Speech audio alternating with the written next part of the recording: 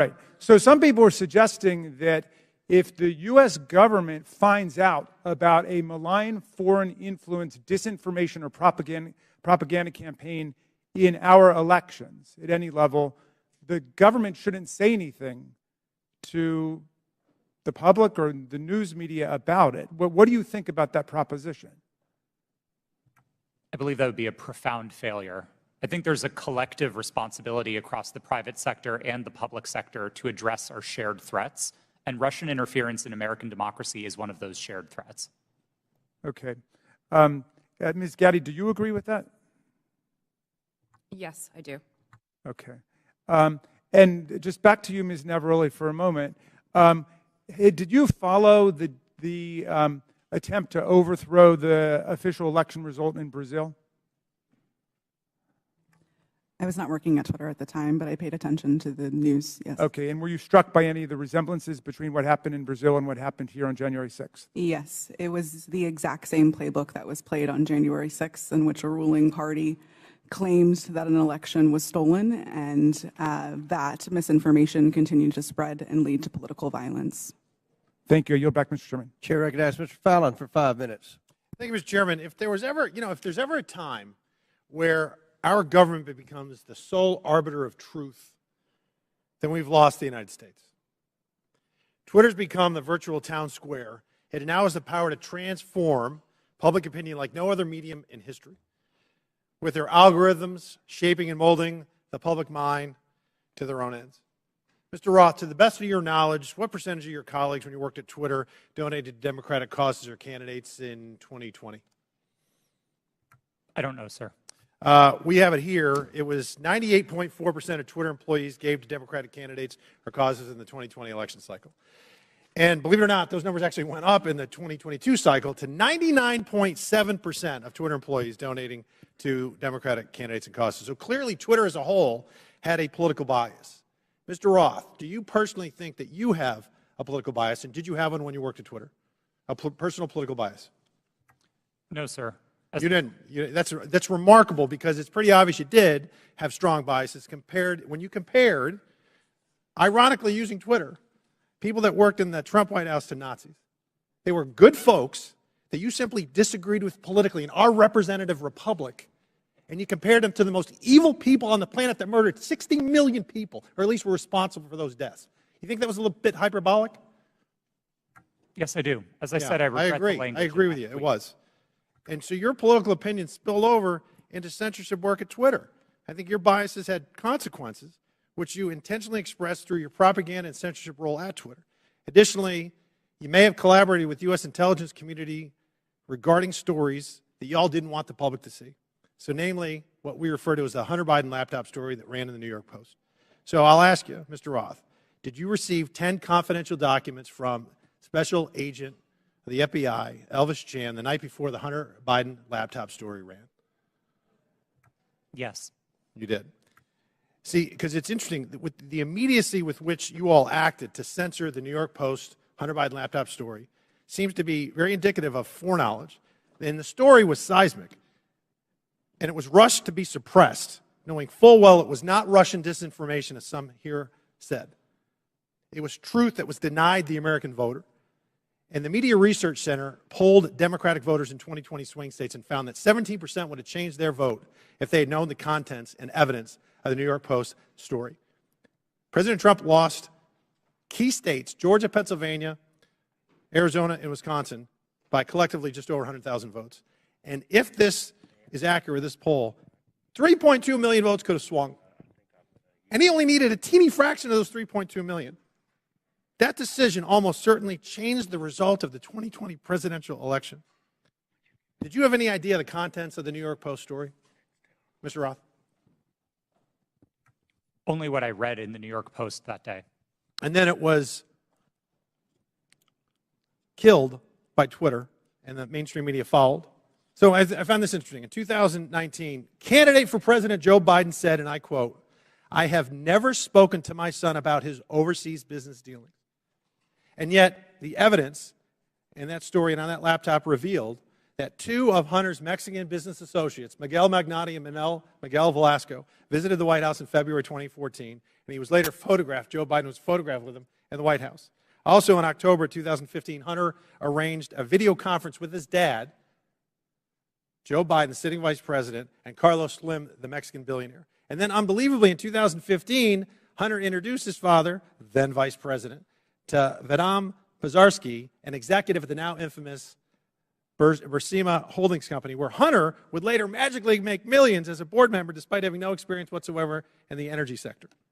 Joe Biden lied. He created the firewall, and then he was exposed because of this story and other information. He lied to the American people, and Mr. Roth, you withheld information on the eve of a presidential election, and you protected that lie. And I hope for the sake of the country that men like you that do those things, men and women, never get to put in such power, in positions of power again.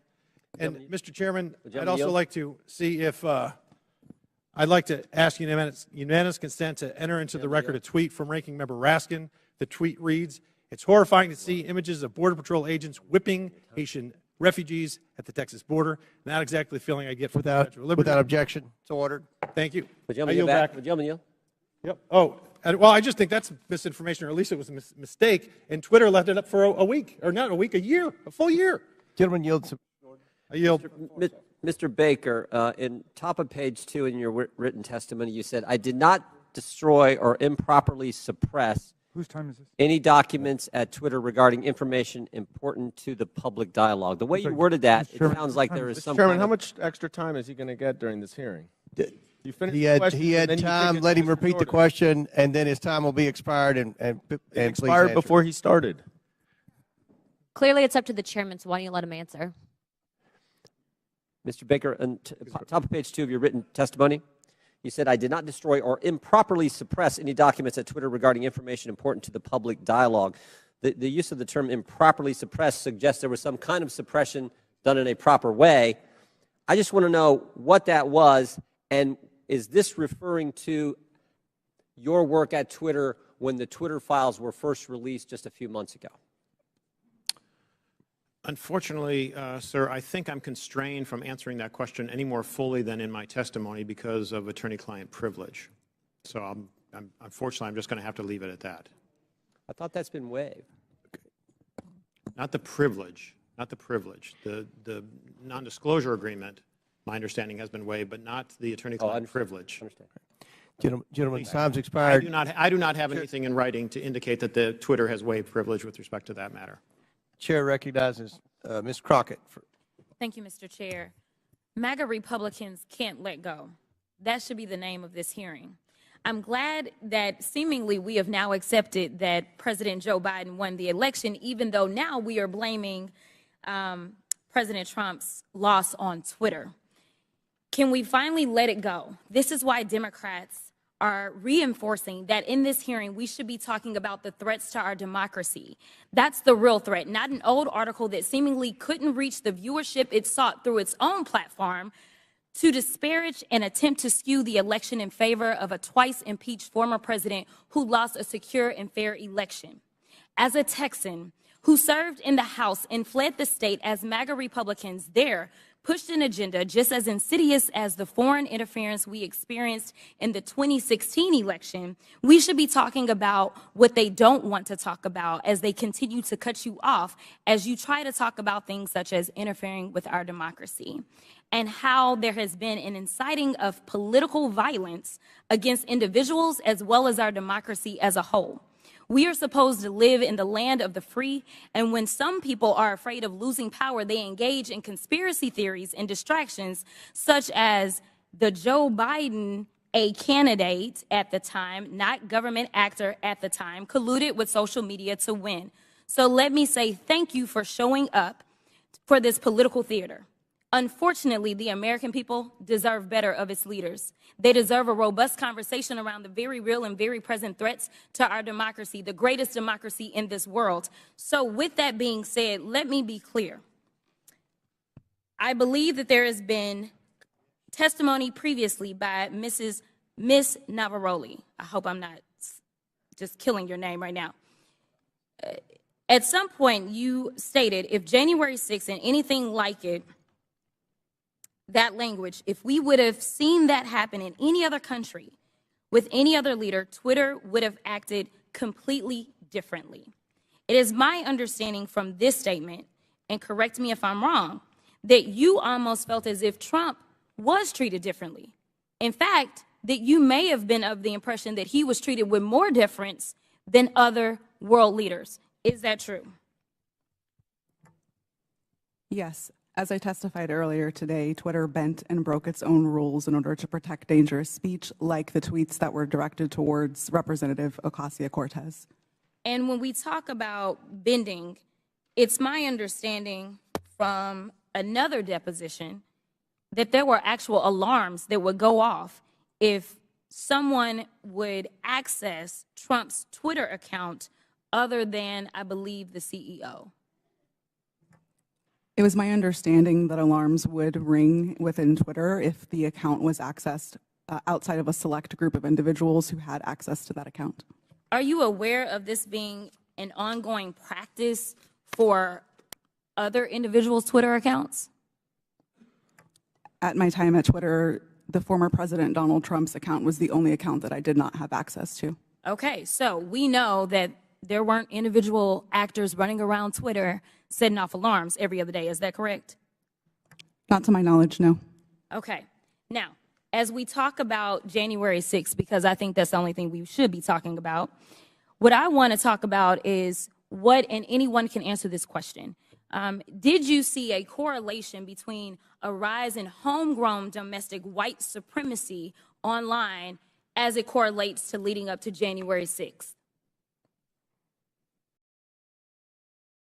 I can answer that. So some of the things that we were seeing specifically on Twitter related to white supremacy fan fiction. I mentioned earlier in my testimony that we saw things like people wishing that the day of the rope would occur. That comes from things like the Turner Diaries, which are, again, white supremacy fan fiction. You would also agree with me that it was clear that white extremists were seemingly triggered and activated to take action against our very democracy here at home by some of the activity that was going on Twitter, correct? Yes, I believe so.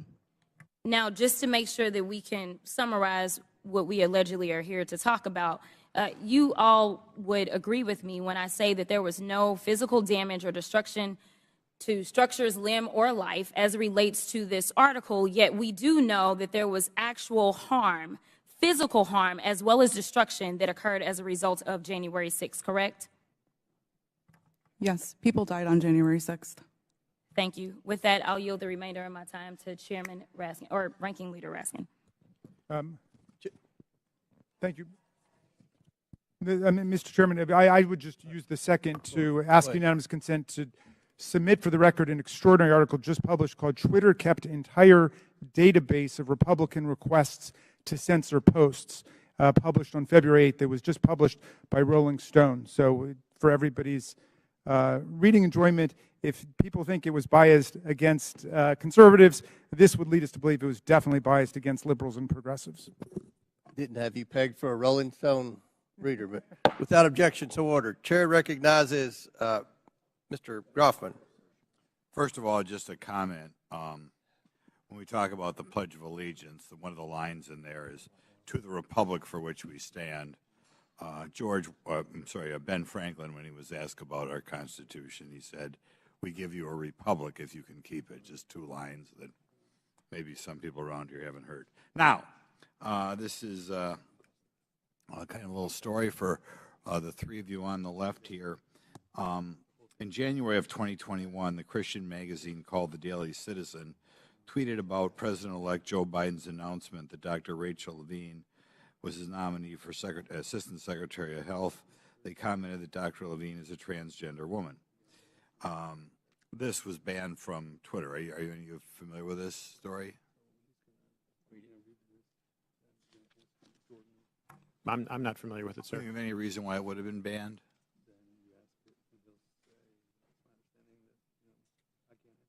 Okay. There are local talk radio hosts in my area, well-known media hosts out of the Madison, Milwaukee, Green Bay media market, widely listened to. They were shadow banned on Twitter. There's some very prominent doctors in the area that didn't agree, perhaps, with everything CDC or NIH said, that were banned on Twitter.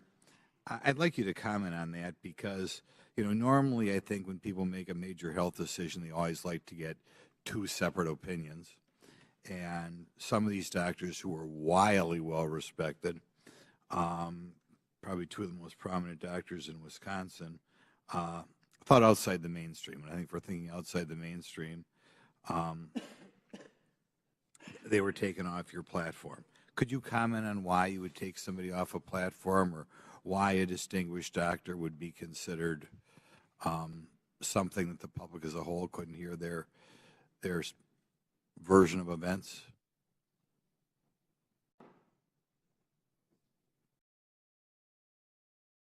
No, you're not aware that ever any doctors who commented outside the mainstream version of what was going on with COVID, going on with the vaccine, going on with treatments, that there were people who disagreed with the NIH recommendations and you took them off of Twitter? You're not familiar with that?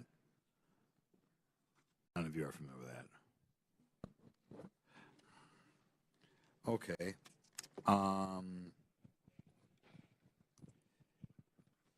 I'll yield some time to Jim Jordan then. I thank the gentleman for yielding. Mr. Baker, Mr. Roth earlier said he thought it was a waste of time for the FBI to be sending you accounts that they thought violated Twitter's terms of services and Twitter's policy. I was just curious, did you ever tell Twitter executives or FBI acquaintances that the FBI had no legitimate interest in enforcement of Twitter's policy? Sir, I'm going to give you the same answer I gave before. I think the advice that I was giving internally to folks would be covered by the attorney-client privilege. And as let me yes, stop, sir. Mr. Baker. Although you're testified today by subpoena, you nonetheless have raised the attorney-client privilege to avoid answering this committee's question. Congress does not recognize the common law attorney-client privilege. With that, I'm going to allow Mr. Jordan to ask the question again. Well, there's been two questions I've asked that he's refused to answer. So let me, if I could, Mr. Chairman, I'll ask both again. I'll go back to the one asked a couple minutes ago. Top of page 2 of your testimony, you said, quote, "I did not destroy or improperly suppress any documents at Twitter regarding information important to the public dialogue." I would like to know what you're referring to that you, in your mind, properly suppressed, and when that took place, specifically if it took place during the time that the Twitter files were first being released just a few months ago. Well, again, sir, as I think we've notified the committee and we've had these conversations with Twitter as well to try to resolve this issue prior to coming up here today, I don't have anything in writing that clears me in my ethical responsibilities to my former client with respect to answering questions that I think fall squarely within the attorney-client privilege. So, unfortunately, I don't think I can go beyond what I've said there already, sir. Unfortunately, Mr. Baker, your assertion that the attorney-client privilege, it's overruled as to this particular question and answer. So, will you please answer the question by Mr. Jordan? Point of order, Mr. Chairman. State your point. Well, as I understand it, because we just went through this in the January 6th committee where multiple witnesses asserted attorney-client privilege, including people who weren't covered by it at all. Ultimately, that's for a court to decide. So I don't think there's anything we can do within the committee at this point, unless I'm missing something. We'll give you one more chance to answer the question. If you don't answer it, then we'll have to deal with it after the committee hearing. Mr. Baker, could you answer the question, please? I apologize, but I believe I have ethical responsibilities to my former client, and I don't think I can go beyond what I've said already, unfortunately. Yeah, I just said that. All right. Mr. Baker, you did suppress documents then that, in your language, was important to the public dialogue? I'm going to give you an extra minute, Mr. Goldman. Oh, You're thank next. you very much. I'm sorry, sir. Could you repeat the question? Again, going on what your written testimony. So you did suppress documents at Twitter regarding information that was important to the public dialogue. That's a yes or no.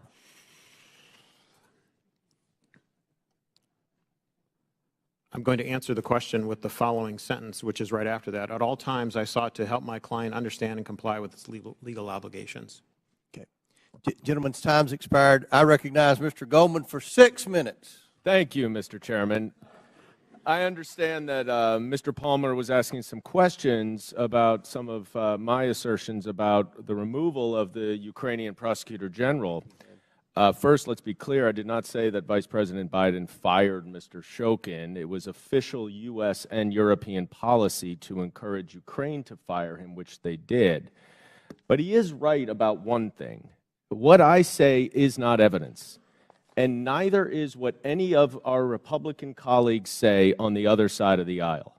They may not like what these witnesses say, but the testimony of the witnesses is the evidence, not baseless statements without firsthand knowledge. But I urge Mr. Palmer, if he wants to understand what actually happened, to read the 300-page report that we published on the first impeachment investigation. There's a lot in there about Mr. Shokin. Luckily, though, he doesn't even have to do that. You can just read the New York Post story itself, because in that story, Shokin admitted that he never opened an investigation into Burisma. He claims to have had, quote, specific plans to do so. Yeah, sure. For 2 years, Rudy Giuliani had been peddling Victor Shokin's bogus story, including with agents of Russian intelligence. And Chairman Comer, if you question that, I urge you to look up Andrei Derkach. So who was the sole source of the hard drive to the New York Post? Rudy Giuliani. And for these reasons, many journalists were highly skeptical. One reporter at the New York Post itself refused to put his name on the story. Fox News' Brett Baer said, quote, "The whole thing is sketchy," unquote. And both Giuliani and the Post refused to give the laptop to other journalists to verify and analyze it. In fact, Giuliani told the New York Times that he hoped that it would be published before it could be verified. So what is the so-called authentication for this laptop? Well, Chairman Comer said in his opening statement that it's a subpoena to the computer repair shop owner, which happened about a year before the New York Post story. But that is not the same hard drive that Rudy Giuliani received months later from that repair shop owner and passed along to the New York Post after he was in possession of it for several months.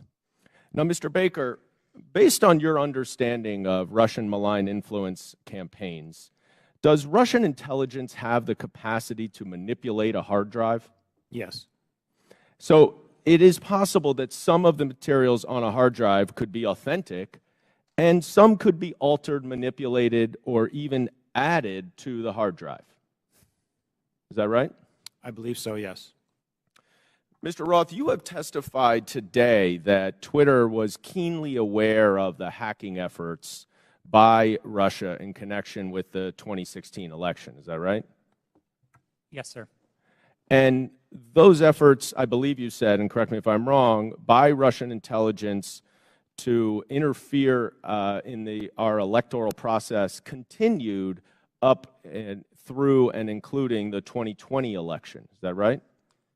Russian efforts certainly continued through the 2020 election and even through the midterms. I couldn't say specifically if it was military intelligence, as was the case in 2016, but certainly the Russian government was involved. So let's run down what Twitter knew about this hard drive in this story when it was published. First, the sole source of the hard drive was Rudy Giuliani, who had been working closely with Russian intelligence agents throughout 2020. Second, Russian intelligence interfered in the 2016 election and was actively trying to do it again. And third, numerous journalists, including at the New York Post and Fox News, raised suspicions about the hard drive, and they refused to allow an independent analysis and verification of it. Now, Mr. Baker, based on your experience in law enforcement, wouldn't this give anyone concerned about Russian interference in our elections serious pause? Well, I think as reflected in the public record, at the time, I thought there were great concerns on that side of the equation, because in part with respect to all the things that had happened since 2016 with respect to the hack and leak or hack and dump issues, there were facts that indicated that the computer might have been abandoned and so on, but which made it a very difficult case, which is why we're sitting here today talking about it. Right, and there was a 24-hour delay in continuing to spread the publication of it. Isn't that right? Yes. Okay. You know, that is exactly what 51 former intelligence officials, many from Republican administrations, even the Trump administration, said in that letter that is being distorted by Mr. Jordan and others at this hearing. Let me quote one paragraph of what they say. We want to emphasize that we do not know if the emails provided to the New York Post by President Trump's personal attorney, Rudy Giuliani, are genuine or not, and that we do not have evidence of Russian involvement. Just that our experience makes us deeply suspicious that the Russian government played a significant role in this case. And unless Twitter, like Special Counsel Mueller concluded about the Trump campaign in 2016, wanted to welcome Russian interference in an election, all of you sitting here today were entirely correct to be highly concerned about the legitimacy of this story. I yield back. Chair recognizes Mr. Higgins for 5. Thank you, Mr. Chairman. I'm going to be yielding some time to my colleague, Mr. Jordan, here momentarily. But for the record, Mr. Baker, Ms. Gotti, Mr. Roth, Mr. Navaroli, are you here under the advice of counsel, and do you have counsel present? Yes, sir. That was a yes? Yes, sir. Yes, sir. Yes, I do. Yes, I was subpoenaed That's to good appear. to know. I'm glad you all have counsel present. Mr. Chairman, for submission for the record, I'd like consent to submit the Twitter files dated December the 8th, posted by the New York Post regarding the suppression of conservative commentators. Like that submitted. Without objection, so ordered. Mr. Chairman, thank you. I'd like to also submit for the record a timeline of events with cited sources outlining strong evidence of the Biden family organized criminal actions would certainly indicate that we've crossed the threshold of reasonable suspicion. I'd like this timeline submitted for the record. Excuse me, Mr. Chairman, where is that from, that timeline? Timeline in my hand, boss. I'll get it to you shortly. Bottom line is that the FBI had the Biden crime family laptop for a year. They knew it was leaking. They knew it would hurt the Biden campaign. So the FBI used its relationship with Twitter to suppress criminal evidence being revealed about Joe Biden 1 month before the 2020 elections. You, ladies and gentlemen, interfered with the United States of America 2020 presidential election, knowingly and willingly. That's the bad news. It's going to get worse, because this is the investigation part. Later comes the arrest part. Your attorneys are familiar with that. Mr. Chairman, I'd like to spend 5 hours with these ladies and gentlemen during depositions surely yet to come. But for right now, I'll yield the balance of my time to my colleague, Mr. Jordan. I thank the gentleman for yielding. I think he made the right point. And I would just respond to to our colleague from New York. You know who knew the laptop was real was the FBI. They had it for, or maybe they had it for a year and just said, you know what, we're going to put it on the shelf, we're not going to look at it. But if anyone knew it was real, it's them. That's why I asked the question, again, back to my colleague from New York, what he was talking about. That's why I asked the question earlier. I said, did anyone at the FBI or Mr. Baker know, did Mr. Baker talk to any of those 51 former intel officials who sent the letters saying this has all the classic earmarks of a Russian misinformation operation? Maybe they could have checked with the FBI, because the FBI had the actual laptop in their possession. So I appreciate the gentleman from Louisiana. I think it's a great point that he made. Mr. Roth, I'm going to come back to you on something we were at a few hours ago. And we're talking about this visibility filtering, which in my mind I understand to be something short of suspending and blocking the account, which the user then knows has happened because there's a notification in a public way, like you did to Ms. Green when you suspended her account. But there's other things, this search blacklist, this do not amplify, that are some kind of filtering that account that the user doesn't know about. And I asked the question earlier, was there any bit of this visibility filtering that was hard-coded by Twitter employees into the account of specific users? And you said, you hesitated for a while, and you said, well, you wouldn't use the term hard-coded, but it seemed to me like something like that went on. Can you elaborate? Thank you for the question. Twitter's visibility filtering system, as has been reported in the Twitter files, is based on applying labels to user accounts. And so in that sense, if the application of a label is what you meant by hard-coded, yes, Twitter systems did apply those designations to those accounts. But it was seldom the case that Twitter staff would manually, individually go in and apply those labels directly. Were any government officials,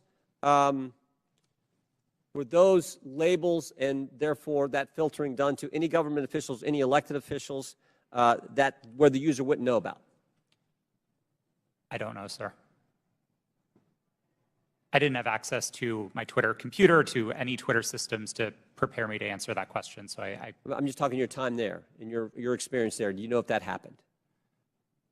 It would not surprise me to know that visibility filtering labels had been applied to the accounts of elected officials. So visibility filtered labels applied to the accounts, but the user doesn't know. Yes, it was not Twitter's practice to notify users. But you think that happened to elected officials and government officials? Again, I couldn't say for sure.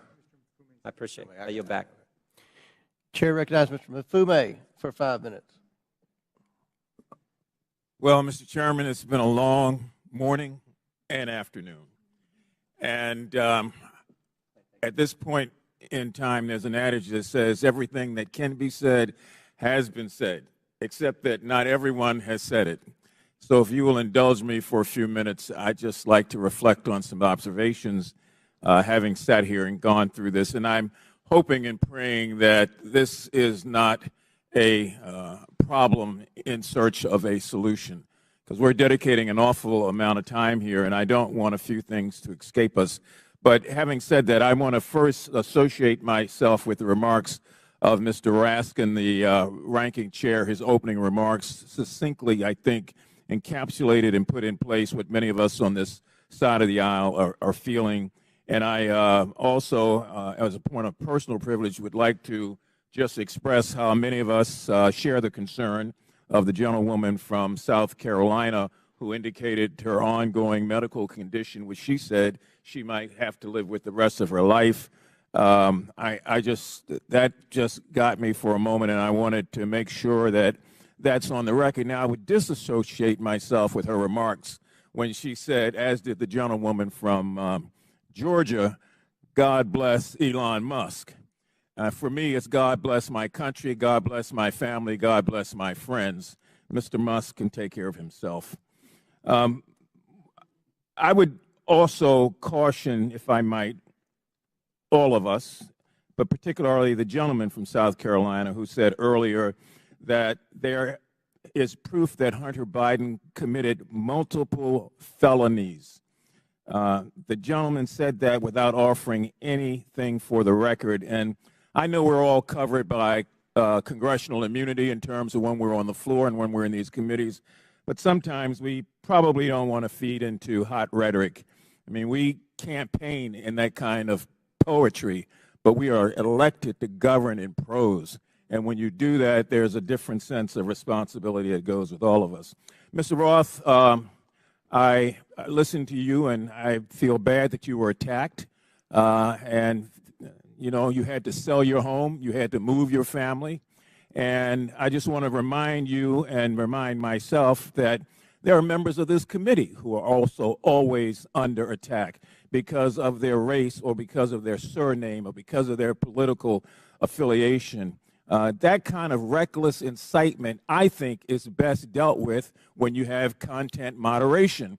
Otherwise, we gin up the rhetoric, The people who can't control themselves oftentimes don't, and then we see violence occurring against whether it's members of Congress through threats or persons like yourself in the private sector. Ms. Navaroli, you in your testimony stated that on the morning of January the 6th that you sent lawyers a message warning them that your team was hamstrung by leadership. And 2 days later, when it looked like that might happen again, you asked management whether or not they wanted more blood on their hands. What was their response, and what did they do? Yes, thank you for that question. On the morning of January 6th, I did send that message to a Twitter lawyer, specifically because I believe that Twitter was going to be facing liability for what was going to occur that day. I do not remember their exact response, but I do remember there coming in a response of confirming that the information had been received. Would you repeat the second question that you asked? I wanted to know what was their response. What did they do? Nothing. Okay, you went on to say that in January of 2020, after the United States assassinated an Iranian general, that the president at that time, Mr. Trump, decided to justify it on Twitter, and management literally instructed you to make sure that we were not about to start World War III on that platform. Is that correct? Yes, that did occur. And what happened after that? It was up to me and my team to create what we called enforcement guidance, so a document that explained how we would apply our policies specifically related to content moderation in that specific instance. I believe the document was relating to foreign policy discourse. So my point here about content moderation on the front end prevents some of the crazy things we see on the back end. Mr. Chairman, I have from the Anti-Defamation League their latest report on murder and extremism in the United States, oftentimes fueled by the lack of content moderation, that I would ask unanimous consent be entered into the record. And I also have the National Threat Assessment done by the Secret Service of our country.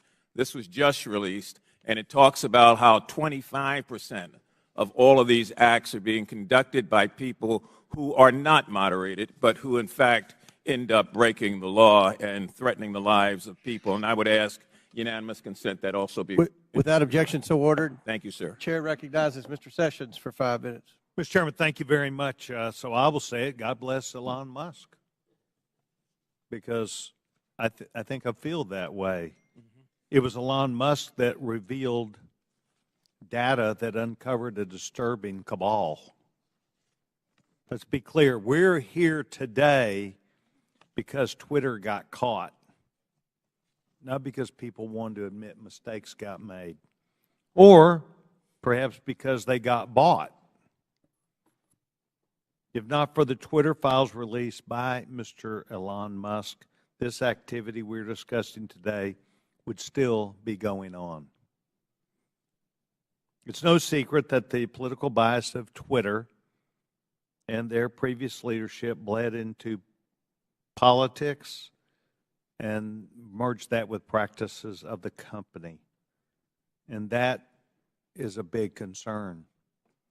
But a bigger concern is where our government, on a political basis by law enforcement, becomes engaged in things that a timeline would show were not truthful. That's the concern. The fact that Twitter was working hand in glove with the Federal Bureau of Investigation and the intelligence community to suppress free speech and things that were not true is disturbing. That is why we are here today. So, Mr. Roth, I would engage you, if I could, for a minute. By the way, I want to compliment all four of you. You've been here all day. This is hard to do. You've kept your cool. To the best of your ability, you're expressing honesty. I admire that. Mr. Roth, can you please tell me about the meetings with the FBI? How many? Where did they take place? How do they accomplish what they wanted? Thank you for the question. Yes, sir. Twitter met with the FBI, I would estimate, several dozen times over the course of multiple years. These meetings happened in person, in the Twitter office, in the offices of other technology companies, and at times they happened virtually. We issued press releases about these meetings. They were not happening in secret. They were not anything that the public sector or the private sector strove to hide from anybody. But in these meetings, we used it as an opportunity to discuss the shared threats of foreign malign interference, to discuss the preparations that the public and private sector were implementing, and to use that as an opportunity to make sure that we were having open channels of communication about those malign interference threats. Ms. Roth, did you at any time believe that the Bureau might not be honest about the things they knew and the information that they shared and passed to you? I would say I have a personal healthy skepticism about any type of law enforcement, but no, it was never my experience that representatives of the FBI were anything but forthright in those discussions. Do you believe that they, today, in looking back, misled you? I don't believe so, no. So you believe that the things which they told you, in looking back, are truthful even today? To the best of my recollection, yes.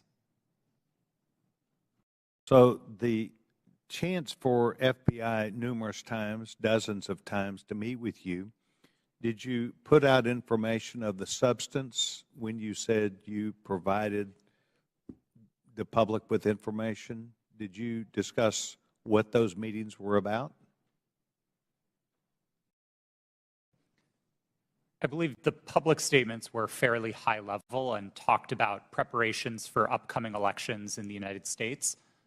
Any internal records or meeting minutes would be on my Twitter computer, which I don't have access to. And does that reside, to the best of your knowledge, currently at Twitter? Yes, sir. I returned all Twitter property to the company when I chose to leave. Yes, and that would be a requirement, generally speaking. Yes. So you believe that the Bureau met with you, they did not mislead you, that you were as forthright as you could be to the public, and that you were playing the role that you felt like was responsible. Is that your testimony today? Yes, sir, it is. Thank you very much, Mr. Chairman. I yield back. Gentleman yields back, and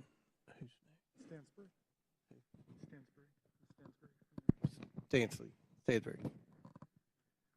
Yeah. Oh, yeah, yes. I'm sorry. Thank you, Mr. Chairman.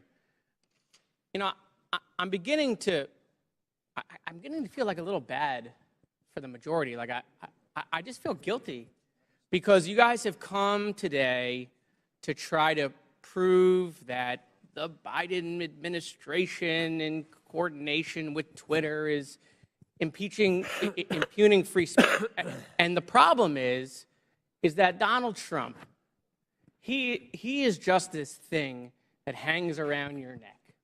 Because at every turn, he undermines whatever credibility you want to have on this subject. I mean, Donald Trump and his administration, it's been proven, reached out to Twitter to take down tweets that got under his skin. The tough guy, Donald Trump, right? He got called the B word. Let's reach out to Twitter. Let's get the tweet taken down. You guys have no credibility. You have none. Your own guy taking free speech off of Twitter. You know, I also don't understand this bipolar thing that you're doing with Joe Biden. So every day you guys tweet out, Joe Biden is boring, he's sleepy. Every day you say it on TV. Now you want to tell the American people Joe Biden is an international super mastermind along with his son Hunter. I mean, it's just bananas. You know, the Trump family is getting billions of dollars of loans from foreign governments by using their White House relationships. Any questions? Any questions on that? No, I didn't think so. You want to know if the Trump family made any money selling PPE during the pandemic out of the West Wing? Any questions about that? No, I didn't think so. But let's move on to Hunter Biden's laptop. Your leaker, I always love this, by the way. You guys are against leakers unless they're leaking things you like. Your leaker, Matt Isaac, And I love, you know, have you seen this guy? I mean, he's like a Radio Shack dot matrix guy who copied files off a private citizen's hard drive. Okay? That's your entire theory is based off of. But I want to use his words. This is his own words. Your guy, your leaker, the guy who gave you the information. There have been several attempts by several individuals to modify and insert fake data. I do know there has been multiple attempts over the past year and a half to insert questionable material into the laptop, to pass off information or disinformation as coming from the laptop. He continued, "This is a major concern of mine because I fought tooth and nail to protect the integrity of the drive, and to jeopardize that is going to mean everything I sacrificed will be for nothing." Your guy, your leaker, questioning the integrity of the information you guys are peddling. By the way, why isn't he here? Bring him here. Let's ask him questions. And why haven't we seen the hard drive? You guys aren't shy. Why won't you show it to the American people? Let's talk about Twitter. Let's talk about God bless Elon Musk. See these?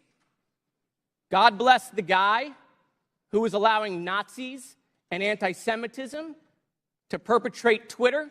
There's been a 66% increase of anti-Semitism on Twitter since Elon Musk set it free. Mr. Chairman, I agree with you. It's not fair to say all conservatives are Nazis. That's preposterous. That's not true. But your Lord and Savior Donald Trump is having tea and dinner with them at Mar-a-Lago. Nick Fuentes right here, who is a picture that is tweeted at me all the time saying Jews are a virus in response to my tweets. Donald Trump's having dinner with him. Nazis at Mar-a-Lago. And so, no, not all Republicans are Nazis, but I got to tell you, Nazis seem really comfortable with Donald Trump. So I have questions about that, Mr. Chairman. Why is that? Why do I get these tweets? Let's talk about Kanye West, right? The chairman of the Judiciary Committee for 3 months praising Kanye West. We love Kanye, right? A Nazi. Clearly now. It took months for that tweet to come down. How come? I mean, these are things I'd love to know. Is it because maybe they're your voters? I mean, they certainly aren't voting for me. I yield back. Chair recognizes Mr. Langworthy for 5 minutes. The Twitter files revealed the unrestricted power and censorship regularly exercised by the 3 witnesses in front of us today, Mr. Roth, Ms. Gaddy, and Mr. Baker. Now, Ms. Navaroli, in your opening, you stated that too few people and companies have too much power. Well, I think you're right. The witnesses here today, they had too much power at Twitter. And they tried to play the role of God as they interfered with a natural right of the people to a free and fair election. Twitter knowingly suspended the New York Post's account, one of the most reliable conservative voices in the country, in fear that an honest story would swing the most divisive election in American history into the hands of their enemy, former President Donald Trump.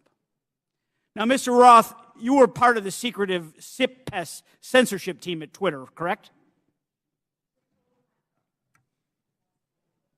No, sir, I'm not sure what that refers to. Mr. Roth, the Twitter files revealed that you rarely adhered to company policy in making your censorship decisions. One reporter from the Twitter files called your group a, quote, high-speed Supreme Court of moderation, issuing content rulings on the fly, often in minutes, based on guesses, gut calls, and even Google searches in cases even involving the president. Do you recall making decisions in this manner? No, I do not. Can you explain the process for these quick decisions? Thank you for the question. I think the core of content moderation, whether it's fast or slow, begins with a written set of rules and policies, and that was the primary responsibility of my group at Twitter. It wasn't about making a one-off decision in the moment. It was about having a written and codified set of, well, laws for the platform that we followed in each instance. In the vast majority of cases, content moderation decisions were not made by me or by another executive or even by a member of my direct team. They were made by hundreds of content moderators enforcing those rules again and again and again. The situations in which decisions would be escalated to senior executives were few and far between and largely related to the really hard gray area calls. So, Mr. Roth, as part of the, quote, Supreme Court of Moderation at Twitter, did you have the final call over political censorship decisions? No, sir, I did not. Then who had the final call on these decisions? There was a team of people, some of whom represented on this panel today, others not, who were involved in trying to make these decisions. But a portrayal that any one person held sort of supreme or ultimate authority over these decisions would misrepresent what the process was. So your team labeled high-profile accounts as VITs, standing for very important tweeters. What was the threshold for being labeled as a VIT? That's an excellent question for which there is not a consistent answer. I don't think Twitter was particularly well put together on that definition. So was the New York Post labeled a VIT? I believe the New York Post's account is verified, and verification conferred some of that status of being a VIT. But again, the definitions here are a little squishy. Now, is it true that the Twitter comms director, Trenton Kennedy, said in regard to the Post story, I'm struggling to understand the policy basis for marking this unsafe? Yes, it's my understanding that Mr. Kennedy said that. Was the New York Post story regarding Hunter Biden's laptop marked unsafe regardless of uncertainty? It is true that Twitter marked links to that story as unsafe in a number of our systems, which resulted in restricting people's ability to tweet it. That was the decision that Twitter reversed 24 hours later. Well, it's clear from this panel that too few people had too much power. The New York Post Twitter account was suspended in an attempt by Democrats and big tech to go ahead and play God and interfere in a natural, free, and fair election and the free flow of information in this country. The censorship is unbounded. The New York Post has been a reliable source for decades, including their coverage of the nursing home scandals in New York during the pandemic. Now that you and many others are gone from the company, there is hope that this platform will once again be a place where voices can be heard and respected, and it can return to be a town hall for all points of view, no matter if you agree with them or not, sir, and that our elections will never again be controlled by big tech. I yield back. Gentleman yield? Will the gentleman yield to Jordan? Mr. Jordan. Okay, thank you. Mr. Roth, in Missouri v. Biden, your declaration to the FEC, you said, I also learned in these meetings with the government that a hack and leak operation would involve Hunter Biden. Mr. Chan has testified in his deposition in that same case. In my estimation, we never discussed Hunter Biden specifically with Twitter. Who told you about Hunter Biden in these meetings? Gentleman's time has expired. My recollection is that a representative of another tech company may have mentioned it, but those meetings were several years ago. I truly don't recall. Okay. Chair recognizes Ms. Stansberry for 5 minutes. Thank you, Mr. Chairman. And I want to just start this afternoon by thanking our panelists who have been sitting here all afternoon and many of the members of the public who are with us. I see a lot of tired faces out there, and I want to thank you all for spending your day with us. But I also want to start out by asking, what are we doing here in this committee today? Why are we here? Why is this committee devoting a day-long hearing to a political conspiracy theory that was planted in the media by Rudy Giuliani to support Donald Trump's re-election campaign? Of all the topics we could be focused on in this committee to support the American people, how people are going to put food on their table at the end of the day, how we're going to address the economy, how we're going to address critical issues that are on people's minds every day. We are devoting an entire day to this conspiracy theory involving Twitter. Now, the mission of this committee is to root out waste, fraud, and abuse and to conduct oversight on behalf of the American people. And if you need any evidence of waste, fraud, and abuse, how about the use of this committee's precious time, space, and resources to commit to this hearing. You know, I don't even understand why we're here right now, but I do want to clarify some key facts about what we've heard today. So I'm going to get into it for just a few moments. Ms. Gaddy, thank you for being here today. Mr. Baker, you have already stated publicly that Twitter's handling of this issue was a mistake. Is that correct? Yes or no is fine. Yes, that's correct. I don't think I have stated that publicly yet, but that is what the CEO of the company said. Yes, and at the time, only weeks before, one of the most consequential elections of our lifetime in 2020, Twitter made a decision based on policies put into place to protect the public from political disinformation and from foreign interference. Is that correct, Mr. Roth? Yes. In fact, the failure of Twitter and other social media companies to moderate political disinformation not only fueled its use in election tampering in 2018, but allowed for election denialism to run rampant in 2020, and that is exactly what led to the insurrection here on January 6th in the Capitol. So, Ms. Navaroli, I want to ask you, thank you for sitting here all day answering these questions. Do you believe that Twitter has put into place policies that would adequately protect free speech, but also protect the American people from another violent insurrection and the kind of hate speech that we are seeing run rampant right now on the platform? Thank you for that question. I cannot speak to Twitter's current policies because I have not worked there in quite some time, but I can say that my job at Twitter was to balance free expression and safety. And one of the things that I constantly pushed for was for us to include more analysis within that simple balancing act. And instead of asking just free expression versus safety, to say free expression for whom and safety for whom. So whose free expression are we protecting at the expense of whose safety? And whose safety are we willing to allow to go to the wind so that people can speak freely? Exactly, right? Because Twitter refused to sanction Donald Trump's account long before it was actually banned. When violent rhetoric and other rhetoric was already being used on the platform. And in fact, since the latest acquisition of Twitter by Elon Musk, the company's Trust and Safety Council, as represented here today, has been dissolved. And the accounts of individuals like Donald Trump, who incited violence in the Capitol, have been restored. And we are seeing anti-Semitism, hate speech, dangerous rhetoric, violence being put on Twitter every single day. Election tampering, disinformation, violence, the attack on our Capitol.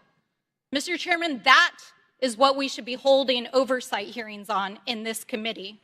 I have traveled to every corner of my district, and New Mexicans are depending on us to defend our democracy and to ensure that we are holding not only those who are committing waste, fraud, and abuse accountable, but ourselves. So let's not waste the precious taxpayers' time and dollars holding hearings about Four Seasons landscaping style conspiracy theories and actually get to work for the American people. Would the gentlelady yield to a question?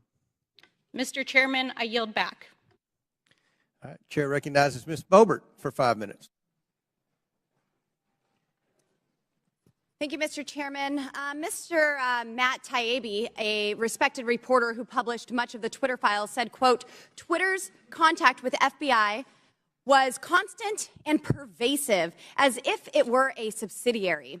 Now, I want to better understand why he would suggest that. Mr. Roth, while at Twitter, how many meetings did you have with the FBI? I couldn't say for sure, but I would More say than 10? That's a More reasonable than 20? estimate. I couldn't say for sure. More than 50? That seems a bit high. Many meetings with the FBI. Well, we know how many FBI agents worked at Twitter while you were there? I don't believe any active FBI Former agents. FBI agents. How many worked there while you were there? I'm aware of perhaps 2. Well, we know of at least 9 because they started the BU group chat, BU for Bureau. Now, Mr. Roth, did the FBI ever ask you to share information like users' communication data without going through proper legal channels? No, they did not, and I would have refused if they had. That's correct. I see that you denied Agent Chan's request for access to Twitter's data feed. What's sick isn't that you would deny it, it's that the FBI would even ask you for the private data of American citizens without going through legal channels of the law. Now, I want to remind you, Mr. Roth, that you are under oath. Did the FBI ever ask you to do anything that was illegal or questionably legal? I'm not a lawyer, but certainly not to the best of my recollection or knowledge. Now, from the hearing that I've been a part of today, it's almost impossible to tell where the FBI ends and where Twitter begins. We have Mr. Baker here, a former FBI agent, and there seems to be a revolving door between the FBI and Twitter itself. Even Mr. Baker said that there was no collusion with the federal government and Twitter. But Mr. Baker, that's you. You are the collusion between the federal government and the FBI. And now with it, this is such a problem because we're seeing censorship all over. Mr. Roth, Ms. Gaddy, did either of you approve the shadow banning of my account at Lauren Boebert? Yes or no? No, I did not. Not to the best of my recollection. Well, let me refresh your memory because on March 12th, 2021, and Mr. Roth, I know you looked at it because Fascist Twitter 1.0 had a public interest exceptions policy, which means for members of Congress to be shadow banned, it had to go before you, Mr. Roth. So I'll ask again, did you shadow ban my account? Yes or no? Again, not to the best of my recollection. So the answer is, Mr. Roth, yes, you did. I found out last night from Twitter staff that you suppressed my account for this tweet. It's a freaking joke about Hillary Clinton being angry that she couldn't rig her election. It's a joke. But in response, being the sinister overlords that you all are, you placed a 90-day account filter so I could not be found. And now we see here that Twitter staff said the visibility filter on my account excluded me from top searches, prevented notifications for non-followers, and much more. This is considered an aggressive visibility filter. You silenced members of Congress from communicating with their constituents. You silenced me from communicating with the American people over a freaking joke. Now, who the hell do you think that you are? Election interference? Yeah, I would say that that was taking place because of you four sitting here. The Hunter Biden laptop story was suppressed. A sitting member of Congress was suppressed. A sitting president was banned from Twitter. You know, I bet that Putin is sitting in the Kremlin wishing he had as much election interference as you four here today. We've heard about threats to democracy. Well, what about shutting down a duly elected member of Congress? This is fundamental to our nation's governance, and you all attacked that very foundation. 230 protections? Well, those are for publishers, not for editors. And it's clear you were not acting as publishers, you were acting as editors. And Mr. Chairman, I think it's far past time that we remove 230 protections for big tech platforms who are abusing this protection. And let me just say, I'm not angry for myself. I'm not angry because I was silenced. I can reach out to Elon and to his staff, and I can see what's happened. And I can sit here today and hold you all in account. I am angry for the millions of Americans who were silenced because of your decisions, because of your actions, because of your collusion with the federal government. They can't reach out to Elon. They can't sit here today and hold you into account. We don't know where the FBI ends and Twitter begins. But I do want to thank Mr. Elon Chairman, we're Musk over for 17 firing seconds now. you four and saving free speech and even Twitter. Mr. Chairman, I yield. The lady yields. Went over 24 seconds. I'll give Ms. Porter 24 extra seconds. Well, I appreciate your indulgence, Chairman Comer, but I won't need it. So today's hearing gavelled in at 10 a.m.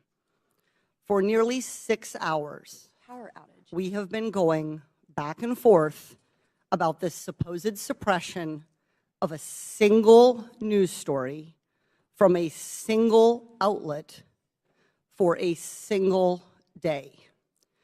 This hearing has been, in its length, nearly 1/4 of the amount of time that Twitter users could not share the link. We are spending almost as much time screaming about this as this was ever a problem. Look, criminal activity is always a concern, but if there is criminal wrongdoing on Hunter Biden's laptop, that is a matter for the FBI and our law enforcement agencies. Today's hearing is merely an exercise in misinformation and disinformation, a free-for-all hellscape. That's what now CEO Elon Musk said Twitter would become if the platform became a place where anyone could say anything with no consequences. It is unbelievable to me that I am quoting Elon Musk, but that is how ridiculous this hearing has become. The Oversight Committee, like Twitter or any other social media company for that matter, cannot become a free-for-all hellscape where anything goes. With that, Mr. Chairman, I yield back. The lady yields back. Thank you. Mr. Chairman, Ms. Boebert. I ask unanimous consent to submit 2 documents into the record, both from Twitter. Without objection, so ordered. Thank you. Chair recognizes Ms. Luna for 5 minutes. Thank you, Chairman. Mr. Roth?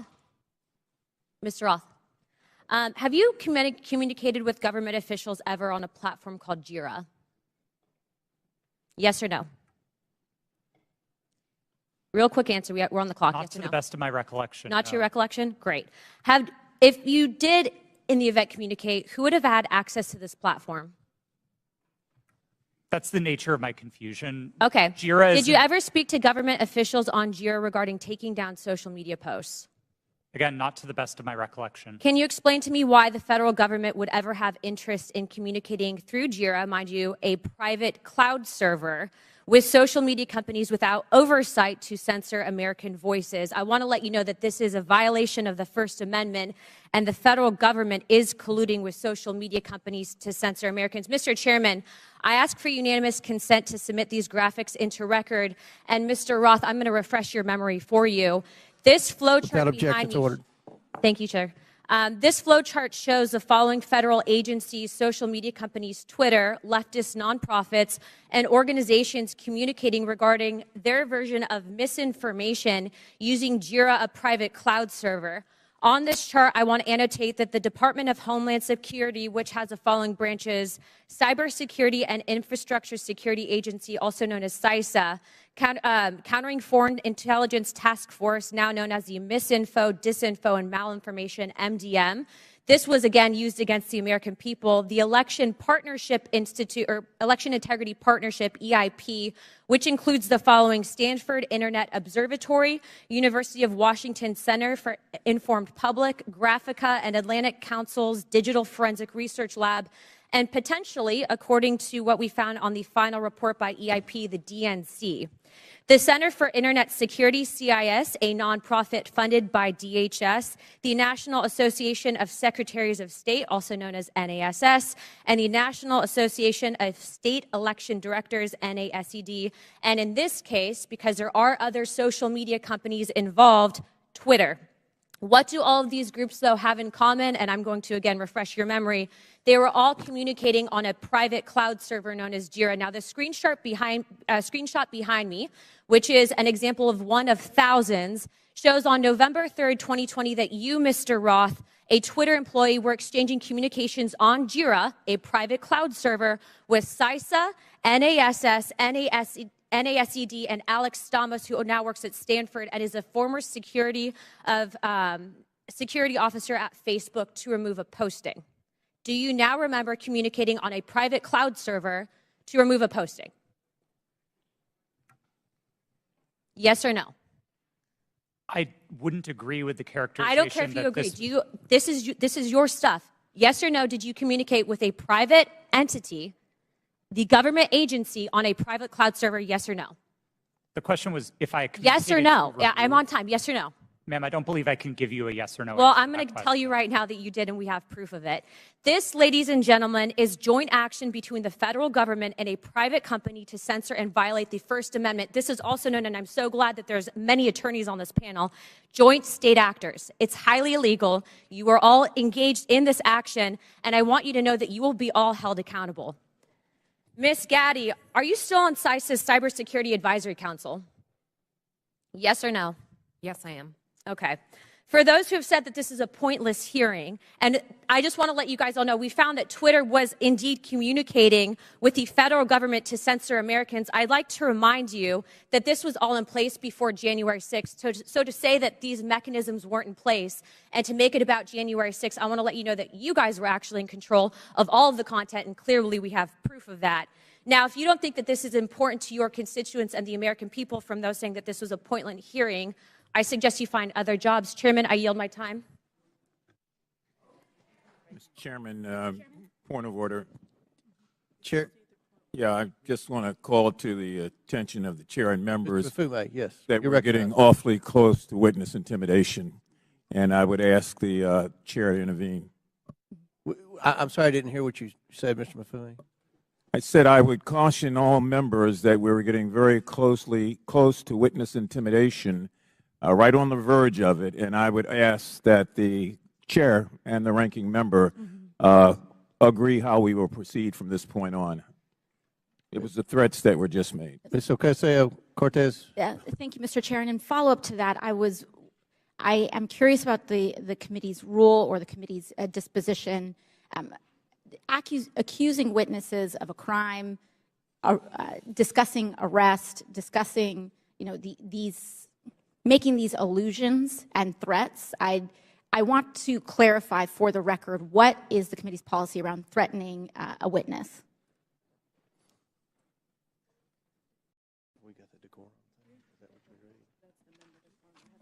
We have the member decorum. Do we have a witness decorum? And around the rules of decorum, can we agree that threatening a witness comes close to broaching general decorum? It does broach general decorum of the committee? With all due respect, Ms. Ocasio-Cortez, we don't agree that there was any witness threatening. In threatening, when we discuss arrest, when we discuss a potential arrest of a witness and alluding to a witness or suggestion of a witness committing a crime without evidence and without documents being supported to the record. Can you be more specific? When we talk about arresting a witness, or when we talk about a witness, insinuating that a witness is lying without documentation, I fear that this constitutes threatening a witness, and that will broach the rules of decorum of this committee. And I'd like to ask that we request witnesses be treated with respect. Thank you. Appreciate that, and I will remind everyone of the member decorum and witness decorum to treat everyone with respect. I thank you, Ms. Ocasio-Cortez. Do you have anything to add? No, thank you. I agree with you, Mr. Chairman. I have a separate point of order I just wanted to raise, which is it seems as if several members now seem to have access to some information from Twitter that people on our side don't have, and I would just hope that anybody who's communicated directly with Twitter or received any information relating to the witnesses who has that, who plans to use it, distribute it to the committee in advance. That's okay.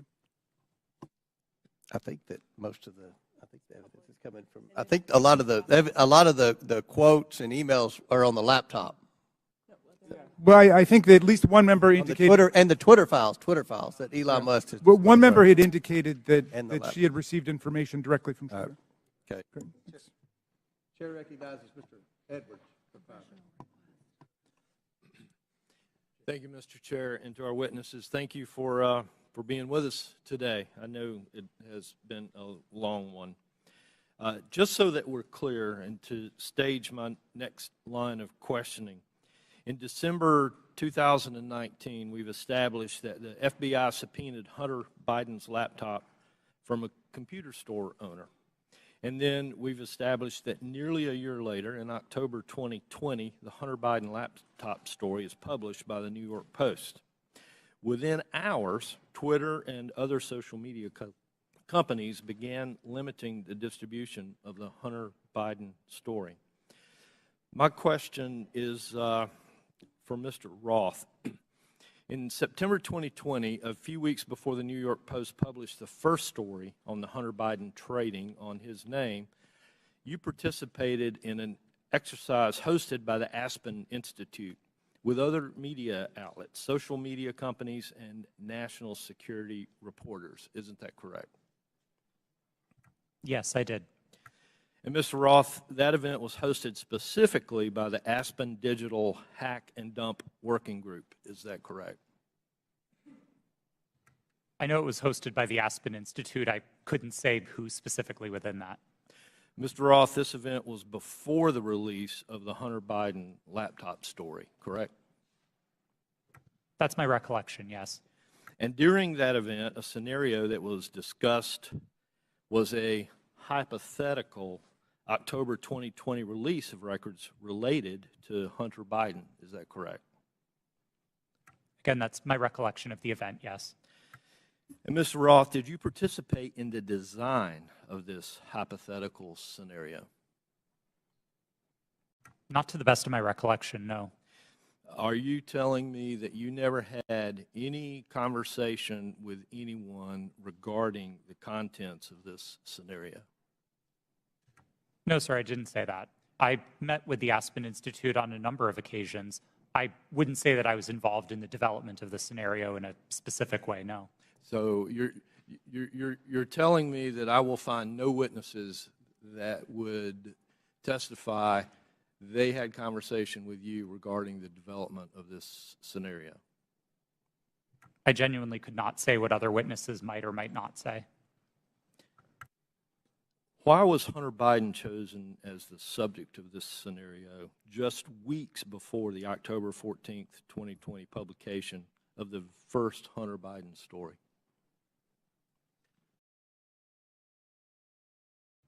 I don't know. But you participated in the conversation. I was invited to and joined an event hosted by the Aspen Institute, yes. And so surely there had to be some level of conversation as to why Hunter Biden was the topic in that scenario. Not that I can specifically recall.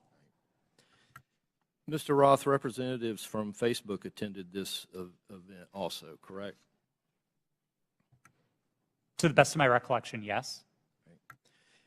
And Mr. Roth, the FBI had Hunter Biden's laptop nearly a year before it was uncovered by the New York Post and before the Aspen Institute event. Did members of the U.S. intelligence community participate in the September 2020 Hunter Biden hack and dump exercise? I don't recall. Mr. Roth, I'd like to point you to a sworn statement that you previously made. I believe this was to the FEC. You've given a sworn declaration stating that federal law enforcement agencies communicated that they expected hack and leak operations by state actors might occur in the period shortly before the 2020 presidential election, likely in October. Is this your statement? Yes, it was. And Mr. Roth, you said since 2018 you had been meeting with the Office of the Director of National Intelligence, the Department of Homeland Security, the FBI, and industry peers regarding election security, correct? Yes, sir. And Mr. Roth, you were told there would likely be a hack and leak operation occurring in October. Is that correct? I believe the FBI has objected to the word likely or expected, but we certainly discussed that possibility with them. All right. Thank you. Mr. Chair, I yield back. Gentleman yields back. Chair recognizes Ms. Bush for 5 minutes. St. Louis and I are here today to talk about the crisis posed by the power of private companies that operate social media platforms. Republicans are holding this hearing because of their ridiculous, politically motivated obsession with Hunter Biden. This is a distraction from their inability, again, to govern, and it hides the shared concerns raised by Republicans and Democrats alike about the vast power, impunity, and lack of accountability of social media platforms. There are so many examples of these companies responding inadequately or inappropriately in crisis that we have come to understand misconduct as the norm for social media giants and not an aberration. Social media played a key role in fanning the flames of violence on January 6th, on that attack on our U.S. Capitol. The impact has spread all over the world. Last fall, after Reuters reported that disinformation about Chile's proposed constitutional referendum was traveling 3 times faster on social media platforms than facts, several members of this committee wrote to Meta, Twitter, and TikTok demanding further action to reduce the dissemination, reduce the lies, reduce the hate. They did nothing. Ms. Gaddy, you were at Twitter on January 6th and asked repeatedly for a retrospective meeting to discuss what happened in the lead up to that day. Management told you, quote, it wasn't a priority for the company. Why was it not a priority for Twitter to learn lessons from January 6th? I don't believe you're referring to me. Apologies. I'm the chief legal officer. I did not make that statement. So who do you want me to ask? Okay, Ms. Navaroli. Would you mind repeating the question? Sure. On January 6th, you were at Twitter and asked repeatedly for a retrospective meeting to discuss what happened in the lead up to that day. Management told you, quote, it wasn't a priority for that company. Why was it not a priority for Twitter to learn the lessons from January 6th? I can't speak to leadership's motivations or why it would not have been a priority for them.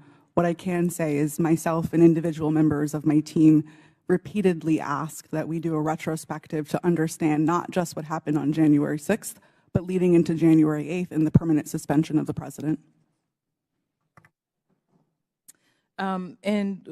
What can you say is Twitter's top priority? I can't speak to Twitter's top priority at this moment. I can say that, again, my team's responsibility was to balance free expression and safety and to ensure the safety and lack of harm for people on the ground. Thank you. Twitter's top priority seems to be to maximize its profit. The people on this panel were among the top experts moderating content for equity and safety at Twitter, and your concerns were consistently steamrolled by executives pursuing profit. We know this situation must change, but I would argue that the structure of these corporations ensures this malpractice will continue. These social media companies have shown themselves unfit to maintain a digital public square with almost universal usage and vast power.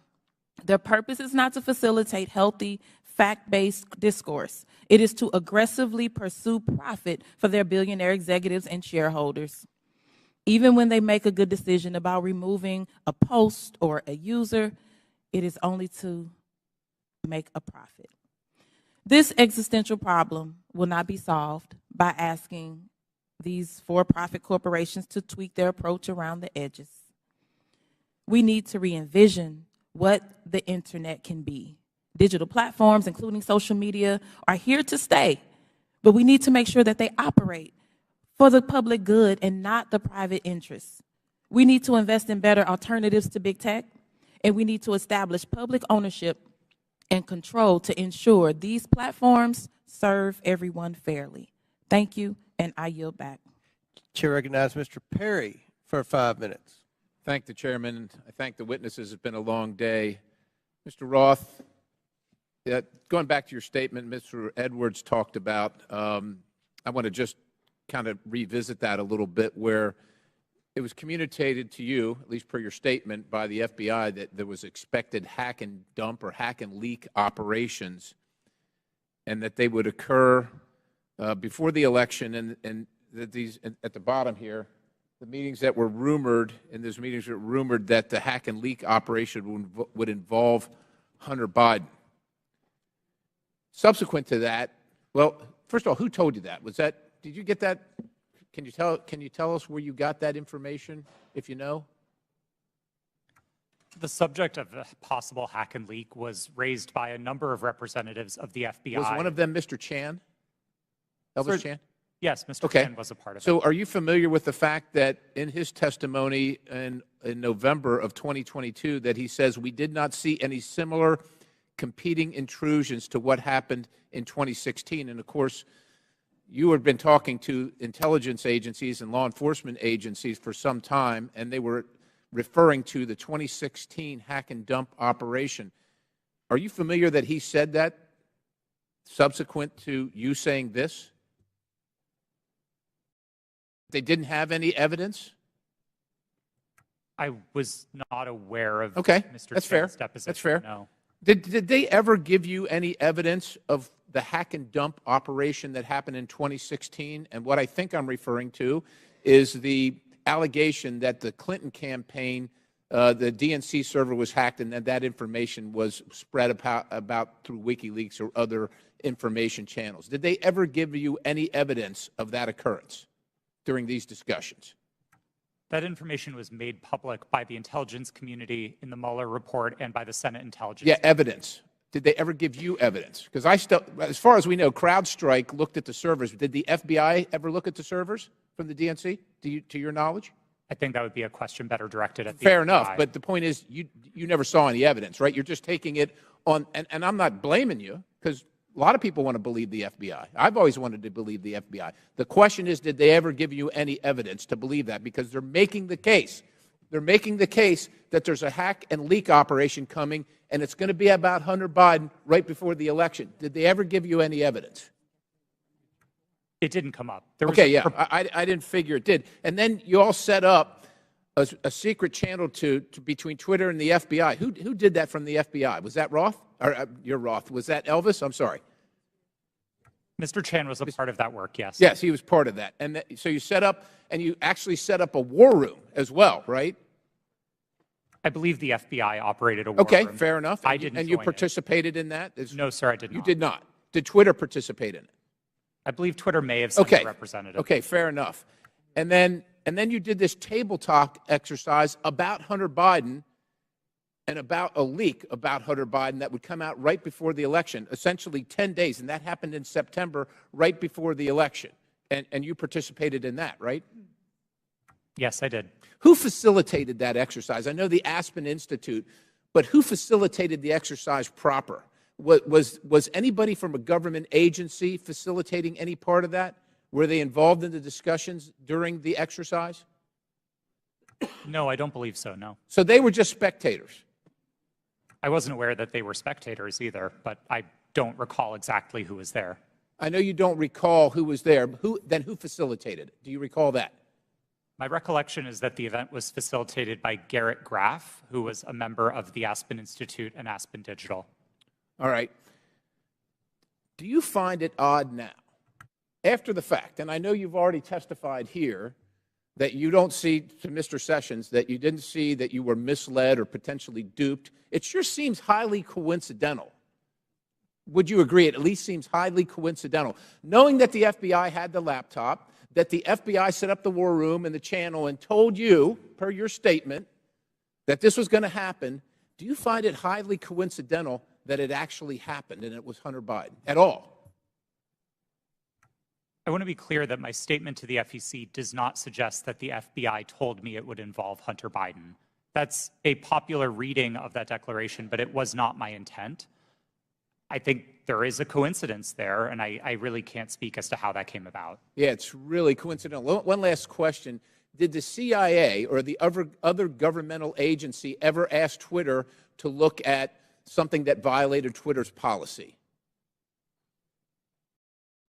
I don't recall specific outreach by the CIA specifically. Other government agency is what it was called in the Twitter files.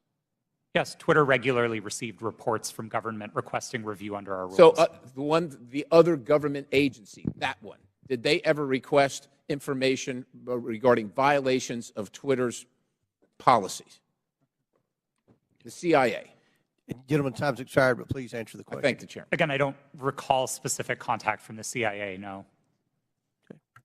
Chair recognizes Mr. Burleson for 5 minutes. Thank you, Mr. Chairman. I've sat here listening. I'm glad to be last in rank. I get to listen to all the testimony. And what's become clear to me, there are a few things, and that is that the censorship efforts of the big tech, the intelligence community, and the media were all working in concert to affect the 2020 election. I find it unbelievably ironic, and I hope others do too, see the irony that people who were so concerned and hell-bent and worried about the interference of outside groups on the 2016 election became willing participants to interfere in the following presidential election. These three groups worked together, and it's clear, worked hand in hand to hide the truth from the American people. The fact that the FBI had the Hunter Biden laptop, heck, it was in their possession for a year before the election, is appalling. But that didn't stop them from spreading a lie and a bogus claim about it being Russian interference again. And you know, it's clear to me why they reached out to you, because they knew you would buy the lie. They knew that an organization with 99% of its employees donating to Democratic candidates and efforts would absolutely not look at any information with a jaundiced eye. You would take it as the gospel truth. And so they knew that, because it was clear from your tweets before that you have an opinion about the president, you have an opinion about the Republican Party. And so when all of that leading up to the October 14, 2020, when the New York Post published its story, everything was already in place. So, Mr. Roth, my question to you is, when 51 intelligence officials told us that the Hunter Biden laptop was Russian disinformation, the Democrats, the mainstream media, the president, all repeated this lie. Now that you know what you know years later, do you still believe that the Hunter Biden laptop is not real? Or do you believe it's real? Sir, I never held that belief. Do you believe that the story is Russian disinformation? No, sir. I didn't then, and I don't now. Okay. I have a question for Mr. Baker. You started your role as Twitter's deputy general counsel in June of 2020, correct? Yes, sir. Who hired you for that role? Who specifically hired me? My boss was a person named Sean Edgett, who was the general counsel. Sean Edgett? Edgett. Edgett. E-G-E-T-T. And that's who you interviewed with? I interviewed with numerous people, but Sean was my boss. Anyone that comes to mind outside of Sean? Ms. Gotti I interviewed with. You're saying other people that I interviewed with at Twitter? But ultimately, the hiring agent was Sean Edgett. I'm not sure exactly who made the decision, to be frank with you, but Sean was my boss. Okay. My next question is, when you were fired from Twitter in December of 2022, after the release of the first installment of the Twitter files, did you destroy any internal communications related to that first batch of the Twitter files? As I said in my testimony, I didn't destroy any documents, period. What reason were you fired? You'll have to ask Mr. Musk about that. That was not given. You were not given any information. He made a public statement about it in a tweet, but I think you would have to ask him for the precise reason. Okay, thank you. Back to Mr. Roth. Is it true that Twitter whitelisted accounts for the Department of Defense to spread propaganda about its efforts in the Middle East? Did they give you a list of accounts that were fake accounts and asked you to whitelist those accounts? That request was made of Twitter. To be clear, when I found out about that activity, I was appalled by it. I undid the action, and my team exposed activity originating from the Department of Defense's campaign publicly. We've shared that data with the world, and research about it has been published.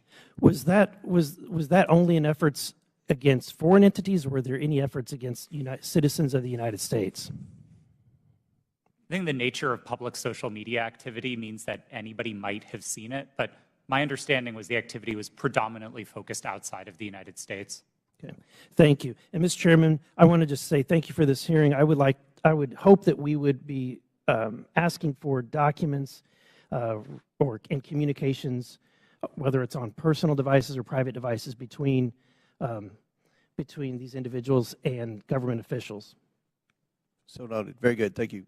Chair recognizes Ms. McClain for 5 minutes. Thank you, Mr. Chairman, and thank you all for being here today. It is a long day. I'm going to try and make this quick and easy. Mr. Roth, part of your job at Twitter dealt with assessing dis and misinformation, correct? Yes. Here today. It is a long day. I'm going to try and make this quick and easy. Mr. Roth, part of your job at Twitter dealt with assessing dis and misinformation, correct? Yes. Wonderful. How did you determine what disinformation and misinformation was? What's your criteria for making that decision? Twitter had established policies covering each of those areas, and I'll take them in turn. We used the term we actually generally didn't use the term disinformation, but we focused on platform manipulation. So behaviors like running inauthentic accounts out of a Russian troll farm, we would address as the behaviors that they are, and we would look for technical signs of that type of manipulation, and we would remove those accounts. So technical, it was all technical? On that side of things, yes. Okay. When it comes to misinformation, which broadly is a question of the content of tweets, Twitter would establish written policies. Which was? I'm sorry? Which was? Which policies did Twitter maintain? Yeah. I mean, I think what the problem with America is we have one set of rules for this team and another set of rules for this team. So we're trying to look at what is the equal playing field. I'm under the assumption that when we use disinformation and we use criteria, the criteria is the same for both sides. So I'm trying to figure out what is the criteria that you had in place to determine which information was misinformation, and did you apply that equitably, inclusively, so to speak, to all sides? So what is the criteria? Thank you for the question. We used a three-part test across all of our misinformation policies. Okay. The first is whether the tweet advances a claim of fact stated definitively. Not an opinion, not a viewpoint, but a claim of fact stated definitively. Okay. The second part of that test is whether the claim of fact is provably false. Not iffy, not maybe, not gray area, definitely provably by multiple expert sources false. And then finally, and this is a really important part, we looked for evidence that those claims of fact could cause harm. So if a tweet met all three parts of that test, that it's a claim of fact, that it's provably false, and that it's dangerous, Twitter might intervene under its policies. No part of that test is viewpoint-based. And in your opinion, was that applied to all tweets? No. Thank you. Mr. Roth, you're familiar with the reports that the Biden administration was considering establishing a disinformation governance board under the Department of Homeland Security. I am aware of public reporting about that, yes. Thank you. And that board was never established, correct? That's my understanding. That is correct. It seems to me that the federal government had far more powerful disinformation governance board in its relationship with Twitter. Again, Mr. Roth, question, how often were you meeting with people from the federal government while you were at Twitter? Weekly, daily, monthly? I would estimate somewhere between weekly and monthly. Okay. And were you aware that Mr. Baker was also taking these meetings with the federal government as well? I was not aware of Mr. Baker's calendar, no. So you had no idea that he was meeting, there was no you just worked in silos? I mean, Mr. Baker and I were in some of the same meetings together, but no, I did not know the ins and outs of what he was doing. Okay. What did you understand Mr. Baker's role to be at Twitter besides offering general legal advice? Mr. Baker supervised the primary legal team that advised the trust and safety team. He was the supervisor of the attorneys who advised my team. Okay. And how about Ms. Gaddy's role at Twitter besides offering general legal advice? For the final, I believe, year and a half of my tenure at Twitter, Ms. Gaddy was my direct supervisor.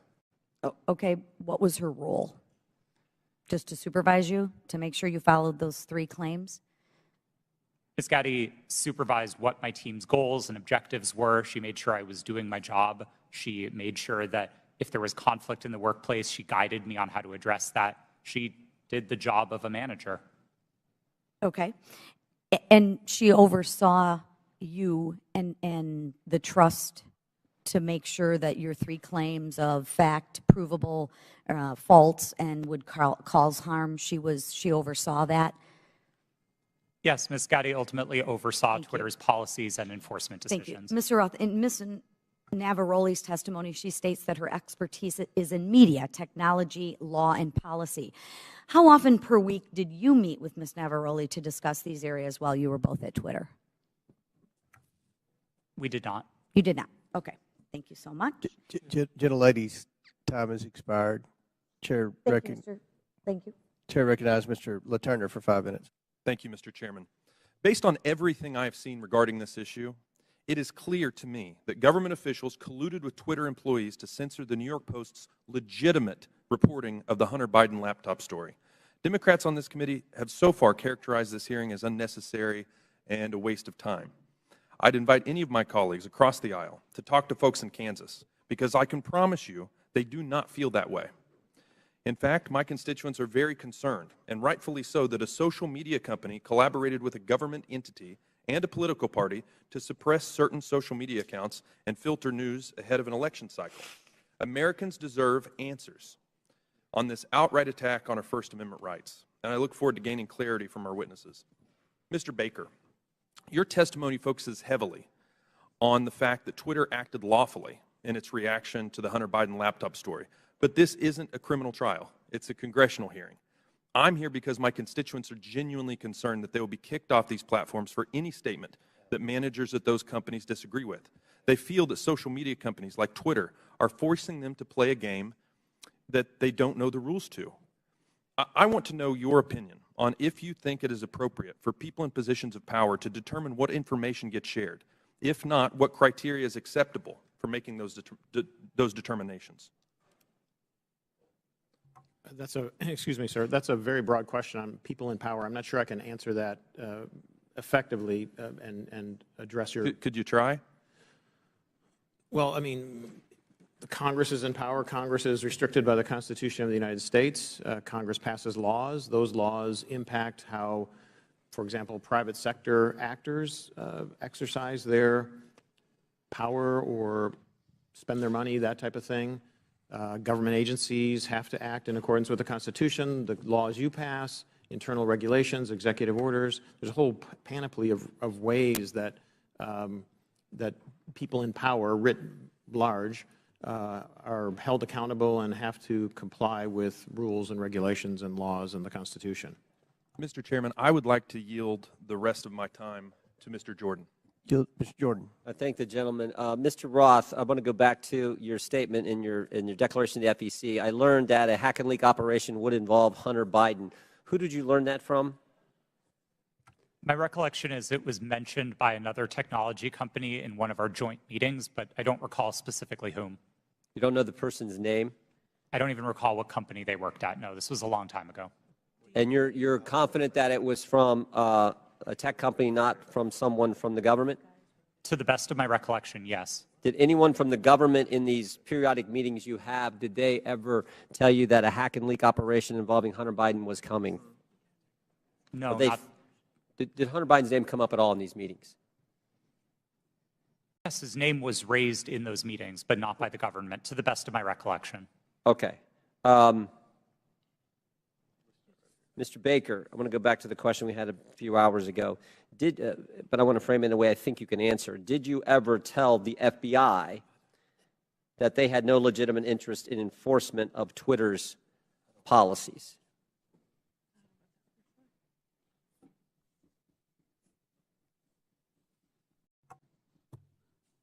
I don't think I understand. I think I understand the question.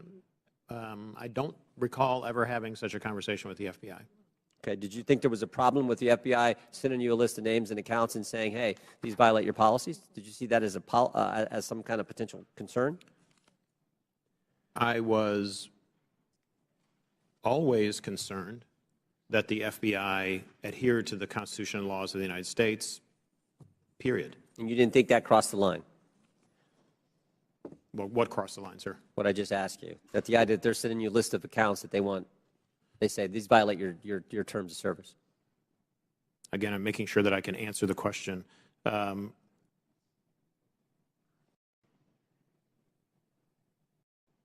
Had I thought that they were doing something unlawful, I would have taken appropriate steps to address it. Okay, Mr. Roth, why were you reluctant, based on what I read in the Twitter files, why were you reluctant to work with the GEC? It was my understanding that the GEC, or the Global Engagement Center of the State Department, had previously engaged in at least what some would consider offensive influence operations. Not that they were offensive as in bad, but offensive as in they targeted entities outside of the United States. And on that basis, I felt that it would be inappropriate for Twitter to engage with a part of the State Department that was engaged in active statecraft. We were dedicated to rooting out malign foreign interference, no matter who it came from. And if we found that the American government was engaged in malign foreign interference, we'd be addressing that as well. Yep. Gentlemen, time's expired. In closing, I want to again thank our panelists for being here. I know it's been a long day. We apologize for the electricity going out. That's never happened in my 6 years in Congress. But before we close, the ranking member and I are going to have very brief closing statements. I yield to the ranking member. Well, thank you kindly, Mr. Chairman. Thank you to the witnesses for your endurance and patience today. I hope you don't feel as bad about the day as you seem to look right now, but it's going to be over soon. I want to start with a simple point that I hope will be sympathetic to you, and I began the long day with this. It's even more important now that we have members who are actually threatening witnesses with arrest and prosecution for clearly imaginary offenses, or at least offenses that might make sense in their minds, but I don't quite know what they would be. But Twitter is a private First Amendment protected media entity, and you make your own decisions like Fox News makes its decisions. And I might get kicked off of Fox News, or they might not cover me, or Wall Street Journal, or MSNBC. I've got no constitutional right to go there. So I think there's just a fundamental legal fallacy and logical fallacy that pervades most of the questioning today.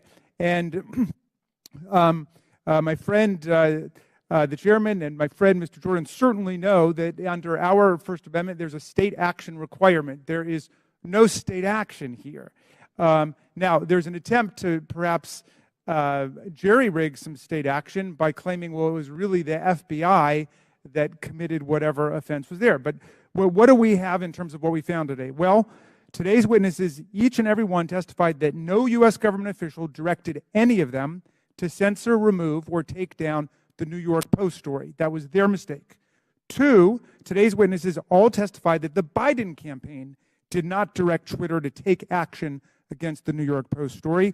And 3, the whole hearing was predicated on the idea that the FBI directed Twitter to take down the New York Post story to protect Biden, but once again, not a single witness testified that the FBI even communicated with Twitter about the New York Post story. So to me, this has been a wild cyber goose chase all day. It has turned up absolutely nothing, but there was one serious point made by our witness, Ms. Navaroli, who said that the violence and the chaos that was wreaked upon this institution, not far from where we sit today, on January 6th, the attempt to topple a presidential election and install someone who had not been elected as president, was facilitated by Twitter and other social media entities. And at Twitter, at least, the brass there specifically rejected the pleas of employees to take seriously all of the signs and clues of coming violence in the insurrectionary action that took place. That's a serious problem that we're going to have to deal with at some point at a serious hearing, Mr. Chairman. I yield back to you. Gentleman yields back. I will conclude by reminding my friend, the ranking member, that you've gone through quite the transition at the beginning of the hearing. You, as well as many of your colleagues, said this was a conspiracy theory. After listening to the witnesses, now you say it's a simple mistake they made in suppressing the laptop story. Twitter is a private company, but they enjoy special liability protection, Section 230. They also, according to the Twitter files, receive millions of dollars from the FBI, which is tax dollars, I would assume. And that makes it a concern of the Oversight Committee. The reason that we've had this hearing is because the laptop has been mislabeled by many in the mainstream media as being Russian disinformation, and that started with Twitter, as well as being tampered with, and you had several people, including Mr. Goldman, that implied that it had been tampered with, even though CBS News and other credible media outlets. You mean mainstream media outlets? CBS? Yeah. You don't think CBS is credible? No, I thought you were just calling the mainstream media. No. Okay. CBS News. CBS News has done a forensic audit that shows that the hard drive is legitimate and it was not tampered with. So these are misconceptions that are out there, and they started because of the suppression of the laptop story. The reason the laptop's important is because there's evidence on there that should concern every American about potential corruption, as well as evidence that would suggest that there's a possibility that this administration could be compromised because of the millions and millions of dollars that they've received from our adversaries around the world. We believe that's worth investigating. We believe national security is important. We had a hearing yesterday on our border. We believe there's a crisis at the border, and it threatens our national security. We had a hearing today. We believe that we need to make sure that this administration is not compromised because of the millions of dollars that they've received from our adversaries around the world. That much of that evidence is contained in the laptop. So I think this was a very successful hearing. I appreciate the witnesses' time. I know it was a very long day, and again, we've never had the electricity go out before. But again, we appreciate your sincere testimony. And with that, and without objection, all members will have 5 legislative days. Mr. Chair, I apologize to interrupt. It's come to my attention that I have to seek your unanimous request in order to submit some additional documents. Without objection, so ordered. Thank you. Apologies. With that, and without objection, all members will have 5 legislative days within which to submit materials and to submit additional written questions for the witnesses, which will be forwarded to the witnesses for their response. If there's no further business, without objection, the committee stands adjourned.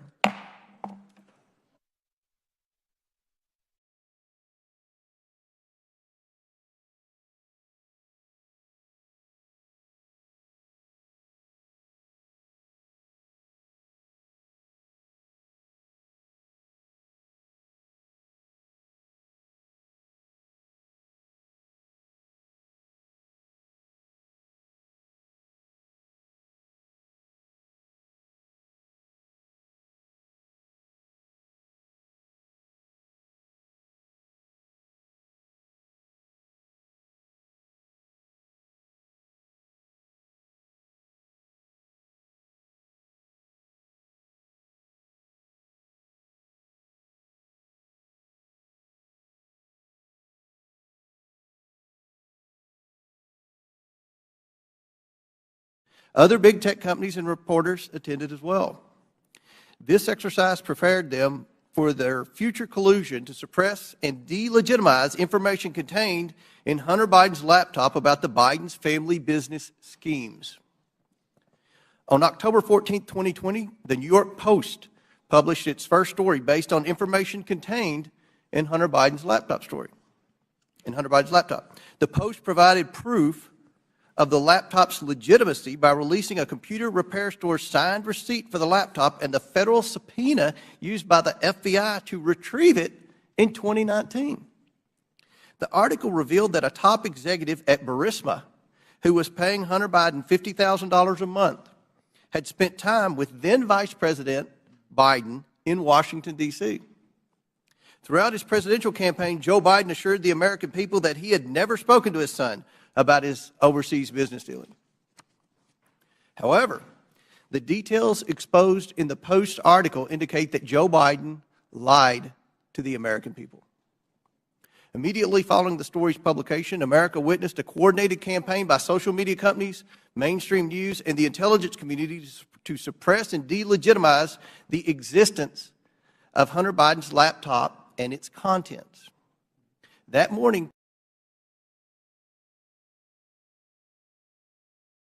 Twitter and other social media companies took extraordinary steps to suppress that story. Twitter immediately removed the story and banned the New York Post account. Twitter also banned accounts who shared the story, including White House Press Secretary Kayleigh McEnany, and blocked its transmission via direct message. This episode marked the first time Twitter directly limited the spread of information from a mainstream news organization. And the New York Post would not get its account back for 2 weeks. Twitter would finally admit its mistake, but the damage had already been done. On October 19th, 51 former intelligence officials published a letter that Hunter Biden's laptop was Russian disinformation, which Joe Biden used as a talking point at a presidential debate on October 22nd. But we all know now this was not Russian disinformation. It wasn't disinformation. I want to make sure the American people truly understand the timeline here because it's very important. The Hunter Biden laptop story was published on Wednesday. Twitter did not acknowledge a mistake for at least 24 hours. Then on Monday morning, 51 former intelligence officials published their letter. That letter was then wholeheartedly accepted by mainstream news as proof that the laptop was fake. Joe Biden used that letter to brush aside the few questions he received about the story. During that time, the mainstream media was more concerned about what flavor of ice cream Joe Biden had ordered on a particular day. All this happened 2 weeks before the 2020 election. 2 weeks. One survey found that 17% of Biden voters would not have voted for the Biden-Harris ticket if they had known about the Biden laptop. But many Americans did not know about it because of a coordinated cover-up by big tech, the swamp, and mainstream news. Now mainstream media outlets have verified the laptop, but the damage has been done. Today we are joined by 3 former high-ranking employees at Twitter. Vijaya Gadde, Twitter's former top lawyer, James Baker, Twitter's former deputy general counsel, and Yoel Roth, Twitter's former head of trust and safety. We are also joined by Annika Collier-Navaroli, Twitter's former head of trust and safety. A former Twitter member of U.S. safety policy team. Let me get that right. I would like to thank you all for your participation in today's hearing. We owe it to the American people to provide answers about this collusion to censor information about Joe Biden's involvement in his family's business schemes. With that, I yield to the ranking member for his opening statement. Thank you kindly, Mr. Chairman. Last night in his State of the Union address, over all the heckling, President Biden reviewed significant achievements his administration and congressional Democrats are delivering for the American people.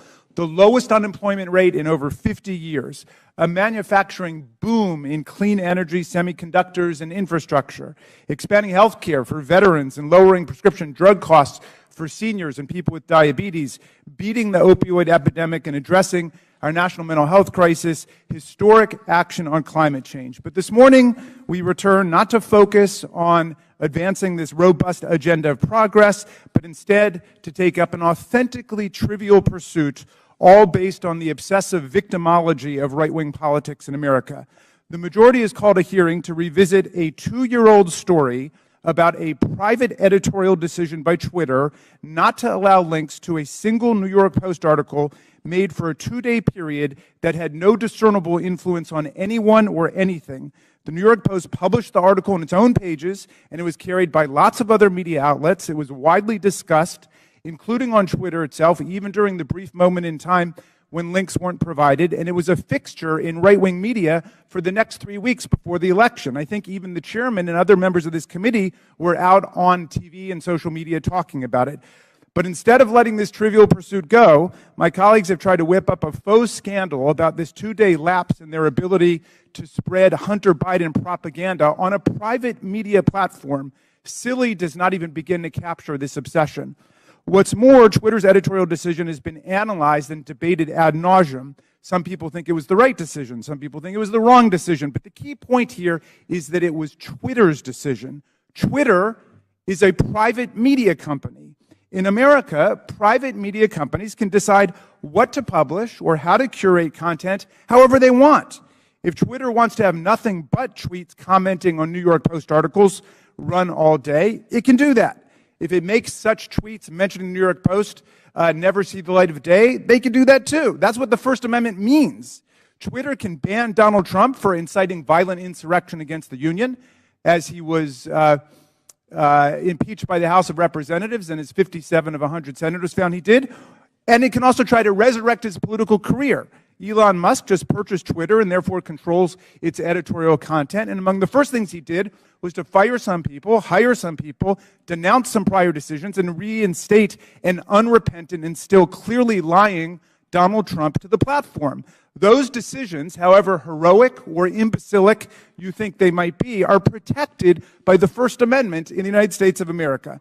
Officially, Twitter happens to think they got it wrong about that day or two period. In hindsight, Twitter's former CEO, Jack Dorsey, called it a mistake.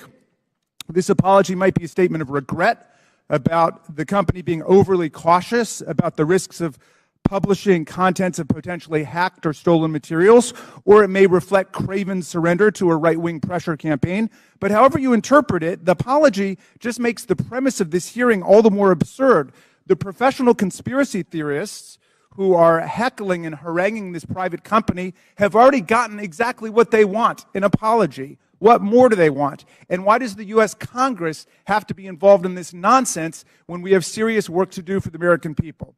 But what makes this hearing tragic is that if our colleagues really wanted to examine a serious problem involving American democracy and social media, my friends, it is staring us in the face right now. Twitter and other social media companies acted as central organizing and staging grounds for the January 6th violent insurrection against Congress and against Vice President Pence. Twitter became the national and global platform for incitement to seditious violence against our government, and a forum on the day of attack for coordinating logistical movements and tactical maneuvers in the mob violence against our police officers. In the lead up to January 6th, Twitter decided to allow Donald Trump and countless MAGA extremists to use the platform to spread Trump's ridiculous big lie and disinformation about the election. And soon the internet was replete with incitement for civil war, race war, insurrection, revolution, and mob violence. Twitter did so despite increasingly desperate appeals from its own employees to act in the interests of public safety approaching January 6th. The First Amendment is robust and expansive, but it stops at this point. It does not protect anyone's right to engage in incitement to imminent lawless action and violent action against the government or against other people. This is the Brandenburg Principle. There's no carve-out to free speech for speech relating to the New York Post or Hunter Biden or laptops, but there is a significant carve-out when the speech is deliberately calculated to produce imminent violence and chaos against the government. That's why Twitter's deliberate indifference to Trump's big lies and incitement, its decision to ignore the pleas of its own employees to deal with the impending explosion against our police and against Congress on January 6th, are matters that require real investigation and reflection. Rather than conspiring to suppress right-wing MAGA speech, as my colleagues astonishingly claim, Twitter and other media companies knowingly facilitated Trump's spread of disinformation, or what his own sycophantic Attorney General William Barr would come to call bullshit, and gave voice to his followers' glorification of violence and calls for civil war. Today, we will hear from Anika Collier-Navaroli, a former Twitter employee turned corporate whistleblower and patriotic hero who raised the alarm inside Twitter and about numerous accelerating warning signs that she saw leading up to the violent and catastrophic attack on the Capitol on January 6, 2021. Ms. Navaroli is here today to publicly testify about how senior officials at Twitter resisted her efforts to put policies in place or to enforce existing policies to promote public safety and to defend our national security. Twitter management, however, did not want to cross Donald Trump.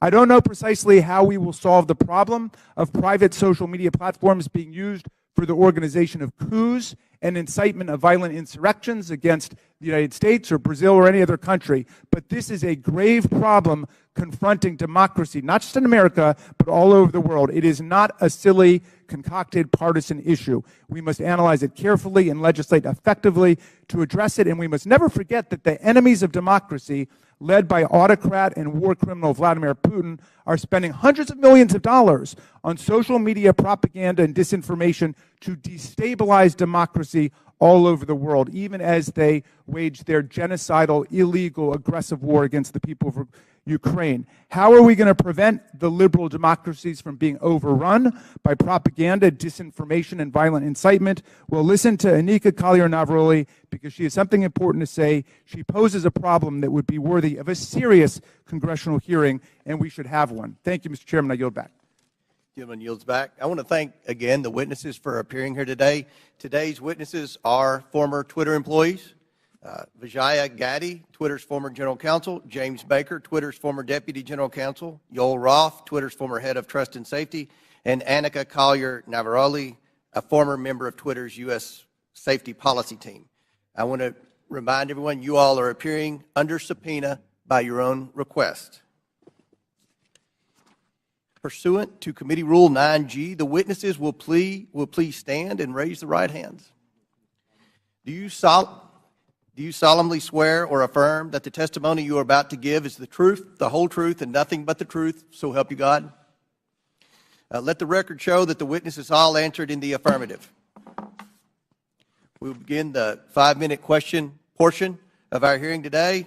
The chair recognizes. What's that? Oh, I apologize. Ready to get to the questions. We'll start with the opening statements, then we'll go to the questions. So each witness will get 5-minute opening statements, and we'll begin with you, Mr. Baker. Thank you, Mr. Chairman. Mr. Chairman, Ranking Member Raskin, and members of the committee, thank you for the opportunity to appear before you today. I hope that we will have a useful conversation about matters that are of great importance to the nation and the world. My main goals for this statement are simply to attempt to set the record straight with respect to certain false assertions that have been made about me in the public arena, and to offer a suggestion with respect to potential legislation in the area of social media regulation. As the committee is aware, however, based on the advice of counsel, I believe in good faith that I'm constrained today by my legal and ethical obligations as a former lawyer for Twitter, as well as by certain non-disclosure agreements. Within those constraints, however, I will endeavor to respond to the committee's questions as fully as I possibly can. And I believe I can make the following statements. First, I was not aware of, and certainly did not engage in, any conspiracy or other effort to do anything unethical, improper, or unlawful while I was at Twitter, period. I did not act unlawfully or otherwise inappropriately in any manner with respect to Hunter Biden's laptop. Indeed, documents that Twitter has disclosed publicly reflect that I urged caution with respect to the matter and noted that we needed more information to fully assess what was going on and to decide what to do. Hardly a surprising piece of advice from a corporate lawyer. Moreover, I'm aware of no unlawful collusion with or direction from any government agency or political campaign on how Twitter should have handled the Hunter Biden laptop situation. Even though many disagree with how Twitter handled the Hunter Biden matter, I believe that the public record reveals that my client acted in a manner that was fully consistent with the First Amendment. I think that the best reading of the law is that as a private entity, the First Amendment protects Twitter and its content moderation decisions. And I do not believe that the facts in the public record indicate that Twitter became a state actor, as that concept is defined under existing precedent, such that the First Amendment would have constrained it. Second, I believe that at all times I executed my duties and responsibilities to my client, Twitter, lawfully and ethically. At no time was I an agent or operative of the government or any political actor when I worked at Twitter. To the contrary, I believe that I worked zealously and diligently within the bounds of the law in pursuit of my client's best interests. Third, I did not destroy or improperly suppress any documents at Twitter regarding information important to the public dialogue. At all times, I sought to help my client understand and comply with its legal obligations. It is worth noting that the public record indicates that after I left the company, attorneys or other unidentified third parties collected and or reviewed the contents of at least some of the Twitter files prior to their release. Fourth, Twitter disclosed publicly emails between me and Yoel Roth regarding one of Donald Trump's tweets about COVID. I do not have access to my Twitter emails, so I do not know if or how I responded to Mr. Roth. To the best of my recollection, I do not recall directing or urging him to take action with respect to Mr. Trump's tweet. Instead, what I recall is that I asked him a question so that I could better understand how he and others were implementing Twitter's COVID misinformation policy. Asking questions and learning more about what a client's activities are is what I think good lawyers should do, and again, hardly surprising. Fifth, the Twitter files reference prior investigations of me. It is true that the Department of Justice investigated certain aspects of my conduct while I was employed by the FBI related to the handling of certain information. Because I believe in the accountability for government officials, I cooperated with the department, including sitting for lengthy interviews. Eventually, the department closed the matter.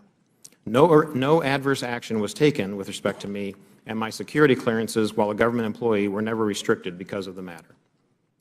In closing, Mr. Chairman, I want to return briefly to the general topic of government interaction with social media companies. The law permits the government to have complex, multifaceted, and long-term relationships with the private sector. Law enforcement agencies and companies can engage with each other regarding, for example, compulsory legal process served on companies, criminal activity that companies, the government, or the public identify, such as crimes against children, cybersecurity threats, and terrorism, and instances where companies themselves are victims of crime. When done properly, these interactions can be beneficial to both sides and in the interests of the public. As you, Mr. Chairman, Mr. Jordan, and others have proposed, a potential workable way to legislate in this area may be to focus on the actions of federal government agencies and officials with respect to their engagement with the private sector. Congress may be able to limit the nature and scope of those interactions in certain ways, require enhanced transparency and reporting by the executive branch about its engagements, and require higher-level approvals within the executive branch prior to such engagements on certain topics, so that you can hold Senate-confirmed officials, for example, accountable for those decisions. In any event, if you want to legislate, my recommendation is to focus first on reasonable and effective limitations on government actors. Thank you, Mr. Chairman. Thank you, Mr. Baker. Ms. Gaddy. Chairman Comer, Ranking Member Raskin, and members of the committee, thank you for this opportunity to provide this opening statement. After a decade as a corporate lawyer, I joined Twitter in 2011 as the first member of the corporate legal team. In 2013, I was promoted to general counsel. In 2018, I became the chief legal officer and continued in that role until October of 2022. During my time at Twitter, I had many distinct teams reporting to me, including legal, trust and safety, public policy, corporate security, and compliance. I was drawn to work at Twitter because I was inspired by how people were able to use the platform and awed by its potential. Twitter enabled anyone to hear directly from any individual instantly. People from around the world were coming together on Twitter for an open and free exchange of ideas. The work was challenging and fulfilling. After Jack Dorsey returned as CEO in 2015, one of his top priorities became what we called the health of the public conversation. This was based on customer research, advertiser feedback, Twitter's declining revenue, user growth, and stock price. Teams across Twitter were focused on making the platform safer, better, and more profitable. As an executive of the company, I also was responsible for helping to achieve the corporate goals set by Mr. Dorsey, and I was accountable to him, the board of directors, and ultimately Twitter's public stockholders. As we prioritized the health of the public conversation, we did not lose sight of what Twitter was for most people, a place to talk about their favorite things. Topics that animated the platform range from K-pop to the World Cup to video games and movies. We needed to ensure that differences of opinion would not cross the line, for example, into sending death threats to soccer players who missed important goals, distributing non-consensual intimate photos, or cyberbullying so vicious that it could compromise a teenager's mental health. Twitter's platform rules covered a wide range of conduct and changed over time based on new behaviors and harms on the platform and feedback from customers, regulators, governments, advertisers, researchers, and others. This feedback led to a principles-based approach, which we applied to an array of difficult yet equally complicated situations around the world. These rules were also benchmarked against industry standards. We all knew how difficult it would be to design, much less apply, one set of global rules for hundreds of millions of accounts that shared billions of tweets a week. While I was at Twitter, the company never lost sight of its deep commitment to promoting and defending free expression around the world. For example, to protect human rights defenders, we fought for the right of people to use pseudonyms on the platform. We litigated in courts around the world to protect the rights of people to express their opinions, often defending them against their own governments who are acting unlawfully or violating international human rights. And we took extra precautions to ensure we scrutinized or challenged and never just acquiesced to government legal demands. Defending free expression and maintaining the health of the platform required difficult judgment calls. Most applications of Twitter's rules were fact-intensive, subject to internal debate, and needed to be made very quickly. We recognized that after applying our rules, we might learn that some of them did not work as we imagined and that we would need to update them. We always remained open to new information from our customers and critics regarding our policies and enforcement. At times, we also reversed course. For example, on October 14, 2020, the New York Post tweeted articles about Hunter Biden's laptop with embedded images that looked like they may have been obtained through hacking. In 2018, we had developed a policy intended to prevent Twitter from becoming a dumping ground for hacked materials. We applied this policy to the New York Post tweets and blocked links to the articles embedding those source materials. At no point did Twitter otherwise prevent tweeting, reporting, discussing, or describing the contents of Mr. Biden's laptop. People could and did talk about the contents of the laptop on Twitter or anywhere else, including other much larger platforms, but they were prevented from sharing the primary documents on Twitter. Still, over the course of that day, it became clear that Twitter had not fully appreciated the impact of that policy on free press and others. As Mr. Dorsey testified before Congress on multiple occasions, Twitter changed its policy within 24 hours and admitted its initial action was wrong. This policy revision immediately allowed people to tweet the original articles with the embedded source materials. Relying on its long-standing practice not to retroactively apply new policies, Twitter informed the New York Post that it could immediately begin tweeting when it deleted the original tweets, which would have freed them to retweet the same content again. The New York Post chose not to delete its original tweets, so Twitter made an exception after 2 weeks to retroactively apply the new policy to the Post's tweets. In hindsight, Twitter should have reinstated the Post account immediately.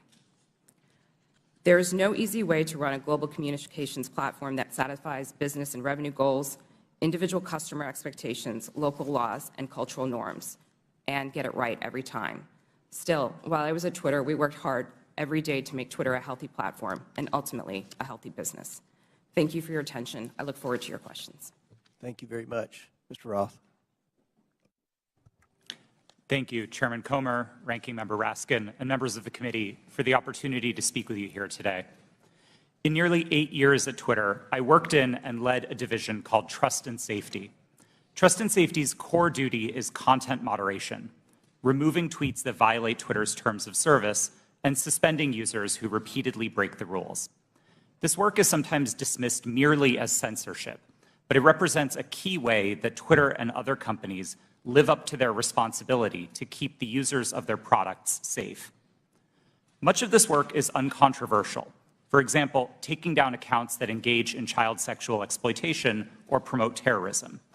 The gray area of this work, though, is when trust and safety teams have to make decisions about so-called lawful but awful material, content that may be legal in many jurisdictions, but isn't something most people would want to experience. Think of things like posting someone else's home address without their permission, or bullying somebody for a disability or for how they look. A free speech absolutist might say, yes, that kind of content is unpleasant, but it's not against the law. What right do you have to remove it? The answer is the need to make Twitter an appealing product for millions of people. Consistently, in its own research, Twitter found that users were unhappy with the company's approach to content moderation, and that this dissatisfaction drove people away from the service. This has consequences for what we mean by free speech on social media. Again and again, we saw the speech of a small number of abusive users drive away countless others. Unrestricted free speech, paradoxically, results in less speech, not more. And it was our job in Trust and Safety to try to strike an appropriate balance. But the importance of this work goes far beyond Twitter's business prospects and into the realm of national security.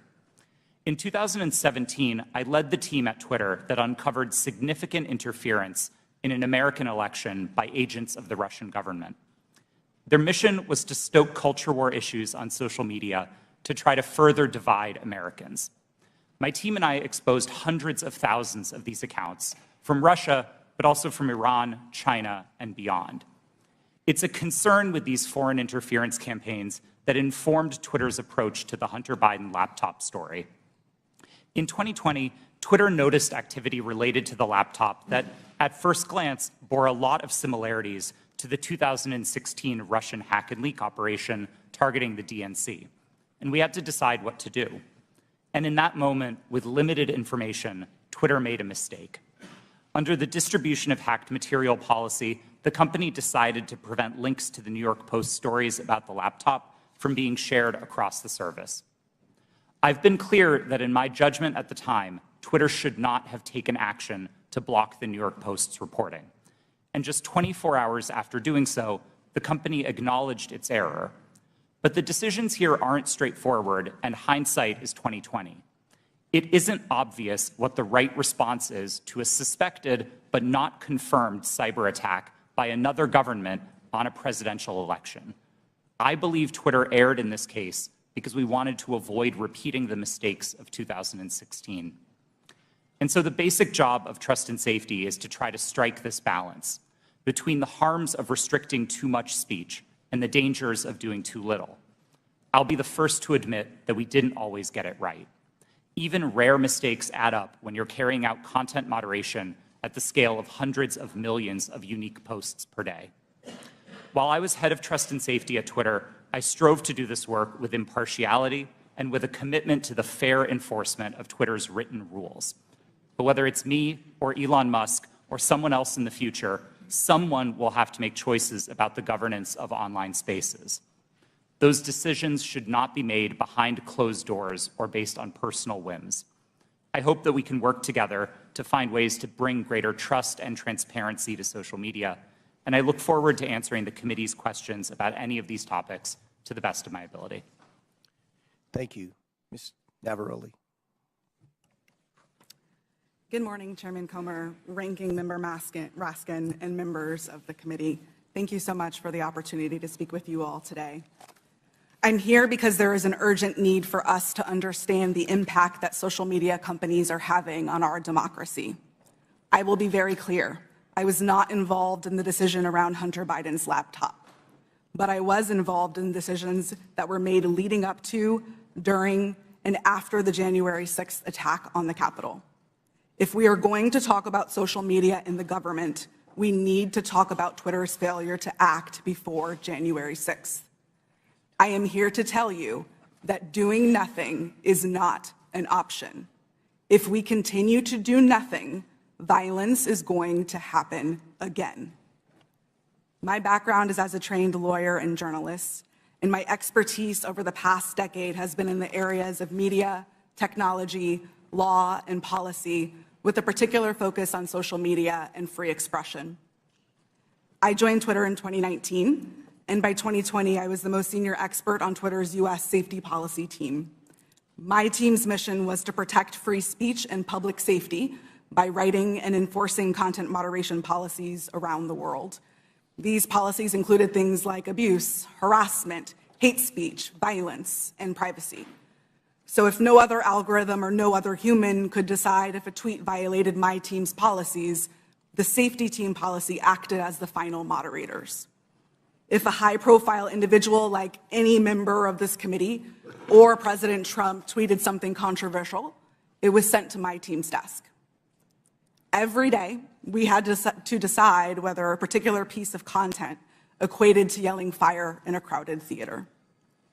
My work at Twitter and subsequently at Twitch put me in the middle of key events in history. What I've learned from them is that social media played and continues to play a role in these events. And 2 years after January 6th, we still need to better understand the role that Twitter played in order to prevent it from happening again.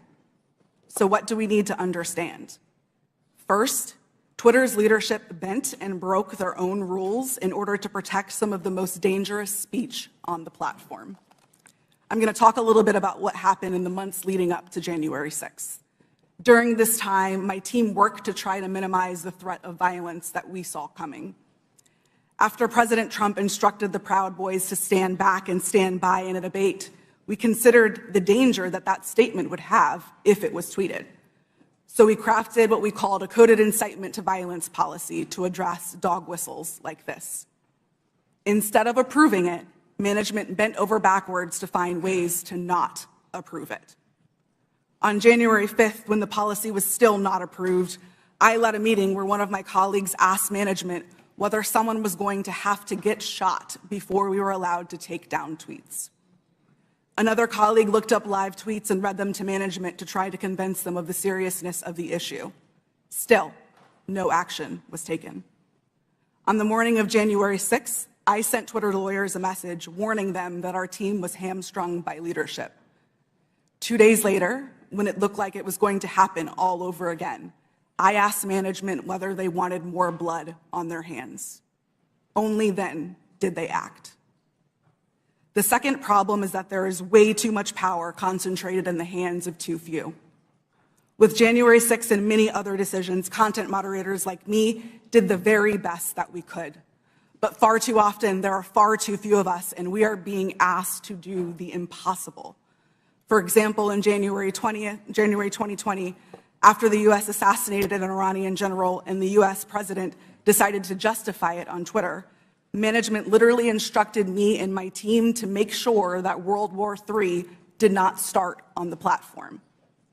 No person, people, or company should have that kind of unchecked power or that kind of responsibility. The modern-day public conversation should not be susceptible to the whims of any one individual or any one company. Fixing the systemic issues that lead to bad decisions is not going to be easy, but people like me who have been in the trenches can help lead the way. But I must say, coming forward and offering this information is risky and it is difficult. Doxing and harassment are real, and people are afraid to tell what they know. So we need to make sure that there are protections for those who speak the truth. We need to create space to hear from people on the front lines. We need to give them protection so they can share their experiences. Only then can we begin to understand the full scope of the problem and to find solutions. There is far too much at stake for us to do nothing. Thank you. Thank you all. Excellent opening statements. Now we'll begin with the question portion. We'll begin by recognizing Mr. Biggs for 5 minutes. Thank you, Mr. Chairman. Mr. Roth, within just mere minutes or hours after the New York Post published its story on the Hunter Biden laptop, at 8:51 a.m., you sent a message to a team, part of your team, I assume, and you said, "It isn't clearly violative of our hacked materials policy," referring to the story, "nor is it clearly in violation of anything else." Do you remember sending that message? Thank you for the question, Congressman. I don't recall that message specifically, but that does sound like my judgment on that day, yes. Okay, so that was early on in the day, and yet shortly thereafter, Kayleigh McEnany, White House press secretary's, her account was locked. So an inquiry was made the next day by a person named Carolyn Strom. You know Carolyn Strom? Yes, sir, I do. Yeah, Carolyn Strom asked what's going on here, and somebody named Elaine Ong Soto said the user was bounced by site integrity for violating our hacked materials policy. Do you remember that incident? Yes, sir, I do. And somebody named Trenton Kennedy said, "I'm struggling to understand the policy basis for marking this as unsafe." And I think the best explainability argument, now that may be a technical term for you, but for me it looks like we're trying to create a narrative here to cover our butt. The best explainability argument for this externally will be that we're waiting to understand if this story is the result of hacked materials. Do you remember Mr. Kennedy's communication? Yes, I do. Yeah. And so then we get into a whole series of things written by Mr. Baker going back and forth. And he says, on that same day, now at 9:26, which is about a half an hour after your statement that you don't think that anything's been violated here, he says, I've seen some reliable cybersecurity folks question the authenticity of the emails in another way.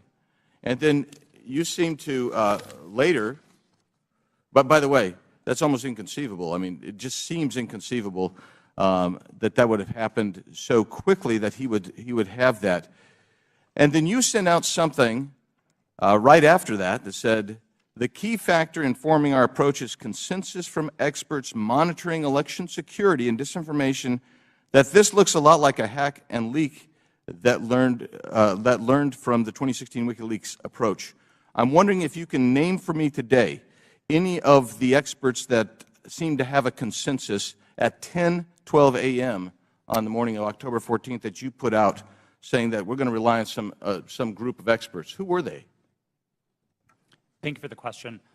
Twitter did not give me access to any of my documents or emails to prepare for this hearing, and so unfortunately I can't give you a direct answer. Were there, Mr. Roth, were there experts? Were there people that you consulted that were cybersecurity experts between 9 a.m. and 10:15 a.m.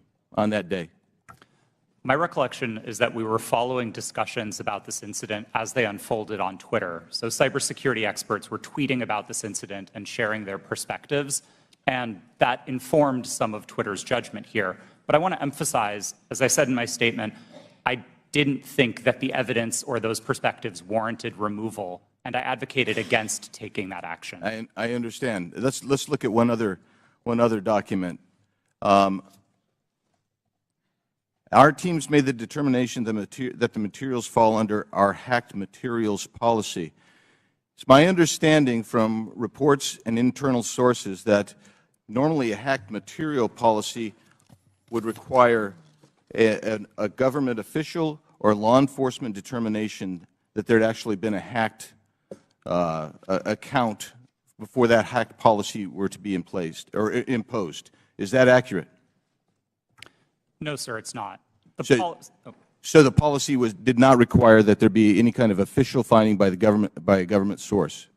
No, there were a number of different types of evidence that we considered under the policy. Certainly government attribution would be a powerful one, but we also looked So you weren't looking, that wasn't determinative is what we're saying?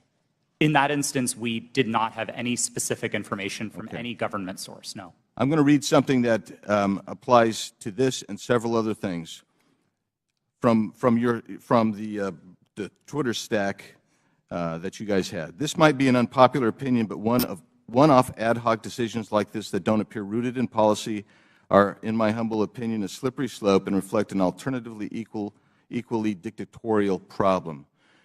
Quite frankly, that's what the essence of all four of your testimony, I realize you're trying to fight against it, but you exercised. You exercised an amazing amount of clout and power over the entire American electorate by even holding them hostage for 24 hours, reversing your policy, and then they're like, well, we want to go back with the originals. That's 24 hours, or 2 weeks, that you imposed your will on the American electorate. I'll yield back, Mr. Chairman. Gentleman, time's expired. He went 30 seconds over. I'll give the ranking member an extra 30 seconds. You're very fair-minded, Mr. Chairman. Mr. Roth, let me start with you. Did I hear you correctly to say that there were thousands or even hundreds of thousands of counterfeit Twitter accounts set up by Russian propaganda and disinformation for Vladimir Putin to pump his poison into the bloodstream of American social media? Is that right? That's right, sir. And that's not just past tense. Those accounts are active on social media today. This is an ongoing campaign. Well, we should be having a hearing about that. I appreciate your alerting to us what's taken place. Ms. Navaroli, so you've testified that in the months leading up to the November 2020 election and then in the weeks before January 6th, you were growing increasingly anxious about the violent rhetoric and incitement that you saw posted on Twitter. Can you describe specifically what made you so concerned during that period? And did you raise your concerns with people at Twitter? Thank you for that question. As I said in my opening statement, after former President Trump in his debate said the statement, stand back, stand by to the Proud Boys, my team, in discussion with other teams at Twitter, realized that we had a gap in our policies and that could not be said on the platform because it would have gone too far. What we did see continue to happen was those statements, in addition to other coded incitement to violence or dog whistles, began to spring up on the platform. And so what was once fringe ideology or fringe statements that were calling for the overthrow of the government became a loud roar. And so we heard individuals beginning to say that they were locked and loaded, that they were ready for Civil War Part 2, that they were ready for another revolution, that they were ready for the day of the rope, in very clear English on Twitter. And on the January 6th committee, we have tens of thousands of statements like that being made on Twitter and other parts of social media. So we got a little taste of what you were experiencing on a daily basis. Now, there was this meeting on January 5th at Twitter. I don't think it was called specifically to look at what was going to happen the next day. That just happened to be a regular meeting. But at that meeting, you and other employees raised urgently the problem of what you saw coming on January 6th. How did Twitter management respond to the concerns that you raised? That's a great question. And yes, that meeting was a regularly scheduled meeting. Within the meeting, I believe I referred to it in my testimony to the January 6th committee as I was at my wit's end. I had argued, I had asked questions, I had asked for clarification. We had found dangerous tweets within the meeting, and yet the individual who is the most senior leader within the team in that meeting told us that we were not allowed to take that content down and that we were not allowed to use the coded incitement to violence policy. The reason that she gave us mirrored what we had been told by the former head of Trust and Safety, Del Harvey, that individuals might be saying things like locked and loaded or stand back and stand by in ways of self-protection. That was not what we were seeing on the platform.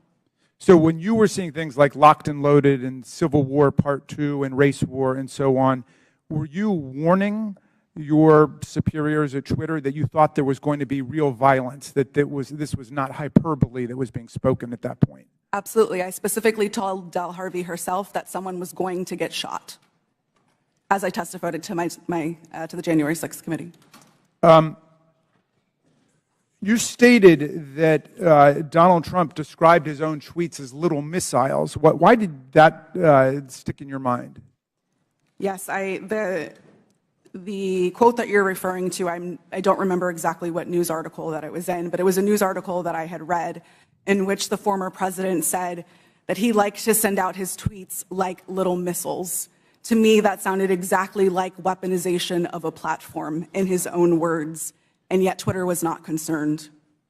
All right. Well, again, this bears a complete hearing on its own. This is a real issue, unlike something that happened a couple of years ago for 24 hours that has already disappeared in the sands of time. But this is facing us today. As you say, those right-wing violent forces are still out there, and the social media can still be used as a channel for incitement to violent action against state legislatures, school boards, the Capitol of the United States, Congress, and so on. How do we prevent this from happening in the future, and do you think that Twitter is dealing with this problem effectively now? As I said in my opening statement, we have to do something. There is too much at stake for us to continue to do nothing. And this question of how do we prevent it is a big one. Unfortunately, I do not believe that we are at a place that we can come to solutions because we do not know how these companies work. We must continue to hear from individuals like myself. We must have a seat at the table to be able to share our experiences, because our experiences and the ways that we have succeeded, the ways that we have failed, hold the key to our futures and the key to our democracies. All right, thank you, Mr. Chairman. I would just say I was skeptical about revisiting the whole New York Post thing, where there have already been congressional hearings and they've already apologized for their little lapse, but this is a serious issue, and so I'm glad we at least have the opportunity to begin to talk about it in public. And I yield back to you. Thank you. Gentleman yields back. I'll recognize myself now for questioning. The Biden family investigation begins with the story of how big tech, the media, former intelligence agents, and the Bidens themselves suppressed the story of Hunter Biden's laptop weeks before the 2020 election. Today, we're hearing from Twitter executives who buried the New York Post laptop story, claiming it violated the platform's hacked materials policy. In reality, the Twitter executives were hostile towards conservatives and biased towards anyone who opposed their points of view. For example, Mr. Roth, did you write this tweet? I regret the language that I used in some of my former tweets, but yes, I did post that. And I'll read the tweet so it's in the record. Yes, that person in the pink hat is clearly a bigger threat to your brand of feminism than actual Nazis in the White House. Mr. Roth, do you think all conservatives are Nazis? Certainly not, sir. What about the hundreds of people who worked in the Trump administration? Certainly not. Did Ms. Gaddy or any other lawyer at Twitter ever tell you to take down that tweet? No, Twitter did not have a practice of restricting employees sharing their personal viewpoints on the service. Okay. Turning back to the laptop, Ms. Gaddy, are you aware that Hunter Biden's lawyers, as recently as last week, wrote the Department of Justice about Hunter Biden's laptop? I've seen some articles about that. Yes, they did. And it appears that Hunter Biden's attorney is admitting that the laptop and emails on it are authentic. So, Ms. Gaddy, on October 14, 2020, did Hunter Biden report to Twitter that he was the victim of a hack? No, I don't believe he did. Ms. Gaddy, when the New York Post initially broke the story about the laptop, did you call Hunter Biden's lawyer to ask if it was authentic? No, I did not. Isn't it correct that the Biden campaign had contact with Twitter in the run-up to the 2020 election? Not to my knowledge. And you're telling this committee that you didn't ask any Biden representative if the laptop was real or for Hunter Biden's attorney's phone number to confirm its authenticity? We did not speak to anybody related to that. Mr. Baker, are you aware that the FBI had Hunter Biden's laptop since December of 2019? I'm sorry, am I aware of that now? Well, were you aware then? Then, no. I don't believe, sir, that to the best of my recollection, I don't think I knew But that. you're aware now? I've heard that now, yes. Mr. Baker, did you call any of your contacts at the FBI to ask whether or not they knew if the material had been hacked? I don't recall contacting them about that on that day. Mr. Roth, Ms. Gaddy, and Mr. Baker, it appears to me that you failed at your jobs. You were entrusted with the highest level of power at Twitter, but when you were faced with the New York Post story, instead of allowing people to judge the information for themselves, you rushed to find a reason why the American people shouldn't see it. In a matter of hours, you were deciding on the truth of a story that spans years and dozens of complex international transactions. You did this because you were terrified of Joe Biden not winning the election in 2020. That's what it appeared. I can assure you this committee will succeed in holding the Bidens accountable. So much of the evidence of wrongdoing from this family is located in that hard drive that you all led the American people to believe was Russian disinformation, when in fact it was not. Now, I agree with Mr. Baker's opening statement. The concern for me is the level of involvement the FBI had with not just Twitter, but all of our social media platform companies. And I think it kind of goes in the opposite direction of where my friend, the ranking member, was trying to take this in his opening statement. This is something this committee should be concerned about. The government doesn't have any role in suppressing speech. And that's something the media should be very concerned about. What if there's a conservative president that somehow cleans out our FBI and they put in conservatives to suppress liberal speech?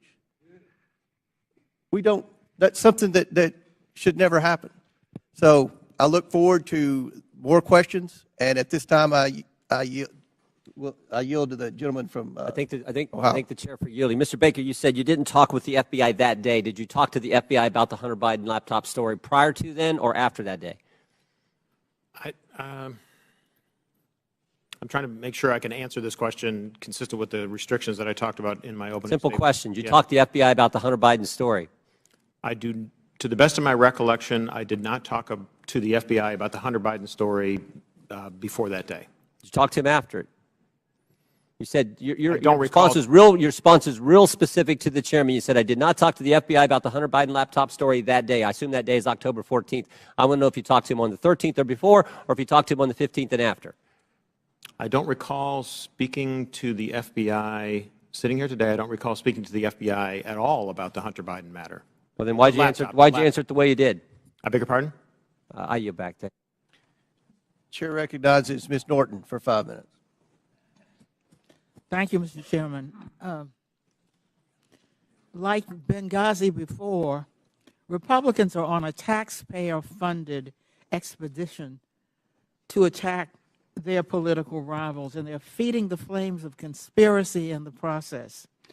With the release of the so-called Twitter files, Donald Trump has seized the moment to further his own conspiracies about the 2020 election, writing in December, and I quote, "Do not throw the presidential election results of 2020 out and declare, do you throw the presidential election results of 2020 out and declare the rightful winner, or do you have a new election?" A massive fraud of this type and magnitude allows for the termination of all rules, regulations, and articles, and even those found in the Constitution, end quote. Now, it bears repeating that this is the same man who incited an insurrection on January 6th, and just last week reposted a message on Truth Social that suggested his supporters will, quote, and I'm quoting him now, physically fight for him this time, and added, "They got my 6 and we are loaded, and I mean loaded." This is a question for Ms. Navarrete. What did the phrase locked and loaded mean to you while you were at Twitter prior to January 6th? Yes, thank you for that question. The way that I read locked and loaded to be interpreted by the tweets that I saw coming on Twitter prior to January 6th was that individuals were loaded, were armed, and that they were ready to commit violence. Are you concerned that the use of this language will continue to incite and legitimize political violence leading to the next election? Absolutely. We are sitting exactly 1 month in which the exact same playbook was played in Brazil, and we saw almost deja vu happening again. As I said in my opening statement, unless we do something, this will continue to happen again. Thank you, Ms. Navarrete. Mr. Roth,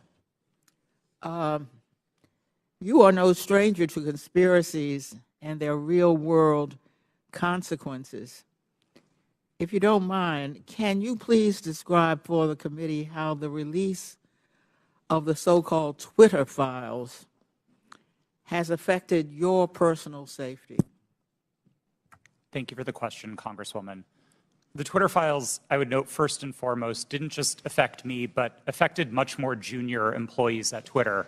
Employees as far away as Manila in the Philippines were doxxed, had their families threatened, and experienced harm equal to or greater than what I've experienced. But concurrent with the Twitter files, Elon Musk also made the decision to share a defamatory allegation that I support or condone pedophilia. And this lie led directly to a wave of homophobic and anti-Semitic threats and harassment against me, of which Twitter has removed vanishingly little. And following the Daily Mail's decision to publish where I live, ultimately I had to leave my home and sell it.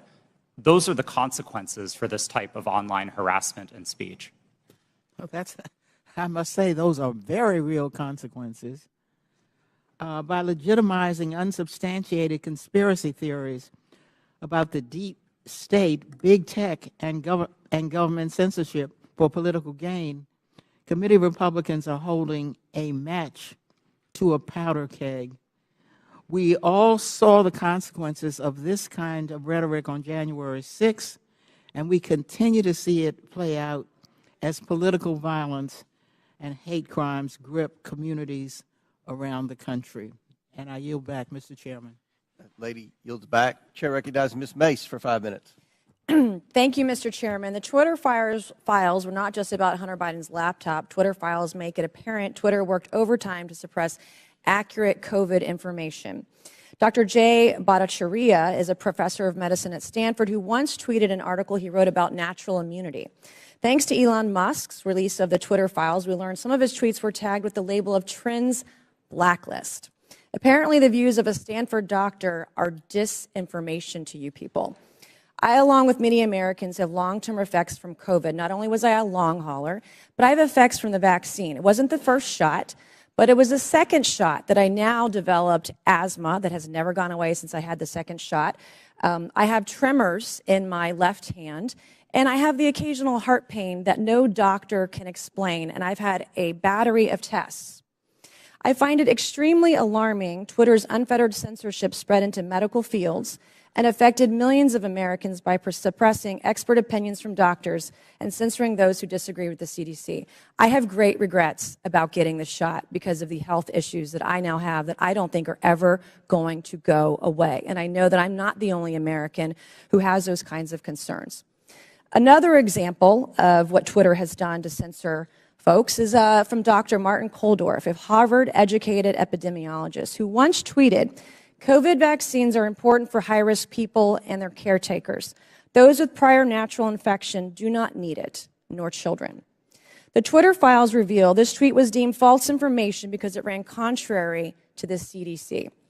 So my first question this morning of Ms. Gaddy, may I ask of you, where did you go to medical school?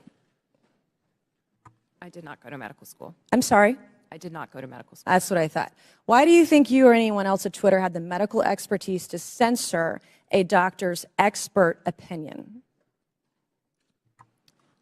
Our policies regarding COVID were designed to protect individuals. We were seeing... You guys censored Harvard-educated doctors, Stanford-educated doctors, doctors that are educated in the best places in the world, and you silenced those voices.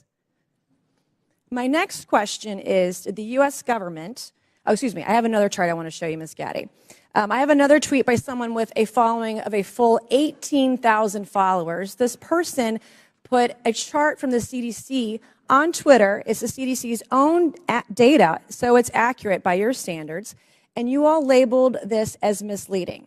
You're not a doctor, right, Ms. Gaddy? No, I'm not. Okay. What makes you think you or anyone else at Twitter have the medical expertise to censor actual, accurate CDC data?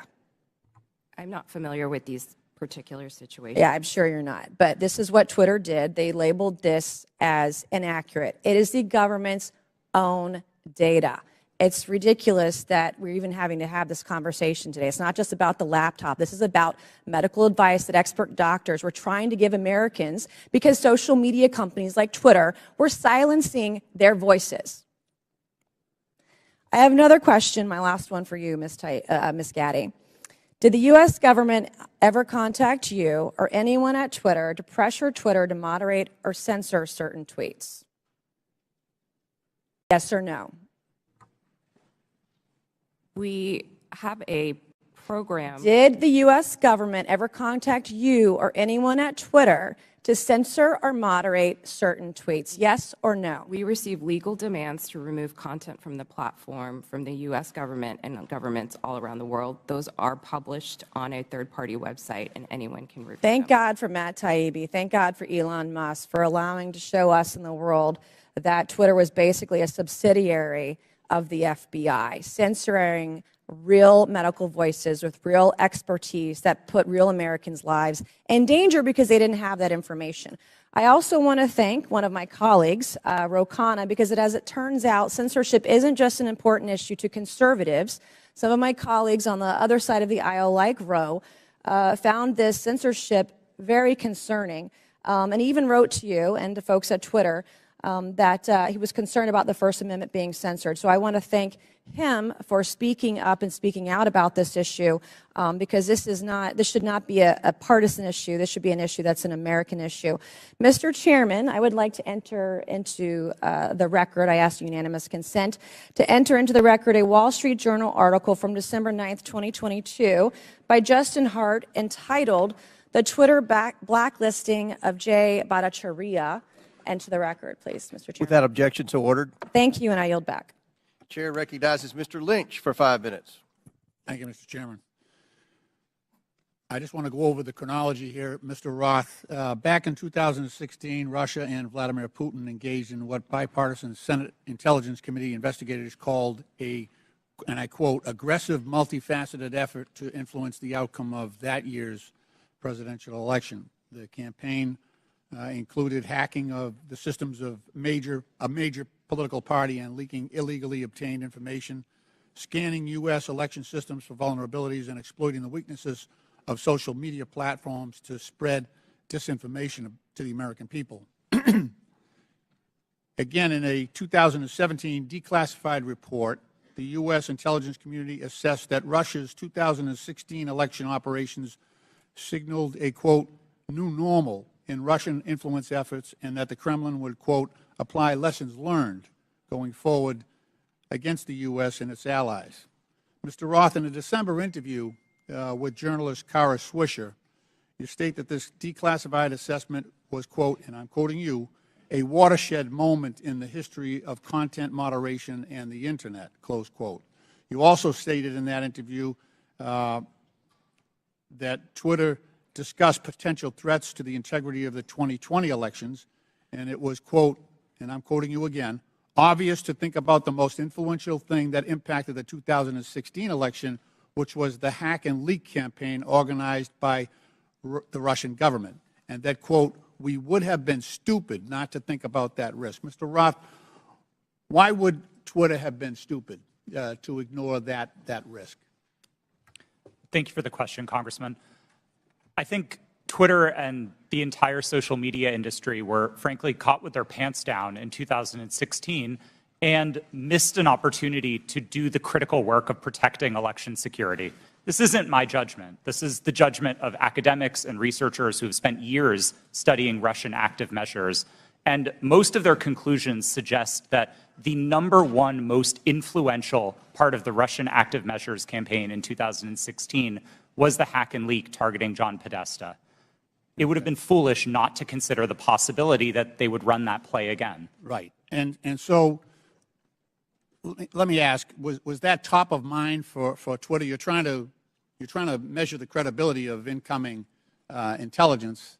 Was that top of mind in regard to your decision, the company's decision to temporarily limit the distribution of the October 14th New York Post story that was delivered by Mayor Giuliani? Yes, that was one of the animating concerns for us.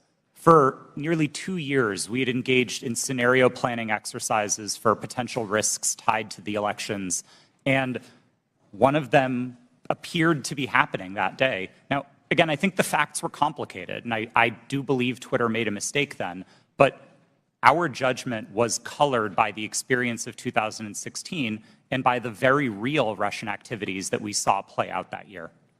Mr. Roth, in a December 2020 sworn declaration to the FEC, you said that starting in 2018, you had, quote, regular meetings with the Office of the Director of National Intelligence, the Department of Homeland Security, the FBI, and industry peers regarding election security. Is that correct? Yes, sir, it is. Okay. You stated that during these meetings, quote, federal law enforcement agencies communicated that they expected hack and leak operations by state actors that might occur in the period shortly before the 2020 presidential election, likely in October, and that there were, quote, rumors that a hack and leak operation would involve Hunter Biden, close quote. Is that your recollection today? It is, but I want to clarify that sentence slightly. I think it actually should have been 2 separate sentences. It is true that in meetings between industry and law enforcement discussed the possibility of a hack and leak campaign in the lead up to the election. And in one of those meetings, it was discussed, I believe by another company, that there was a possibility that that hack and leak could relate to Hunter Biden and Burisma. I don't believe that perspective was shared by law enforcement. They didn't endorse it. They didn't provide that information in that meeting. Okay.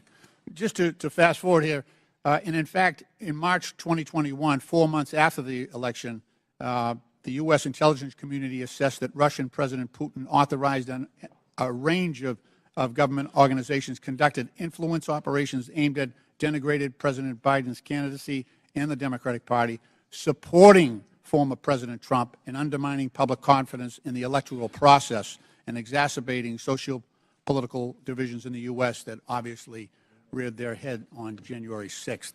Mr. Chairman, my time has expired, and I yield back. Gentleman yields back. Chair recognizes Mr. Jordan for 5 minutes. Thank you, Mr. Chairman. Mr. Roth, did the government tell you that the Biden laptop story was fake? No, sir, they did not. Did they tell you it was hacked? No, sir, they did not. On October 14, 2020, Twitter blocks the New York Post story on the Hunter Biden, the New York Post story on Hunter Biden, and suspends their account. The night before, FBI Special Agent Elvis Chan sends you an email. The email says this: heads up, I will be sending a teleporter link for you to download 10 documents. It's not spam. Please confirm receipt when you get it. 2 minutes later, 6:24 p.m., you respond back, received and downloaded, thanks. What were those 10 documents?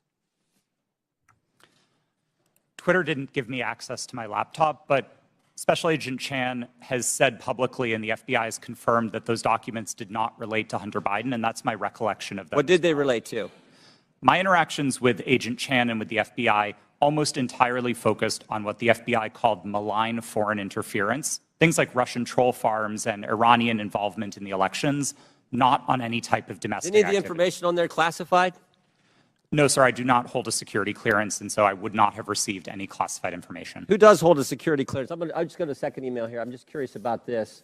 What I propose is that 30 days out from the election, this is another email to you from Mr. Chan. 30 days, we get temporary clearances. You pick who they are. Who were the people at Twitter who had a security clearance?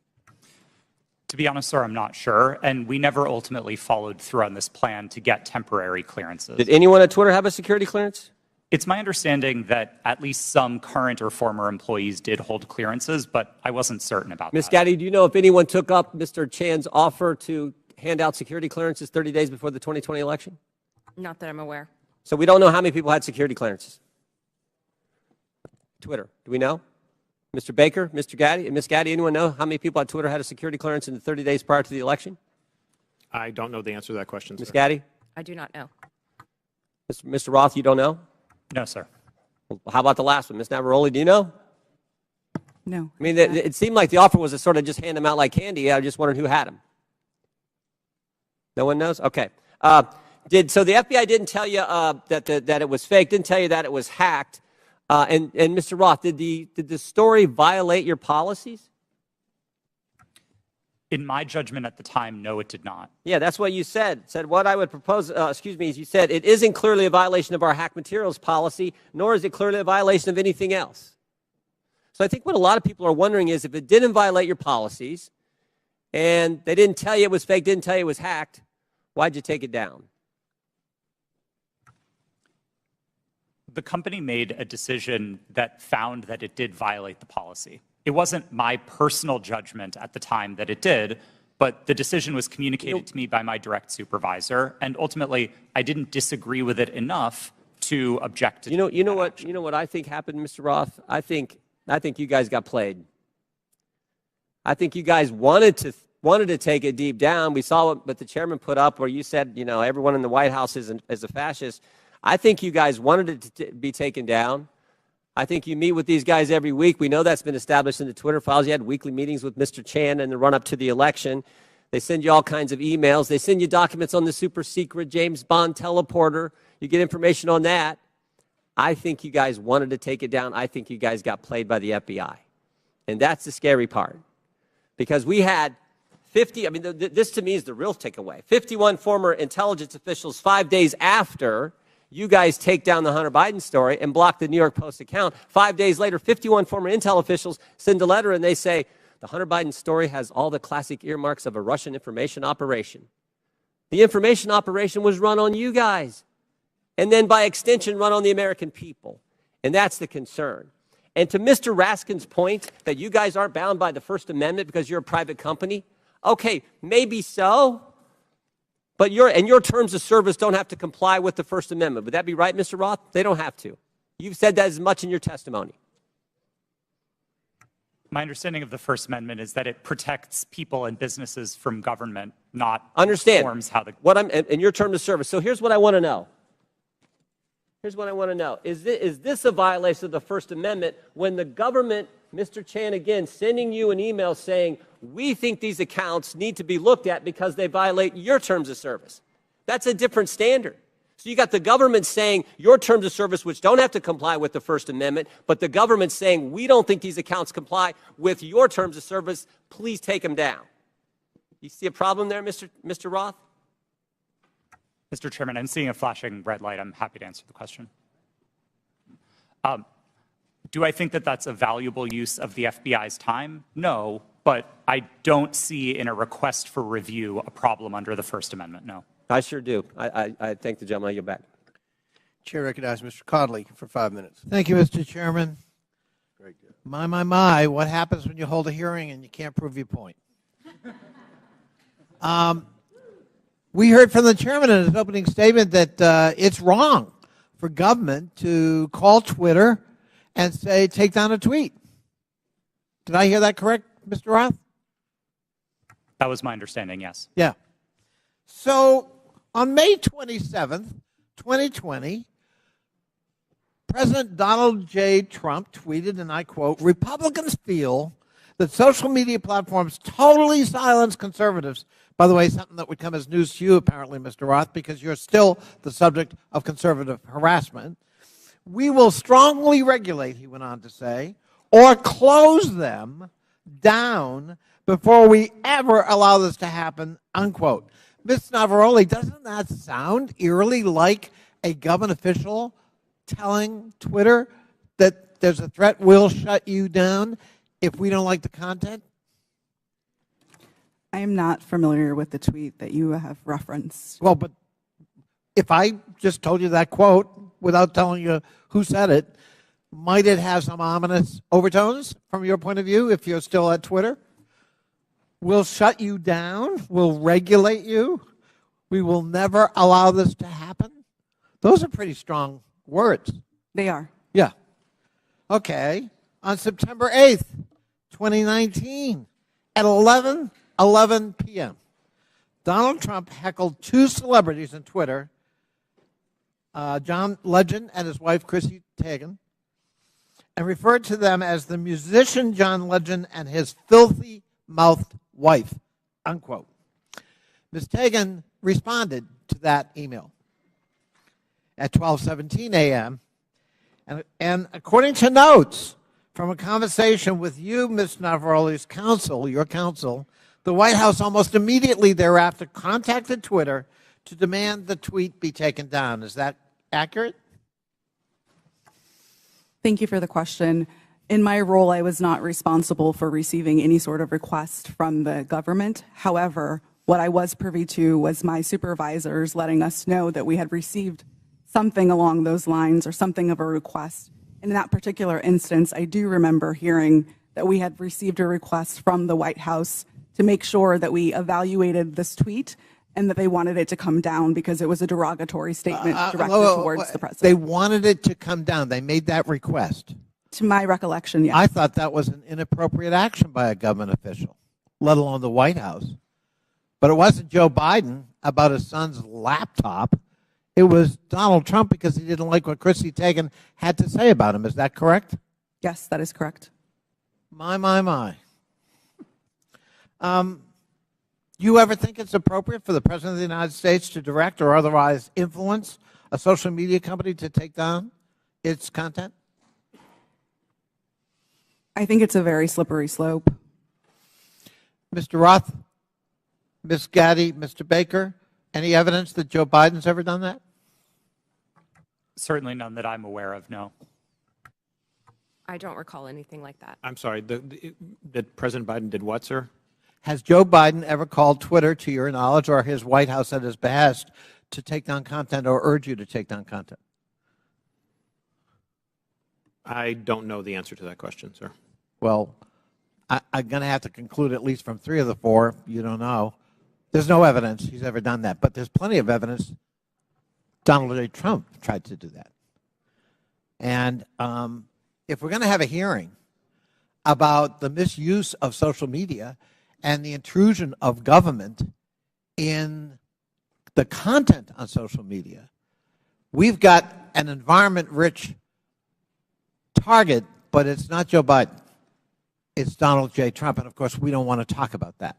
We don't want to talk about Russian bots and Russian fabrications using fake accounts on Twitter to a political purpose, and it's not to help elect Democrats.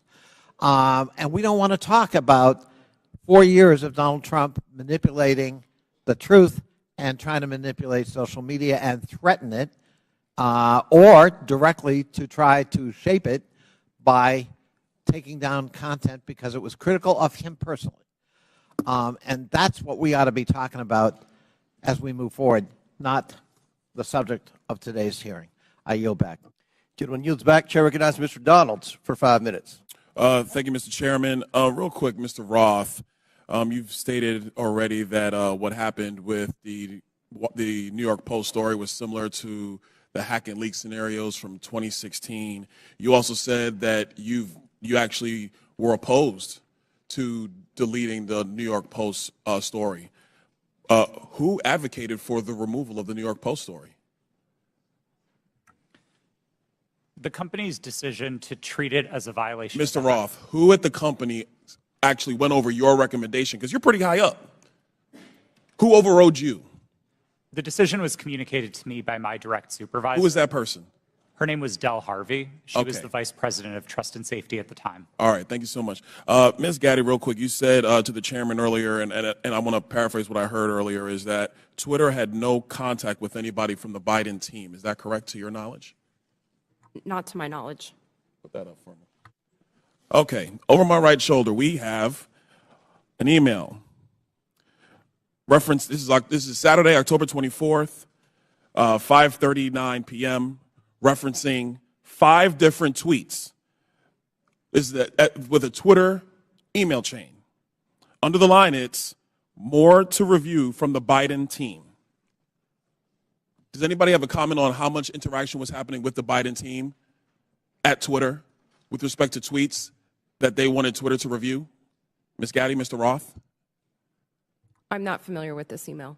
So you're not familiar with this email, Mr. Roth? Are you familiar with this email? Only from what's been reported in the Twitter files. Did you ever have contact with anybody from the Biden team? No, sir, I did not. We explicitly separated the teams that would interact with campaigns from teams like mine that were responsible for content moderation. How big was the organization in Twitter that was actually working with campaigns? I couldn't say for sure. Did you ever have any contact with the DNC? Directly? No, I did not. Did anybody at Twitter have any contact with anybody at the DNC? I think it's likely that somebody at Twitter did, yes. In these emails, it's listed these are tweets that had to be flagged from the Biden team. That's what's in the files. You have no idea how many people actually engaged with the Twitter team or how frequently that engagement happened. No, and again, that was by design. We kept those functions separate from content moderation so that we could impartially assess reports like this. Do you know how many tweets were actually flagged and taken down at the behest of the Biden team? I wouldn't agree with the characterization of it as being at the behest of them. These tweets were reported, and Twitter independently evaluated them under its rules. But the email is very clear. More to review from Biden team. The response 3 hours later at the bottom, hold this up real quick so we can see. The request at the bottom, it says, handled these. What does handled these mean? My understanding is that these tweets contained non-consensual nude photos of Hunter Biden, and they were removed by the company under. Hold on, real quick, Mr. Roth. How could you know so much about the content of these tweets? I mean, as far as I'm concerned, these are just web addresses. I don't know what's in these tweets. You have these things committed to memory that you know the content, but you don't know who you talk to at the Biden team? Sir, I didn't meet with the Biden team, but there was extensive public reporting about these tweets specifically that uncovered what they were. You know the contents of the tweets. It was obviously at Twitter, but you have no idea how often people who worked in your organization had with the Biden team during the end of the 2020 presidential elections. I would emphasize that the people who interfaced with the campaigns were not part of my team or organization. I would know what the interactions were if they were on my team. It was a different part of the organization, not mine. Let me ask you a separate question, and I'll ask it of you too, Mr. Baker. Have you guys been able to quantify the amount of in-kind contributions associated with taking down the New York Post story? Because the New York Post story was down for 2 weeks, give or take. Do you have any understanding of how much that story was limited by Twitter and also by other social media companies? What the impact of an in-kind contribution that would be to the Joe Biden presidential election in 2020? I don't know the answer to that question, sir. Do you think it's big? I don't know the answer. Do you think it's more than a maximum contribution to a campaign? I wouldn't want to speculate. Would you call it 25,000? I don't know the answer to that question. 100,000? Sir, I don't know the answer to the question. $1 million? I don't know the answer to the question. Do you think Twitter will be in violation of federal election laws with the size of an in-kind contribution to take down a story, which is true, by the way, because you guys thought you knew something with limited information? I'm not going to speculate on that sitting here today, sir. I try to propound a legal analysis of election laws. I'll yield back. Gentleman yields back. Chair recognizes Ms. Ocasio-Cortez. It's your turn. You want to go? Okay. We won't start the clock till you get there. Appreciate also your generosity. I just want to start off right here at the top here. This isn't even my line of questioning, but I'd like to submit to the record a Washington Post article now warning about Hunter Biden laptop disinformation, the guy who leaked it. Here's the deal. Before I even get into my questions, I think that the story here with the Washington Post reporting is that what they're saying right here, when the New York Post first reported in October 2020 that it had obtained contents of a laptop computer allegedly owned by Joe Biden's son Hunter, there was an immediate roadblock faced by other news outlets that hoped to corroborate reporting, as many did. The newspaper wasn't sharing what it obtained. New York Post had this alleged information and was trying to publish it without any corroboration, without any backup information. They were trying to publish it to Twitter. Twitter did not let them, and now they were upset. I believe that political operatives who sought to inject explosive disinformation with the Washington Post couldn't get away with it. And now they're livid. And they want the ability to do that again. They want the ability to inject this again. So they've dragged a social media platform here in Congress. They're weaponizing the use of this committee so that they can do it again. A whole hearing about a 24-hour hiccup in a right-wing political operation. That is why we are here right now. And it's just an abuse of public resources, an abuse of public time. We could be talking about health care. We could be talking about bringing down the cost of prescription drugs. We could be talking about abortion rights, civil rights, voting rights. But instead, we're talking about Hunter Biden's half-fake laptop story. I mean, this is an embarrassment. But I'll go into it. Ms. Navarrete, let's talk about something real. I'd like to show you a tweet posted by former President Trump about my colleagues and I on July 14, 2019. It says in part, quote, "Why don't they go back and help fix the totally broken and crime-infested places from which they came? Then come back and show us how it's done. These places need your help badly. You can't leave fast enough. I'm sure that Nancy Pelosi would be very happy as quickly to work out free travel arrangements." A day or two after that, Donald Trump publicly incited, violence at a rally, targeting 4 congresswomen, including myself, saying, "Go back to where you came from." Ms. Navarrete, as I understand it, you were the most senior member of Twitter's content moderation team, or a senior member of Twitter's content moderation team when this was posted. As part of your responsibilities, did you review this tweet? Yes, it was my team's responsibility to review these tweets. And what did you conclude? My team, Ray, made the recommendation that for the first time we find Donald Trump in violation of Twitter's policies and use the public interest interstitial. For the first time? Yes.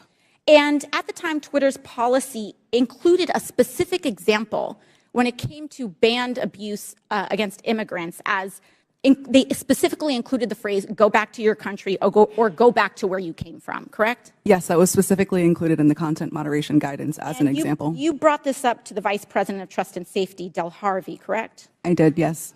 And she overrode your assessment, didn't she? Yes, she did. And something interesting happened after she overrode your assessment.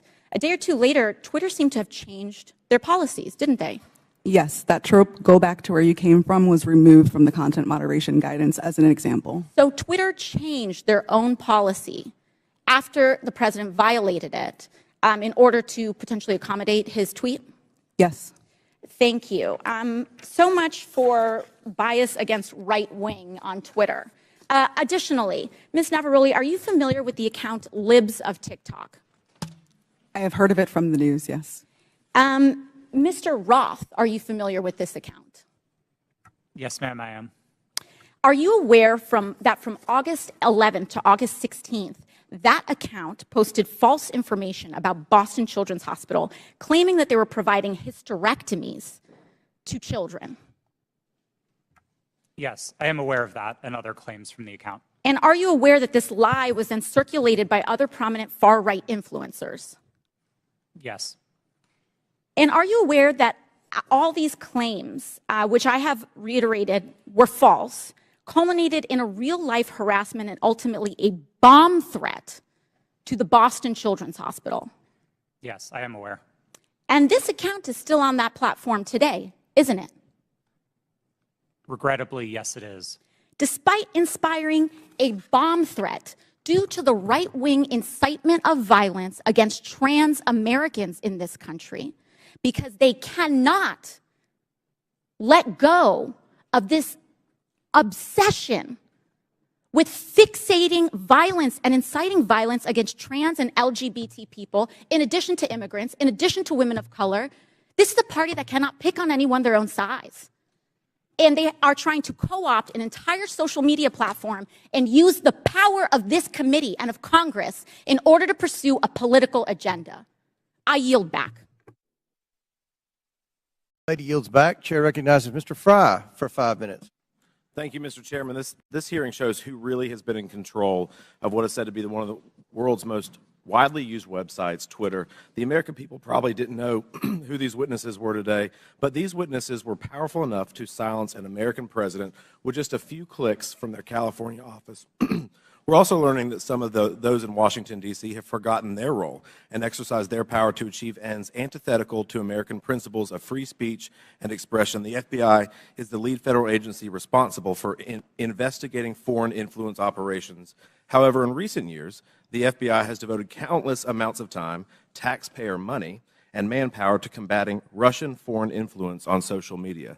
The FBI, as one reporter noted, acted as a, quote, doorman to the vast program of social media surveillance and censorship encompassing agencies across the federal government, from the State Department to the Pentagon to the CIA.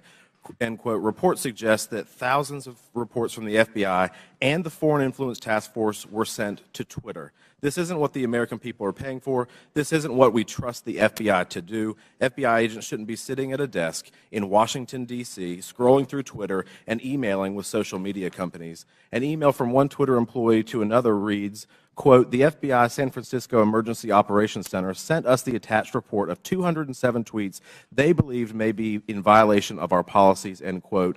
Another email revealed that there are, quote, some folks in the Baltimore field office and at headquarters that are just doing keyboard searches for violations.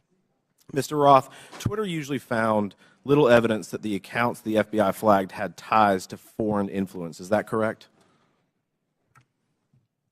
In part.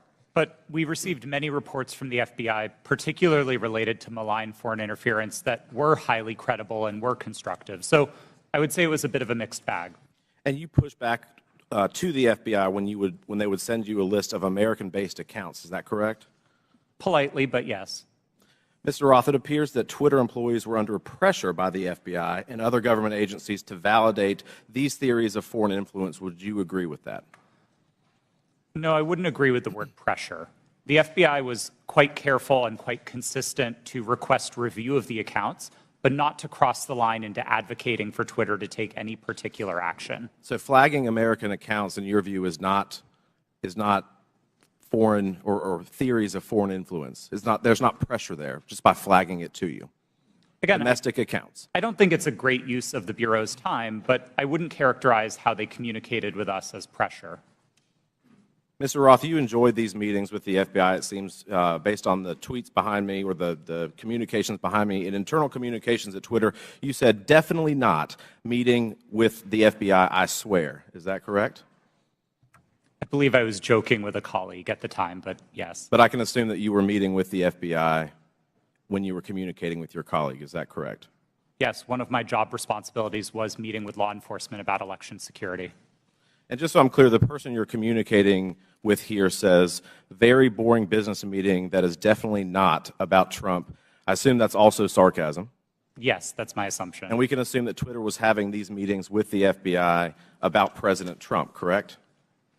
No, sir. The meetings that I was a part of with the FBI were almost entirely and exclusively focused on malign foreign interference, so accounts being operated outside of the United States by other governments, not on the accounts of Americans. So what is the basis of this communication then where you talk about not meeting with Trump or not meeting about Trump?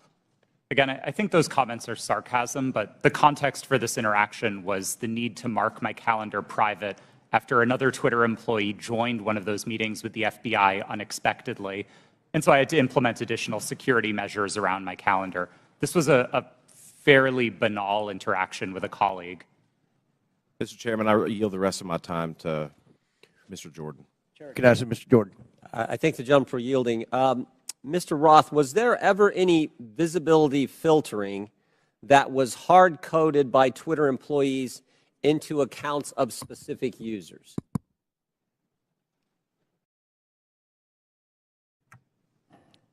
Twitter employees were responsible for building the systems that performed visibility filtering, and then that filtering would have been applied either automatically. I'm asking a very specific question. I'm asking, was the code written in a way that for certain accounts, those accounts, unique in and of themselves, would be visibility filtering, to use your term, so that they wouldn't have as much reach or as much influence?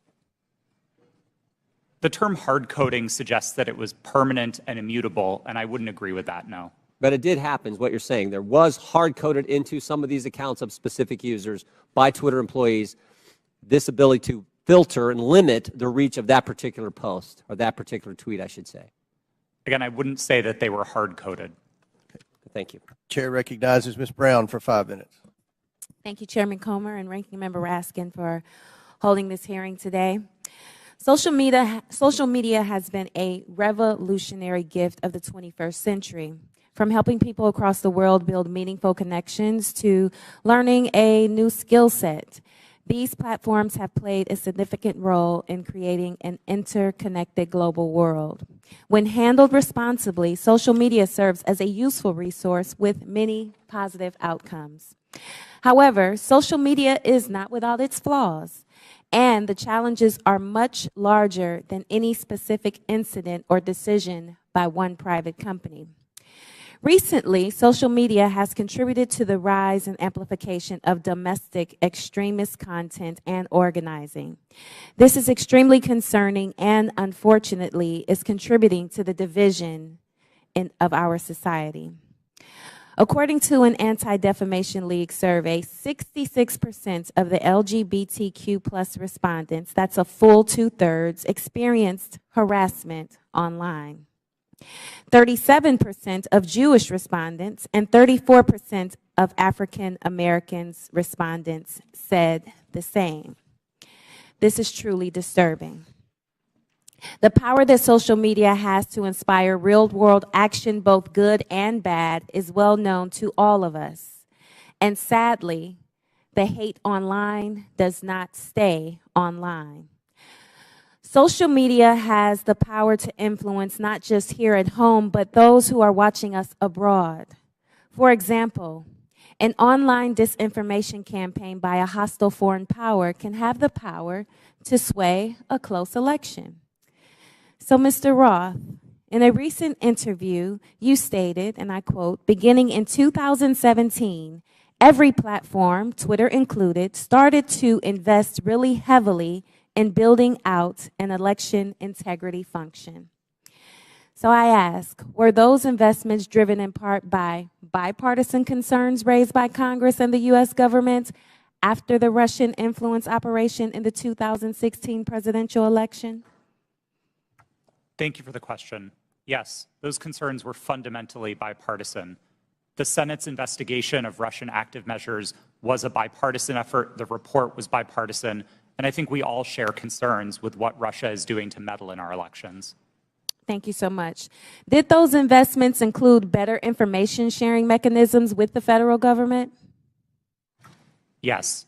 I think one of the key failures that we identified after 2016 was that there was very little information coming from the government and from intelligence services to the private sector. The private sector had the power to remove bots and to take down foreign disinformation campaigns, but we didn't always know where to look without leads supplied by the intelligence community. That was one of the failures highlighted in the Senate Intelligence Committee's report and in the Mueller investigation, and that was one of the things we set out to fix in 2017. Thank you for that. And Mr. Roth, were those communication channels useful to Twitter as it worked to combat foreign influence operations? Absolutely. I would say they were one of the most essential pieces of how Twitter prepared for future elections. Thank you so much. So clearly, we must come together as a committee to stand up and protect our country from foreign election interference and disinformation. I sincerely look forward to spending more time with this committee, working to understand how to fight back against our adversaries and strengthen our democracy. And with that, Mr. Chairman, I yield back. Thank you very much. Chair recognizes Ms. Green for 5 minutes. Thank you, Mr. Chairman. Mr. Baker, Ms. Gaddy, Mr. Roth, and Ms. Navaroli, you can consider your speech canceled during my time because you canceled mine. You see, you permanently banned my personal Twitter account, and it was my campaign account also. So let's talk about election interference, shall we? January 2nd, 2002, you permanently banned my Twitter account. This was the account that I would put my campaign ads on, raise money on, fight back when attacked with lies, and be able to talk to my voters in my district. But you banned it. And then let me explain. My account was not reinstated until November 21st, 2022. That was after my election on November 8th. You know, at your company or your former company where you worked, Twitter employees, over 98% of them donate to Democrats. So while you coordinated with DHS, the FBI, the CIA, our government, and outside groups to permanently ban, shadow ban conservative Americans and candidates like me and the former president of the United States, President Donald J. Trump, you were censoring and wrongfully violating our First Amendment free speech rights. Guess what? None of you hold security clearances. None of you are elected, and none of you represent 750,000 people like I do. Let's explain. 52 United States Law 10101. No person shall intimidate, threaten, coerce, or attempt to stop any other person for the purpose of interfering with their rights to vote or to vote as he may choose. You didn't shadow ban or permanently ban my Democrat opponent. No, you did that to me. And that was wrong, and it was against the law. You see, not only that, was it me that you violated my First Amendment rights? You violated countless conservative Americans. These were doctors that were trying to tell the truth about COVID, doctors that were having success treating people with ivermectin that you all would not allow to be talked about on your platform. These were parents complaining about their school boards, teaching gender lies in their schools, biological males entering their daughters' bathrooms and sports. These were also people questioning the 2020 election, and guess what? That's Americans' First Amendment right. These were people talking about voting machines. You know what? Democrats did that in 2019, before the 2020 election. On Twitter, people could question elections such as 2016, saying Hillary won, but in 2020, no one could question elections saying Trump won. You abuse the power of a large corporation, big tech, to censor Americans. And you want to know something? Guess what? I'm so glad that you're censored down. I'm so glad you've lost your jobs. Thank God Elon Musk bought Twitter. And you know what? Let's talk about something a little bit further. It's amazing to me, Mr. Roth, as the head and trust of safety at Twitter, your ability, or should I say inability, to remove child porn. Now, here's something that disgusts me about you. In your doctoral dissertation entitled Gay Data, you argued that minors should have access to Grindr, an adult male gay hookup app. Minors? Really? You know, Elon Musk took over Twitter and he banned 44,000 accounts that were promoting child porn. You permanently banned my Twitter account, but you allowed child porn all over Twitter. Twitter had become a platform, you said, connecting queer young adults. You also wrote on Twitter in 2010, can high school students ever meaningfully consent to sex with their teachers? In 2021, while you were the director of trust and safety on Twitter, an underage boy and his mother announced a lawsuit against Twitter because Twitter was benefiting from and refused to remove a lewd video featuring this boy and another minor. That is repulsive. But you violated me. What were my tweets? Okay, let's talk about them. I was talking about the deaths being reported on VAERS. By the way, that's on the CDC website. I was also saying that I didn't think any entity should enforce a non-FDA approved vaccine or mask. Guess what? A lot of people agreed with me, but you called that COVID misinformation. By the way, I'm a member of Congress and you're not. I also said the controversial COVID-19 vaccines should not be forced on our military. You want to know something? Republicans stopped that in the NDAA. Ladies, time has expired. And your time has expired. I yield back. Thank you, Mr. Chairman. Chair recognizes Mr. Gomez. Thank you, Mr. Chairman. Mr. Roth, please explain to us why Ms. Marjorie Taylor Greene, or the representative from Georgia, was removed from Twitter. Thank you for the question, Congressman.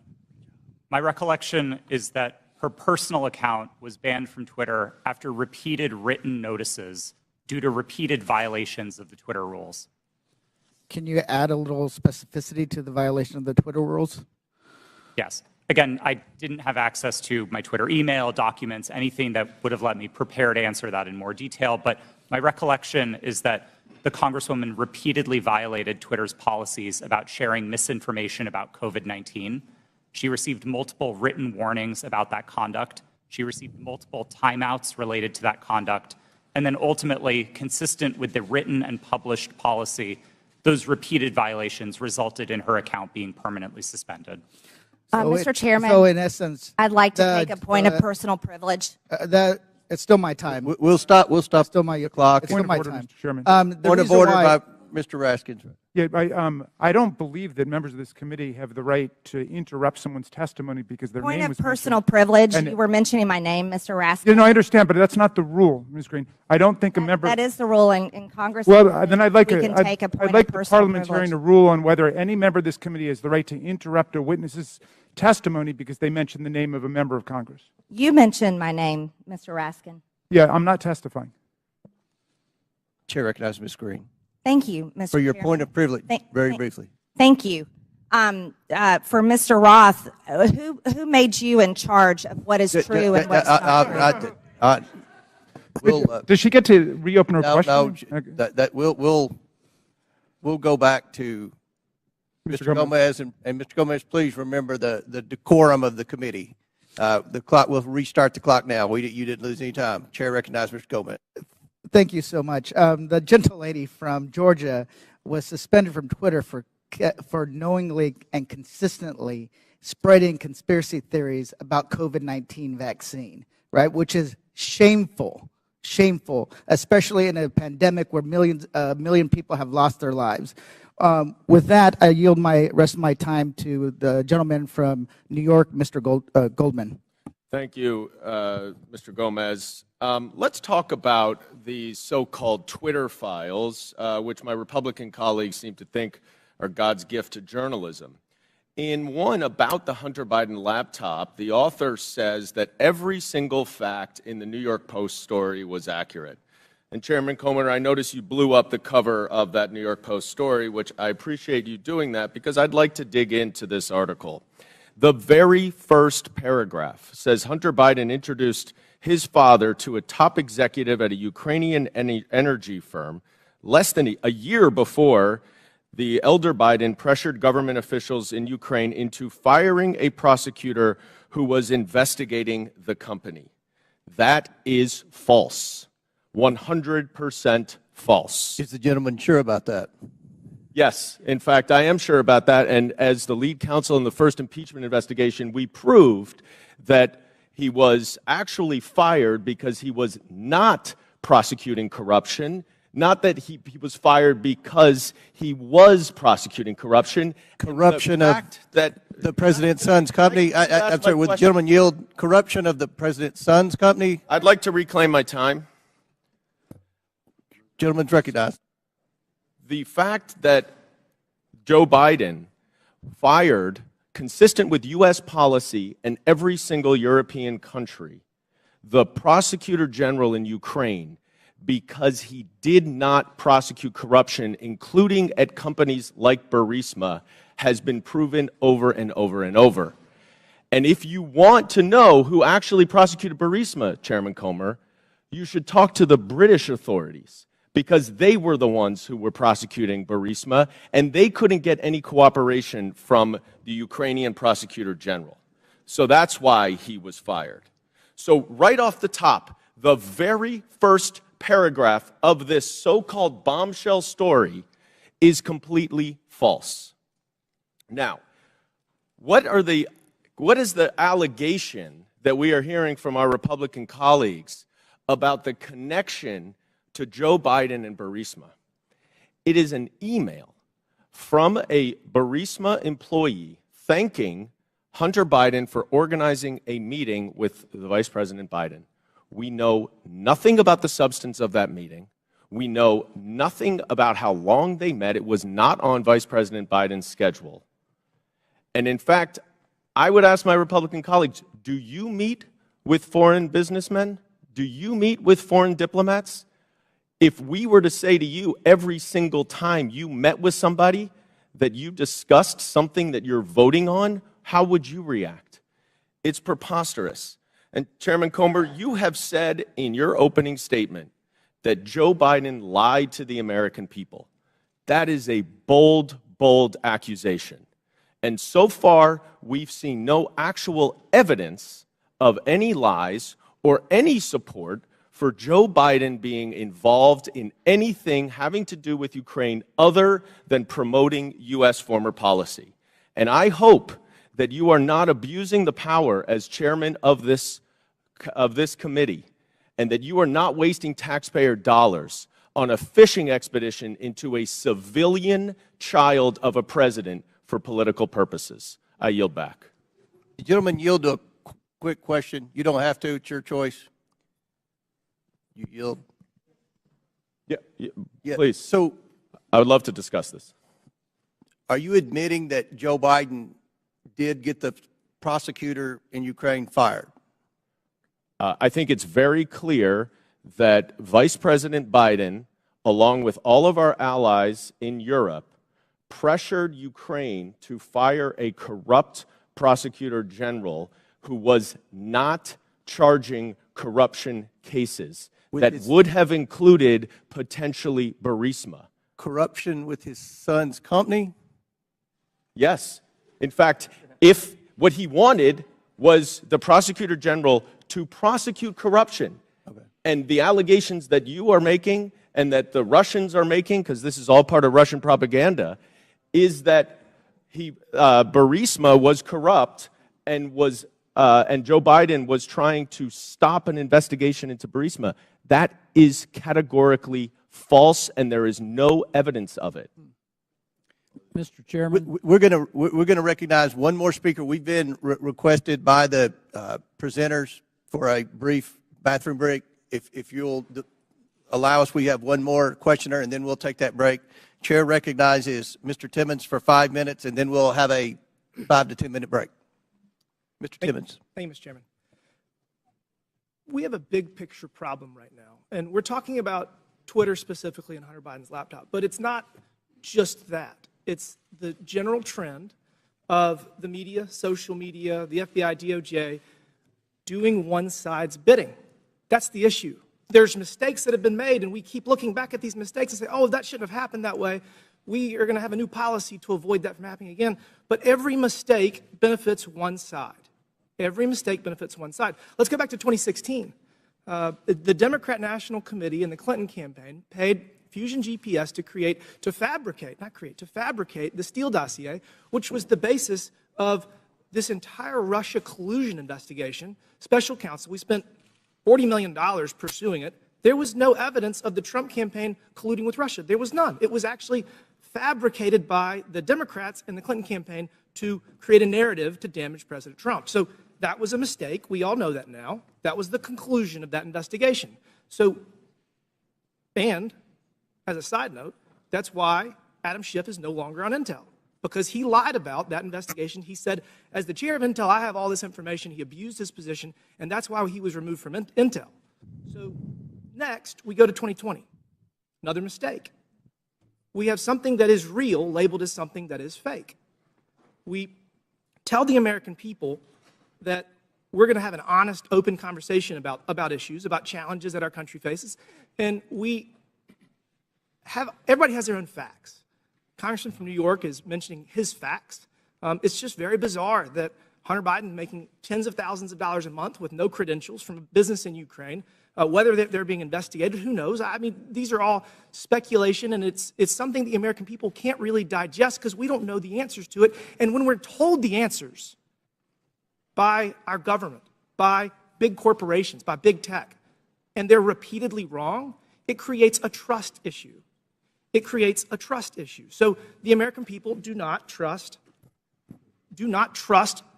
what they're being told. They do not trust what they're being told. We're going to dig into the Hunter Biden laptop briefly. Jack Dorsey has said that he did not make that decision. Ms. Gaddy, did you make the decision to censor the Hunter Biden laptop story? Yes, I was involved in that decision. Who was the final arbiter? Because Mr. Roth has said he disagreed with that decision. Who was the final person that said, we're going to do this? I ultimately approved that decision. Okay, thank you. Mr. Roth, you have said previously that you did not believe that the New York Post story violated any policy. You've said that multiple times today. How many times, other than this one, did something get banned or flagged that you disagreed with? Is this the only one?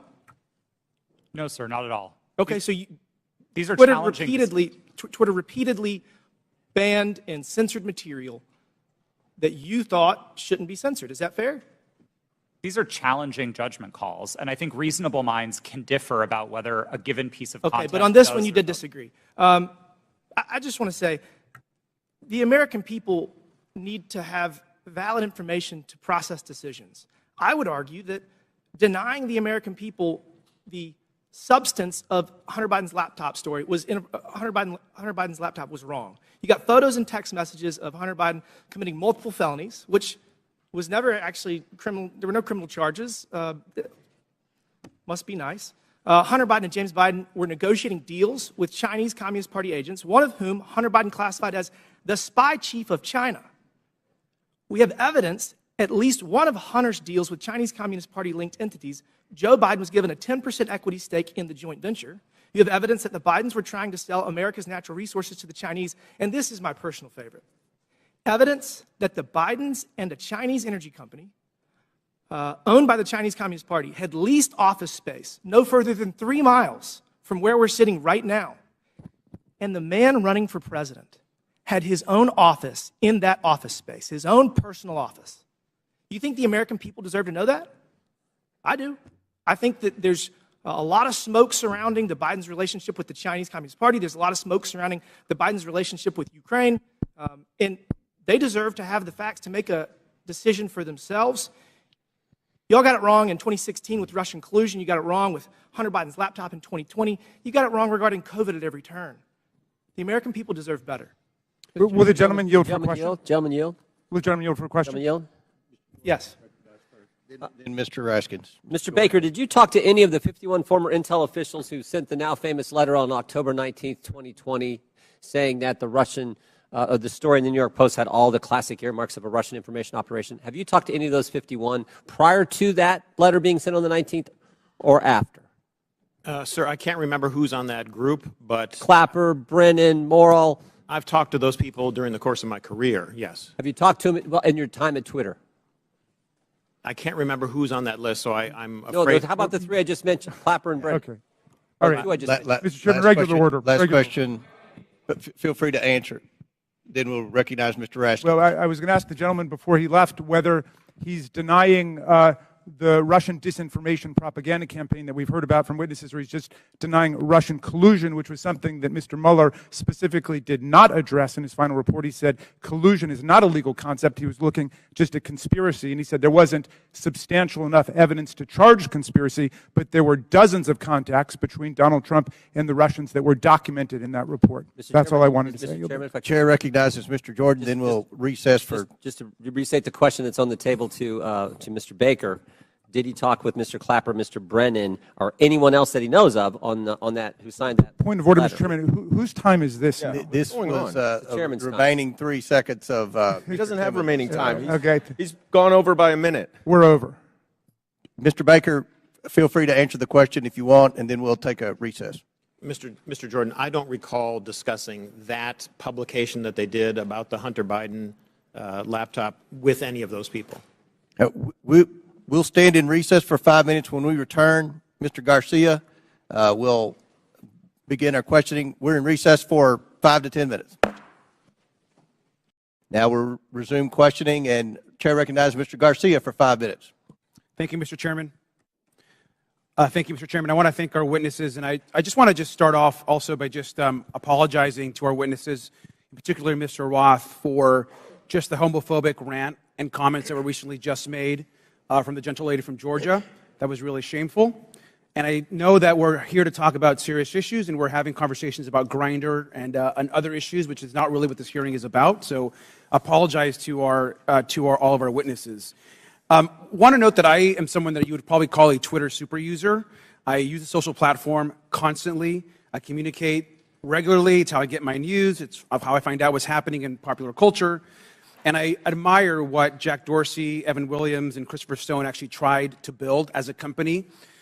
I wish I could say the same for what the platform is today. I think to me and to many other users, we've seen the site currently degraded. We've seen Mr. Musk more interested in attacking journalists and uplifting conspiracy theories and actually running a company. And I think we can all agree that just overall the service has substantially degraded. I think just an example is the forced For You page mess that I personally don't like, and I think most folks don't as well. But I want to know more seriously that Mr. Musk and the current team has also done damage as far as trust and safety on the platform. He's gutted the trust and safety teams that have been described. He's eliminated content management systems, and the human rights team, which, as we know, has ceased to operate. I do want to just take a minute to thank Mr. Roth and particularly Ms. Navaroli and your teams. I know that you were trying your best. I want to thank all of the folks that worked at Twitter because they believed in its mission, a mission I'm not sure holds true today completely, but it's one that I know a lot of folks worked on. And so just thank you for that work. And mistakes were made, and clearly you have actually lived up to those mistakes and the issues that have existed. But I especially want to thank you for your work around the pandemic. The pandemic took over 1 million American lives, 1,300 in my own city back home, and your decisions in content moderation actually saved countless lives in this country, including the work you did by moderating or banning members even of this committee who peddled in lies and were actively causing death and harm to others. And so for that work on content moderation, I want to thank you. And I want to go back to something that Mr. Roth said briefly. You had mentioned earlier in this hearing that you thought that currently there's still systemic election interference and interference happening. How serious do you think the current threat from Russia and other countries is to current election interference? I think we can look to the evidence from the midterms to know that these campaigns are ongoing and they are serious. And it's not just Russia, Iran, and China, though they are the big players. There's now a playbook for how election interference works. And it's unfortunately all too cheap and all too easy for countries to try to carry this out. Thank you. And I think so. I think it's pretty clear what we've learned today. One thing we've learned, which hasn't been much, by the way, is that there's current election interference happening today by Russia and other actors. And so that is something that's serious. That's which the focus of this hearing should actually be about, versus all of this kind of nonsense and lies and conspiracy theories that this committee is actually focused on today. I want to take the remaining balance of my time and yield to Ms. Ocasio-Cortez. I thank the gentleman from California. I'd like to raise and follow up on a point that the opposition and the other side of the aisle is making, which is trying to insinuate that there is something scandalous or unusual about federal agency outreach to social media platforms and other organizations such as Twitter. The insinuation here is that in the FBI and other agencies reaching out to Twitter, that there's something nefarious about this, that this was some sort of partisan weaponization or attempt to intimidate. But we actually have quite a documented history of representatives from the Trump administration hailing the progress that the government had made in working with companies like Twitter to counter foreign influence operations and other areas of concern. In early March 2020, right before the Super Tuesday primary election, several Trump administration officials, including Mike Pompeo, Bill Barr, Chad Wolf, and acting director of national intelligence, Richard Grenell, issued a statement praising the government's cooperation with the private sector to fend off foreign interference and said that relationship was, quote, stronger than it's ever been. This was around this whole time where there's this grievance around this. And listen to what DHS Secretary Chad Wolf had to say just weeks before the 2020 presidential election. We now have direct lines of communication with tech and social media companies and election officials so that both parties can seamlessly take action against false information spreading online. I would argue that this information from the Trump administration would say that they would support your decision in temporarily suspending this disinformation that seemed to be coming out from the New York Post. So with that, I yield back to the chair. Gentlelady yields back. Chair recognizes Mr. Burchett for 5 minutes. Thank you, thank you, Mr. Chairman. Ms. Gaddy, Charlie Kirk and Dan Bongino are conservative commentators. Is that a fair characteristic? Just yes or no would be fine. I believe so, but I'm not familiar with them. Okay. The posters behind me show the side of Twitter that is not available to users. Is that correct? This appears to be a view of some of our agent tooling, but I do not have access to that, so I'm not very familiar with that. Okay. Well, Ms. Gaddy, the labels identify status that have been assigned to these accounts. Is that correct? I don't know. Ma'am, these are your internal things. You're telling me you don't receive these, you don't know what they mean? Representative, I did not have access to these tools, and so I don't know. They look familiar to me. As an executive, you did not have access to inside information at Twitter. Okay. Ms. Gaddy, Mr. Bongino's account, there's a few words under the verified and active. Can you read the first two labels under verified and active? They're the yellow ones. Notification spikes, search blacklist. All right, thank you. Ms. Bongino, ma'am, Mr. Bongino has more than 3.5 million Twitter followers. Is that correct, would you say? I'm sorry, I don't know the answer to that question. Okay, well, that is correct. Let's look at Mr. Kirk's account. Ms. Gaddy, can I get you to read the yellow labels on Mr. Kirk's account? Can you see those? I'm sorry, I can't see them from right here. All right. Do you know that Mr. Kirk has almost 2 million followers? I was not aware of that. Okay. Let me ask you, what is a search blacklist? I do not know specifically what that is, but I could make a guess if that would be helpful. Why don't you make a guess for me, please?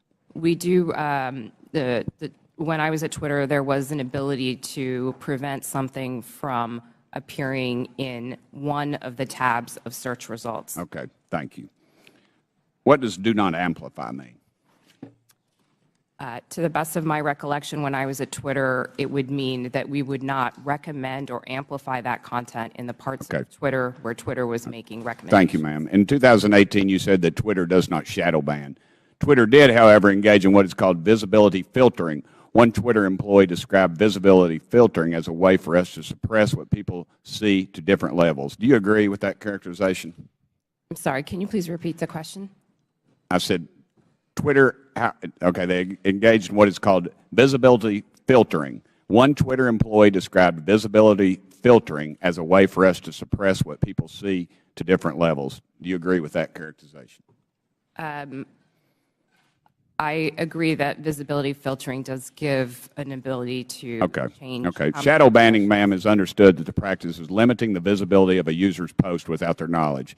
How is visibility filtering any different?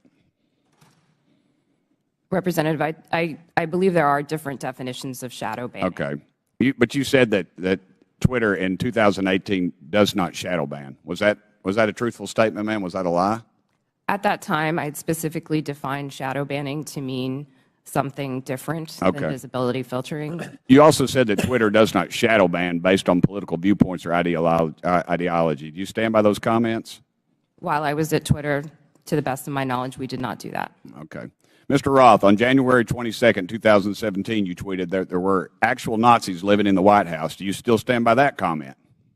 Yes or no? Sir, I regret the language I used. No, I do not. Okay. Mr. Roth, earlier in your testimony, you said you regretted tweeting that, quote, actual Nazis are living in the White House. However, Iran's Ayatollah sent anti-Semitic tweets, one stating, quote, Israel is a malignant, cancerous tumor that has to be removed and eradicated. Yes or no, did Twitter ever ban the Ayatollah or remove this hateful anti-Semitic tweet? Yes or no? To the best of my knowledge, Twitter did not remove that tweet. The answer is no. Mr. Chairman, it's clear that conservative voices are being silenced on social media in the mainstream. I appreciate this hearing. I might also suggest we look into holding one on DirecTV, Newsmax, and OAN. I give the rest of my time to Mr. Jordan. I thank the gentleman for yielding and for his good questions. So the user knows when their account's been suspended or blocked, but they don't know when they have some of these gold terms that were under Mr. Bongino and Mr. Kirk. Is that right, Mr. Roth? As of the time that I worked at Twitter, yes, that's correct. So they don't know if they're on the search blacklist. They don't know if they're on the do not amplify. They don't know that. That's correct. Twitter did not disclose that. So you did that to these two accounts. What I want to know did you know, Mr. Roth, if that was at the prompting of anyone from the government? Gentleman's time's expired, but please answer the question. No, sir, I'm not aware of any requests or orders or demands or anything from the government requesting that visibility filtering be applied to those accounts or any others. Chair recognizes Mr. Frost for 5 minutes. Thank you, Mr. Chairman. Look, I mean, I've been sitting here for over 2 hours, and I'm still not really seeing the point of this hearing. Is it to solve the problems of the American people, what people are struggling with? No. We get it. My Republican colleagues wish that the Hunter Biden story would have helped them win the 2020 election, and that didn't happen. And so they're angry about it, and that's the point of this hearing. You know, it was actually the foundation of the chairman's opening statement. It's why he brought up that poll on the 2020 election. That's what this is all about. And so I want to say to my colleagues, don't worry. There's still many platforms you can spread disinformation on, Parler, Truth Social, that have questionable editorial policies but aren't here today. There was no collusion, as the witnesses have said, under oath. There was no pressuring from the United States government, as we heard under oath. We're wasting our time here bullying former Twitter employees. So that way, it's calling the ref. So that way, in the future, when they want disinformation to be put on the internet, social platforms will be scared to call them out down the road. It's called calling the ref. But let's talk about the root of this hearing. My Republican colleagues would have folks believe that Democrats are preparing for some sort of major culture war. And there's a difference between a culture war and how culture naturally changes, culture change. Some on this committee are very resistant to culture change. I mean, just yesterday we heard a member equate immigration negatively to changing our culture, black and brown folks coming to our country. The reality is that culture changes, it adopts, it welcomes more people, it becomes more understanding, and it also decides to reassess what's acceptable behavior and rhetoric. It could be different now than it was in, say, the 1950s. In this supposed culture war, they often conflate the right to free speech with the non-existent right to not be criticized or held accountable for what you say on the internet or even in real life. And just because it's legal to say something and the government won't throw you in jail for it, doesn't mean the rest of the world, and sometimes even your own family, have to associate themselves with you or your comments. Mr. Roth, you helped set up content moderation policy at Twitter. What type of user tweets were more likely to get limited? Did it have to do with racism, sexism, homophobia, violence, or were y'all looking for people who were supporting Donald Trump, President Trump, and limiting those?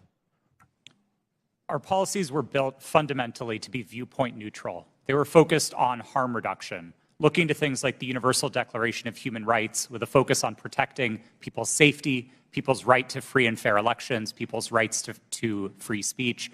And we built concern with those rights into our policy. So being a decent human being. That's certainly what we tried to do. Gotcha. Yes. Ms. Naravoli, earlier you testified about a 2019 tweet that was about President Trump. And I think it was from Ms. Teagan. What was the tweet about?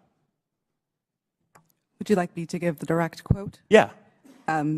Please excuse my language. This is a direct quote, but Chrissy Teigen referred to Donald Trump as a pussy-ass bitch. Okay.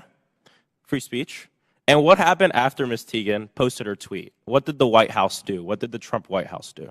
From my understanding, the White House reached out to ask that this tweet be removed. It was my team's job. This fell underneath the policy for abusive behaviors, and we evaluated underneath our insults policy. At that time, up to 3 insults were allowed, and so it was our job to determine how many insults were included within that phrase. So the Trump White House reached out, not an agency, but the White House reached out and requested that you remove the tweet? From my understanding, yes. Okay.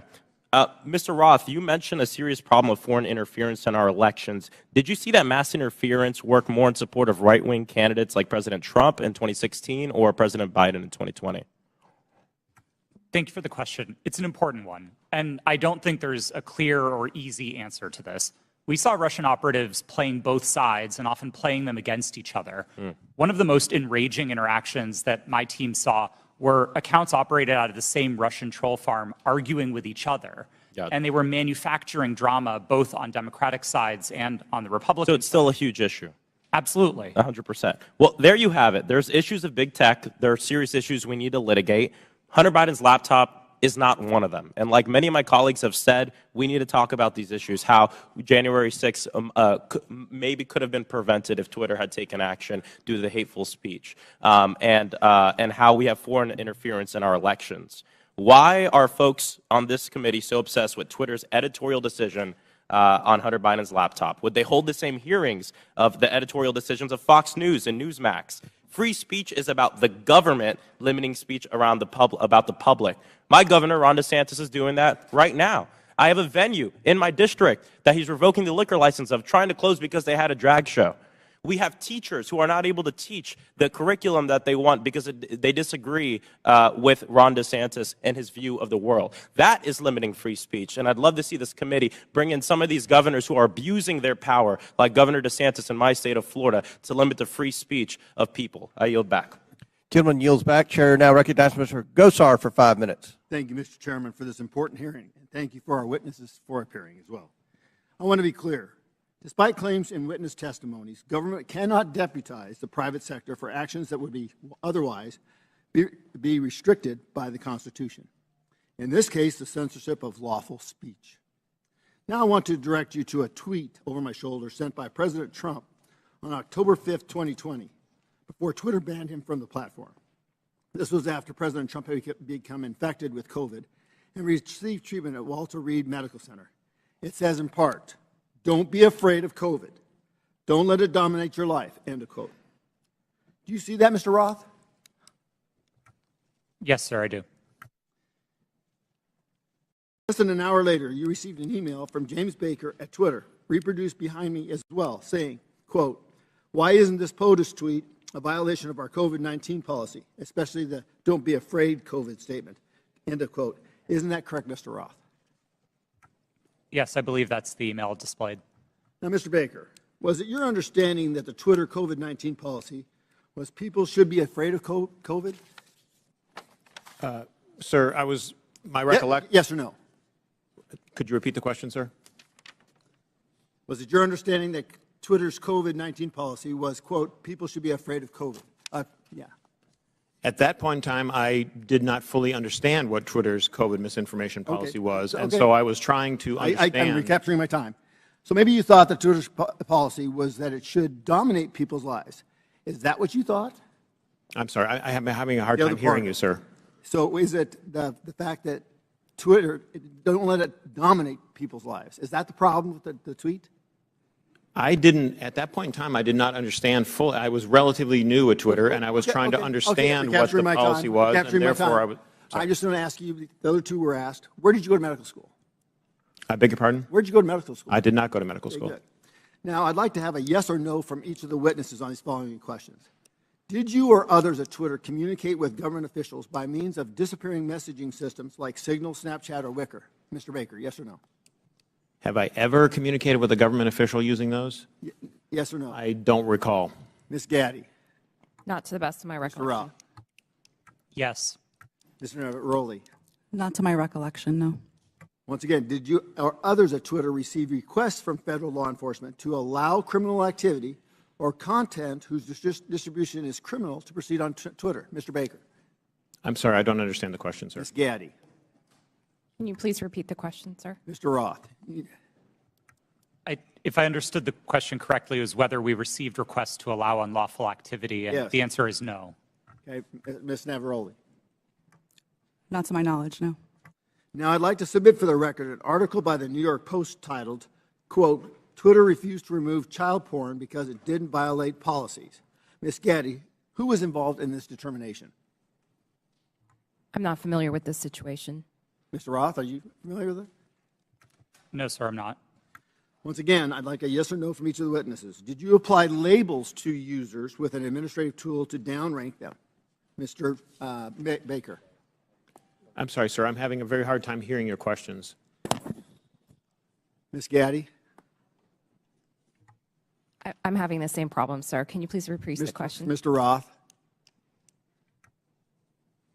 I'm not sure I understood the question, sir. Well, I'm asking you, did anybody use an administrative tool to downrank users? Yes, sir. That's a part of Twitter's content moderation capabilities. Mr. Baker? Well, I'll rely on Mr. Roth. Okay, Ms. Gaddy? Yes, we're very public about our recommendation system Thank and how they work. Mr. Chairman, today's witnesses played a central, powerful, and disturbing role in limiting not only free speech, but even people's good faith inquiries and research regarding their own health. The Internet is increasingly where my constituents go to engage in civic discourse. Our liberties as Americans will be diminished if we do not recognize our speech is increasingly virtual and right now subject to hostility and threatened through bans and deplatforming. The suggestions by witnesses that all of the removal of, quote, lawful but awful speech, quote, was done in favor of users is bunk. You could just as easily provide content filter options to allow lawful speech, letting users decide what lawful materials they do or don't want to engage with. But you didn't. You censored and manipulated millions of people. Do not allow people like this sitting in front of us today to be the arbiters of truth. I urge my colleagues to support my Section 230 reform, Stop the Censorship Act, which empowers users with the editorial contract. Our private businesses, you always have a contract with your customers. Allow them to pick. I yield back my time. Gentleman yields back. Chair recognizes Ms. Bailett. Thank you, Mr. Chairman. And I want to say, as a former history teacher, I care a lot about the facts and the details, so let's dive in. On December 4th, then-ranking member Comer appeared on Fox News and alleged that what Elon Musk's Twitter files showed was, quote, evidence that the Biden campaign colluded with big tech to suppress a story that we now know is 100% true, unquote. That is simply not true. It is not true based on what we knew then. It is not true based on what we know now.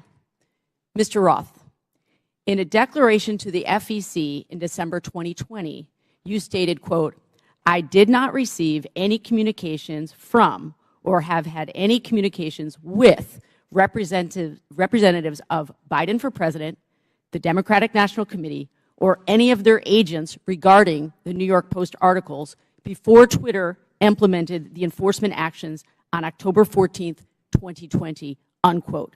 Mr. Roth, do you stand by that statement? Yes, absolutely.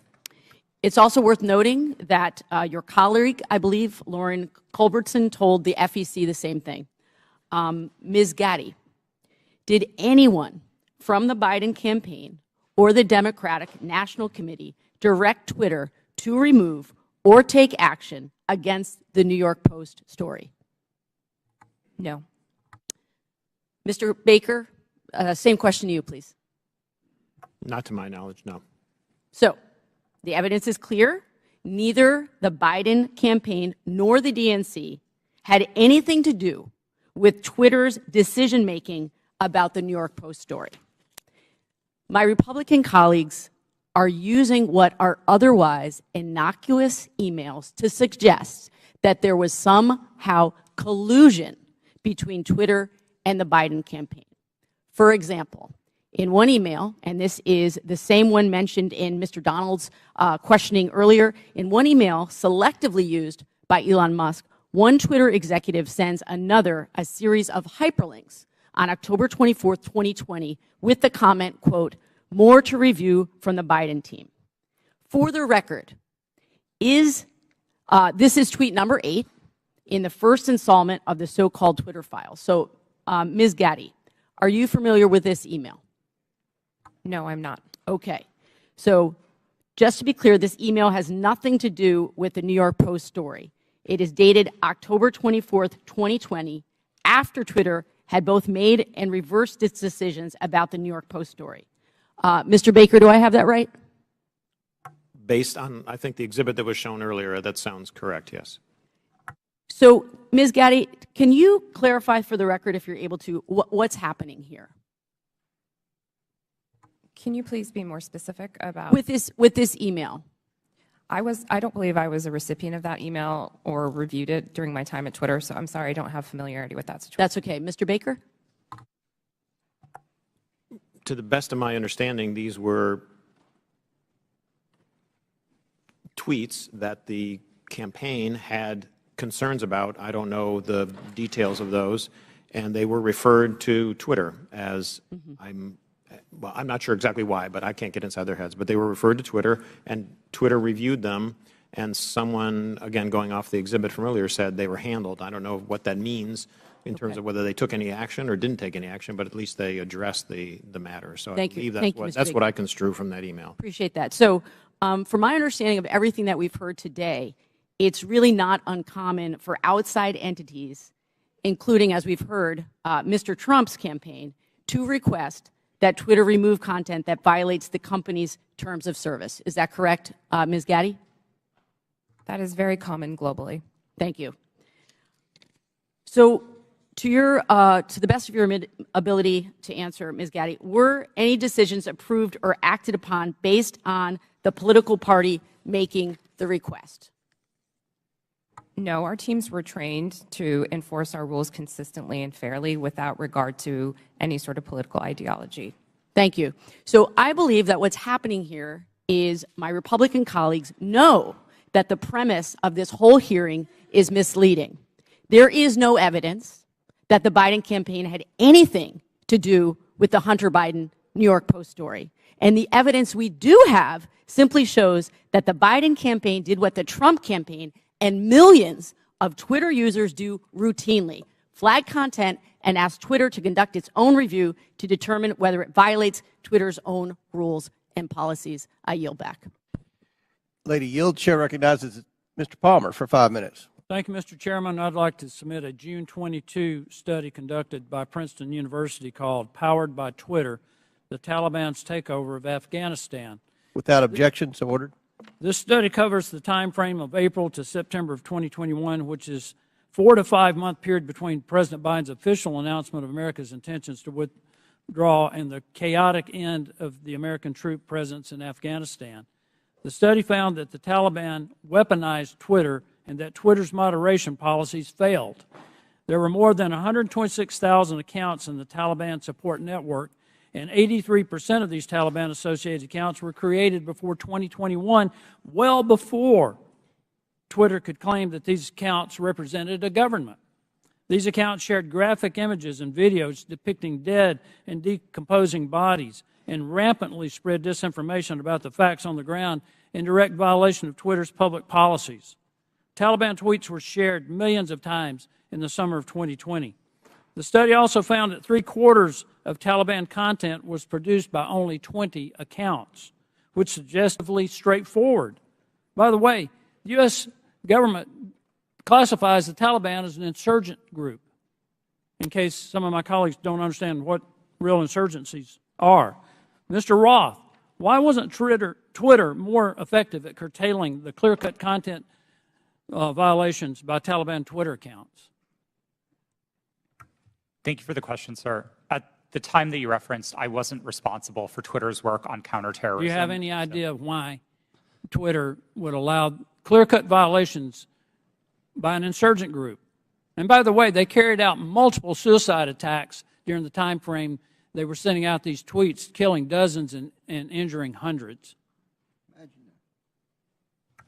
It's my understanding that Twitter's policies at the time distinguished between some of the more violent portions of the Taliban and some of the more political portions of it. I'm not rendering judgment on it. That stuff's still up on Twitter, and I just wonder how many content moderators were assigned, if any, to check on these accounts. Additionally, it appears that Twitter was profiting from Taliban's presence on the platform in the lead up to the overthrow of the Afghan government. Twitter placed ads from U.S. companies, including Amazon, Disney, McDonald's, and on the Twitter accounts of the Taliban news organization and their spokespersons and their senior leaders. Ms. Gaddy, did Twitter make money off placed ads on Taliban Twitter accounts on August 26, 2021, when 13 U.S. men and women died in a suicide bombing? I have no knowledge of this matter. You don't have any knowledge about whether or not these ads were up? I do not. According to Twitter, the decision to ban President Trump was after a close review of his tweets and the context around them, specifically how they are being received and interpreted on and off Twitter. On June 3rd, 2018, the Iranian Ayatollah Khomeini.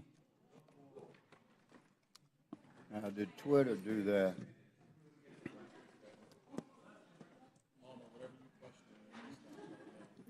Sounds like the Green New Deal to me.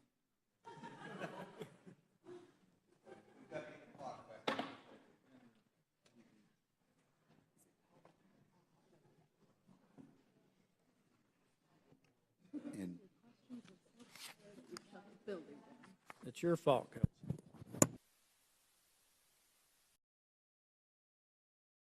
Minutes remaining, so I now yield 3 minutes to Mr. Palmer. Thank you, Mr. Chairman. Let's try this again.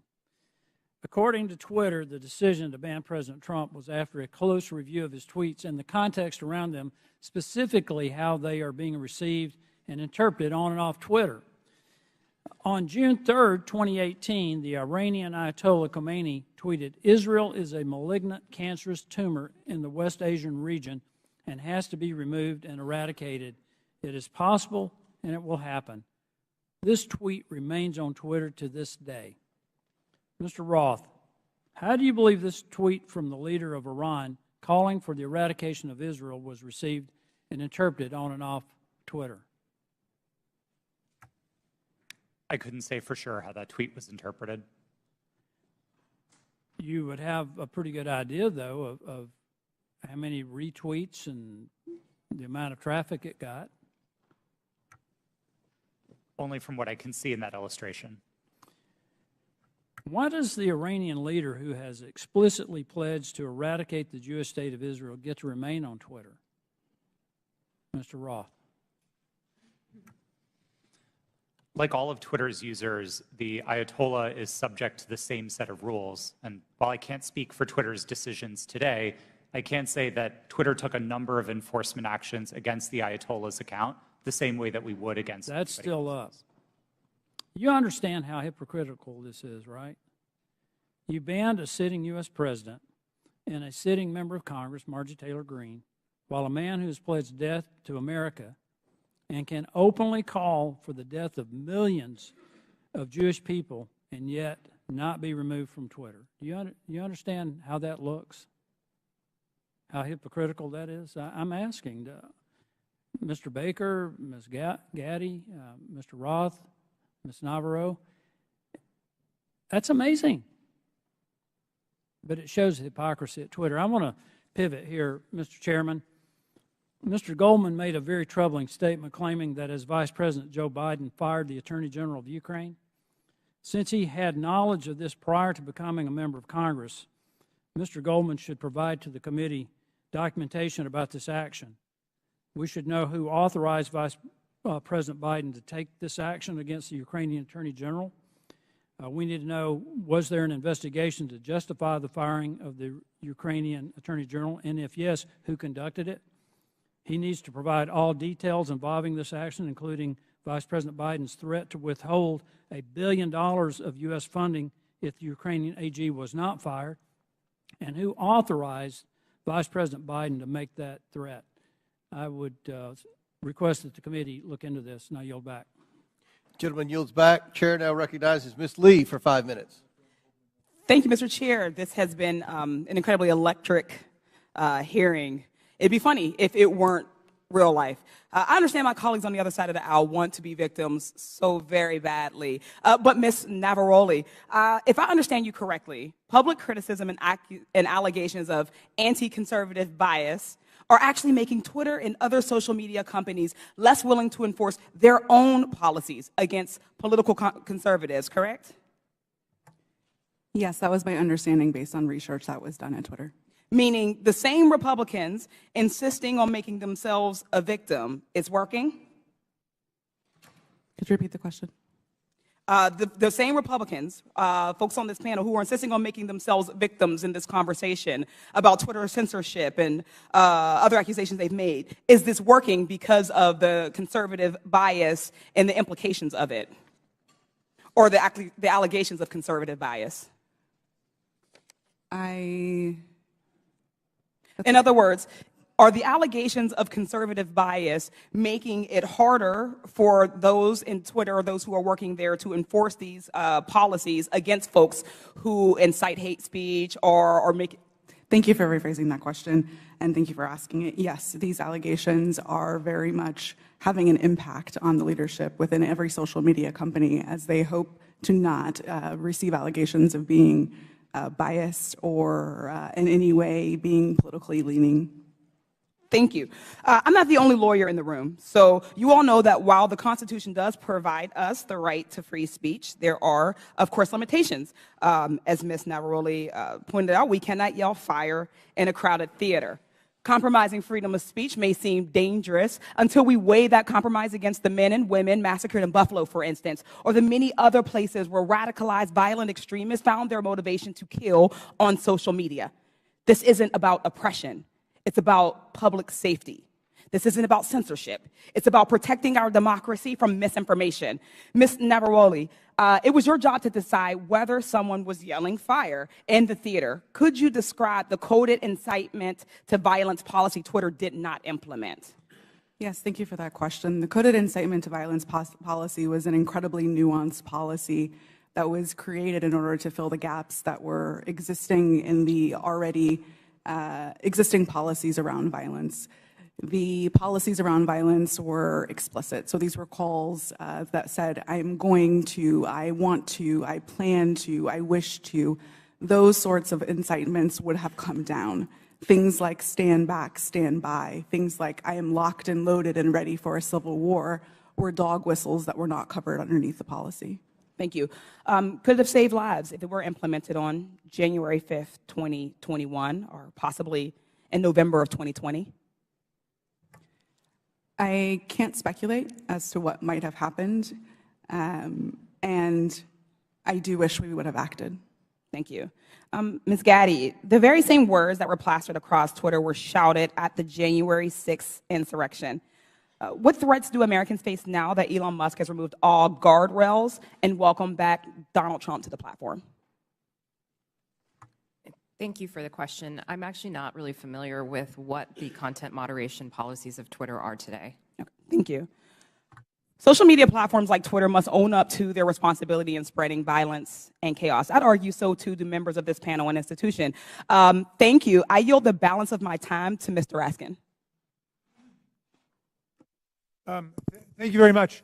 Mr. Roth, I want to go back to the whole question of your finding hundreds of thousands of fake accounts set up by Vladimir Putin and the Russian Internet Research Agency, I think they called it, which was the propaganda arm in 2016, and I suppose to this day.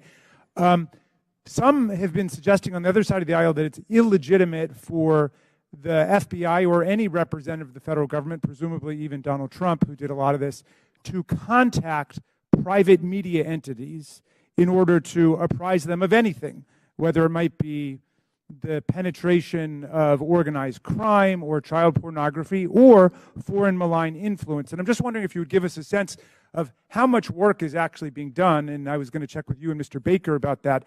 How much work does Twitter and other social media entities do that relies on the FBI and other national security agencies? Thank you for the question. There is a considerable amount of work to address foreign disinformation at Twitter and also at other companies.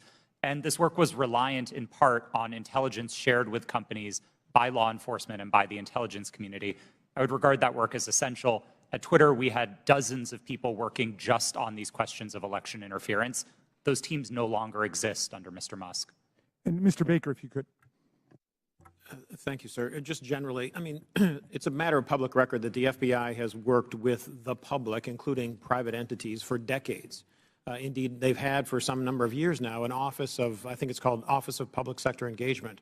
This is part of what they do in order to fulfill their responsibilities and to do their jobs to protect the country.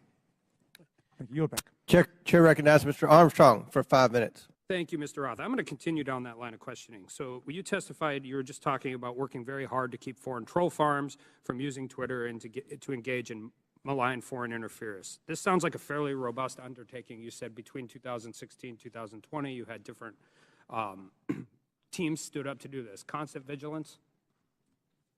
Yes, sir. That was the phrase that we used. Yeah. And these types of attempts are constantly evolving. They're trying to find new ways to penetrate your system, so you have to be engaging with it on a, and being willing to adapt on a constant basis. Yes, sir. That's right. And now we forward to 2020, and earlier you had testified that you were having regular interactions with National Intelligence, Homeland Security, and the FBI? Yes, I did. And primarily to deal with foreign interference? Primarily, but I would say almost misinformation and all of that. exclusively. But you had said earlier, like your contact with Agent Chang was primarily with foreign interference? Yes, that's right. All right. And these were emails. Were there meetings? Yes. Twitter met quarterly with the FBI Foreign Interference Task Force, and we had those meetings running for a number of years to share information about malign foreign interference. Agents from Homeland Security or intelligence, or just primarily the FBI? Our primary contacts were with the FBI, and in those quarterly meetings, they were, I believe, exclusively with FBI personnel. And you had multiple former FBI agents on the payroll. I mean, Mr. Baker, you have 10 years experience with FBI, DOJ? I was, well, with DOJ, it's 2 decades roughly, but I was, just for the record, I was never an FBI agent. Okay. Yeah. And Twitter has such a close relationship with at least one FBI agent that that agent could start emails with, "Hey, Twitter folks," and could actually advise your company about violations of your own terms of service. Mr. Roth, I think it's safe to say that you had a consistent dialogue with the FBI for the weeks and months prior to the New York Post. Is that fair? I had ongoing conversations with the FBI for years, I would say, about election security. And in response to Mr. Fry earlier, you said you would not categorize the FBI communications as pressure. No, I would not. However, Twitter's director of policy wrote to you in 2020 that Twitter has seen a sustained effort by the intelligence community to push Twitter and that Twitter should keep a solid front against these efforts. He specifically cited Elvis Chain, an FBI agent in San Francisco. Now, on August 11th, 2020, Agent Chan sent you 3 documents in prep for a meeting and said the documents pertain to APT-28, a hacking unit connected with Russian military intelligence. Agent Chan arranged for having security clearance for Mr. Baker and facilitated encrypted networks for the FBI to share information with Twitter employees. And on October 14th of 2020, you stated that this feels a lot like somewhat of a subtle leak operation. Earlier today, you testified that you were following national experts on Twitter, national security experts on Twitter, as a reason to take down the New York Post story on Hunter Biden's laptop. Yes, sir, I did. So after 2016, you set up all these teams to deal with Russian interference, foreign interference. You're having regular meetings with the FBI. You have connections with all of these different government agencies, and you didn't reach out to them once? Is that question in reference to the day of the New York Post Yeah. article? That's right. We generally did not reach out to the FBI to consult on content moderation decisions, especially where they related to domestic activity. It's not that we wouldn't have liked that information. We certainly would have.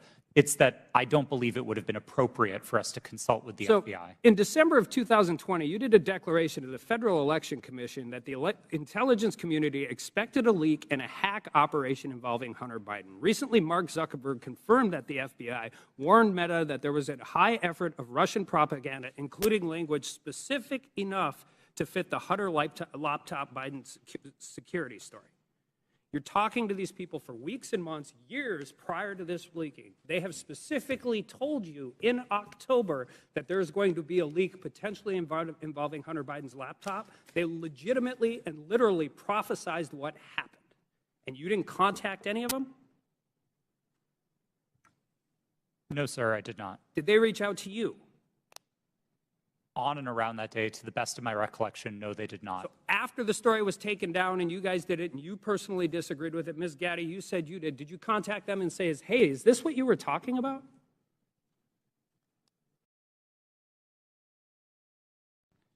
If that question was directed to me, no, I did Ms. not. Gaddy, did you talk to anybody from the FBI? Not to the best of my recollection. So I guess my question is, what is the point of this program? You have constant communication. They're set up for foreign interference. They've legitimately warned you about this very specific thing, and then all of a sudden everybody just walks away? Like, this is what you planned for. This is what you prepared for. This is the information. They told you exactly what was going to happen, and then you want, I don't care if it's members of Congress, you legitimately want the American people to believe we just completely cut off contact with all of the people who we were supposed to defend against? I don't think it passes the smell test, and neither do the American people. I yield back. Chair recognizes Mr. Kassar for 5 minutes. I'm honored to be a new member of Congress, where our purpose is to listen to the people and represent their voices and lift up our communities. After talking to thousands of people across Texas, asking them, what do you want me to work on for you as a new member of Congress? Not a single person told me they were concerned about a New York Post story on Twitter about Hunter Biden. Is that really what we're dedicating this committee's time to? Is that really what we're going to dedicate the next 2 years to? Our constituents of all political backgrounds are worried they're getting pushed out of their neighborhoods by spiking housing costs. They see their public schools suffering because we aren't supporting our teachers. In my state, our rural hospitals are closing. We have more uninsured people than anywhere in the country. We have the highest number of food insecure kids, and reproductive rights have been stripped away. We're talking about none of that. It seems to me that we're having these hearings so that people can beat their chest about Hunter Biden, maybe do some fundraising, get some headlines, and ironically post those on Twitter. If that's what House Republicans want to spend their time on, then that's their prerogative. But to me, it's a damn shame. We're here for a bigger purpose than that. Under the leadership of the legendary chairman, Jack Brooks from Texas, this committee implemented the Great Society through the creation of Head Start and the creation of Medicare. They investigated Watergate. They built the U.S. space program. Anything is possible if we all come together to work on what our constituents demand, if we make sure that we say to our constituents that your voice matters here. We could be ensuring that the historic investments in infrastructure and domestic manufacturing create good union jobs where we need them the most. We could take on free speech and civil liberties issues at home and across the world. We could be investigating and taking a look at these real threats of domestic terrorism, and civil unrest, we could be making sure that our constituents' lives are better. But instead, we're focusing today on Twitter. The American people deserve better. I yield back my time to Mr. Raskin. Thank you very much, Mr. Kassar. Let's go back to this point about the Russian disinformation campaign. And just to refresh everybody's recollection, Mr. Roth, you learned, was it before 2016 or after 2016, that Vladimir Putin had commanded an entire campaign to try to invade the American election with social media messages on Twitter, Facebook, and so on? Was that before the election you learned or after? While there was some public discussion of it before the election, most of the confirmed information was only declassified after Election Day.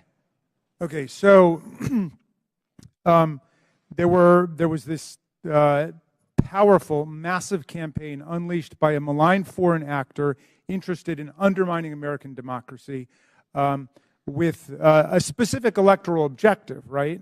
Did you find that? Was he just trying to create chaos, or did he want to put the thumb on the scale with his intervention for either Hillary Clinton or Donald Trump? A bit of both, honestly. I think there was a significant amount of the troll activity on social media in particular that wasn't tilted one way or the other. It played both sides and it played them off of each other. And I think that's bad for America and it's bad for democracy. I think the hack and leak campaign was a bit more skewed because that focused very specifically on the DNC and on John Podesta. Okay, and so the hack and leak campaign against the DNC and Hillary Clinton was one meant to damage Hillary Clinton's campaign. Is that right? That's what most research concludes was the objective, yeah. All right. So some people are suggesting that if the U.S. government finds out about a malign foreign influence disinformation or propaganda campaign in our elections at any level, the government shouldn't say anything to the public or the news media about it. What do you think about that proposition? I believe that would be a profound failure. I think there's a collective responsibility across the private sector and the public sector to address our shared threats, and Russian interference in American democracy is one of those shared threats. Okay. Ms. Gaddy, do you agree with that? Yes, I do. Okay. And just back to you, Ms. Navaroli, for a moment. Did you follow the attempt to overthrow the official election result in Brazil? I was not working at Twitter at the time, but I paid attention to the news, yes. Okay, and were you struck by any of the resemblances between what happened in Brazil and what happened here on January 6th? Yes, it was the exact same playbook that was played on January 6th, in which a ruling party claimed that an election was stolen and that misinformation continued to spread and lead to political violence. Thank you. I yield back, Mr. Chairman. Chair recognizes Mr. Fallon for 5 minutes. Thank you, Mr. Chairman. If there was ever, if there's ever a time where our government becomes the sole arbiter of truth, then we've lost the United States. Twitter's become the virtual town square. It now has the power to transform public opinion like no other medium in history, with their algorithms shaping and molding the public mind to their own ends. Mr. Roth, to the best of your knowledge, what percentage of your colleagues when you worked at Twitter donated to Democratic causes or candidates in 2020? I don't know, sir. We have it here. It was 98.4% of Twitter employees gave to Democratic candidates or causes in the 2020 election cycle. And believe it or not, those numbers actually went up in the 2022 cycle to 99.7% of Twitter employees donating to Democratic candidates and causes. So clearly, Twitter as a whole had a political bias. Mr. Roth, do you personally think that you have a political bias, and did you have one when you worked at Twitter? A personal political bias? No, sir. You didn't. That's remarkable because it's pretty obvious you did have strong biases when you compared, ironically using Twitter, people that worked in the Trump White House to Nazis. They were good folks that you simply disagreed with politically in our representative republic, and you compared them to the most evil people on the planet that murdered 60 million people, or at least were responsible for those deaths. You think that was a little bit hyperbolic?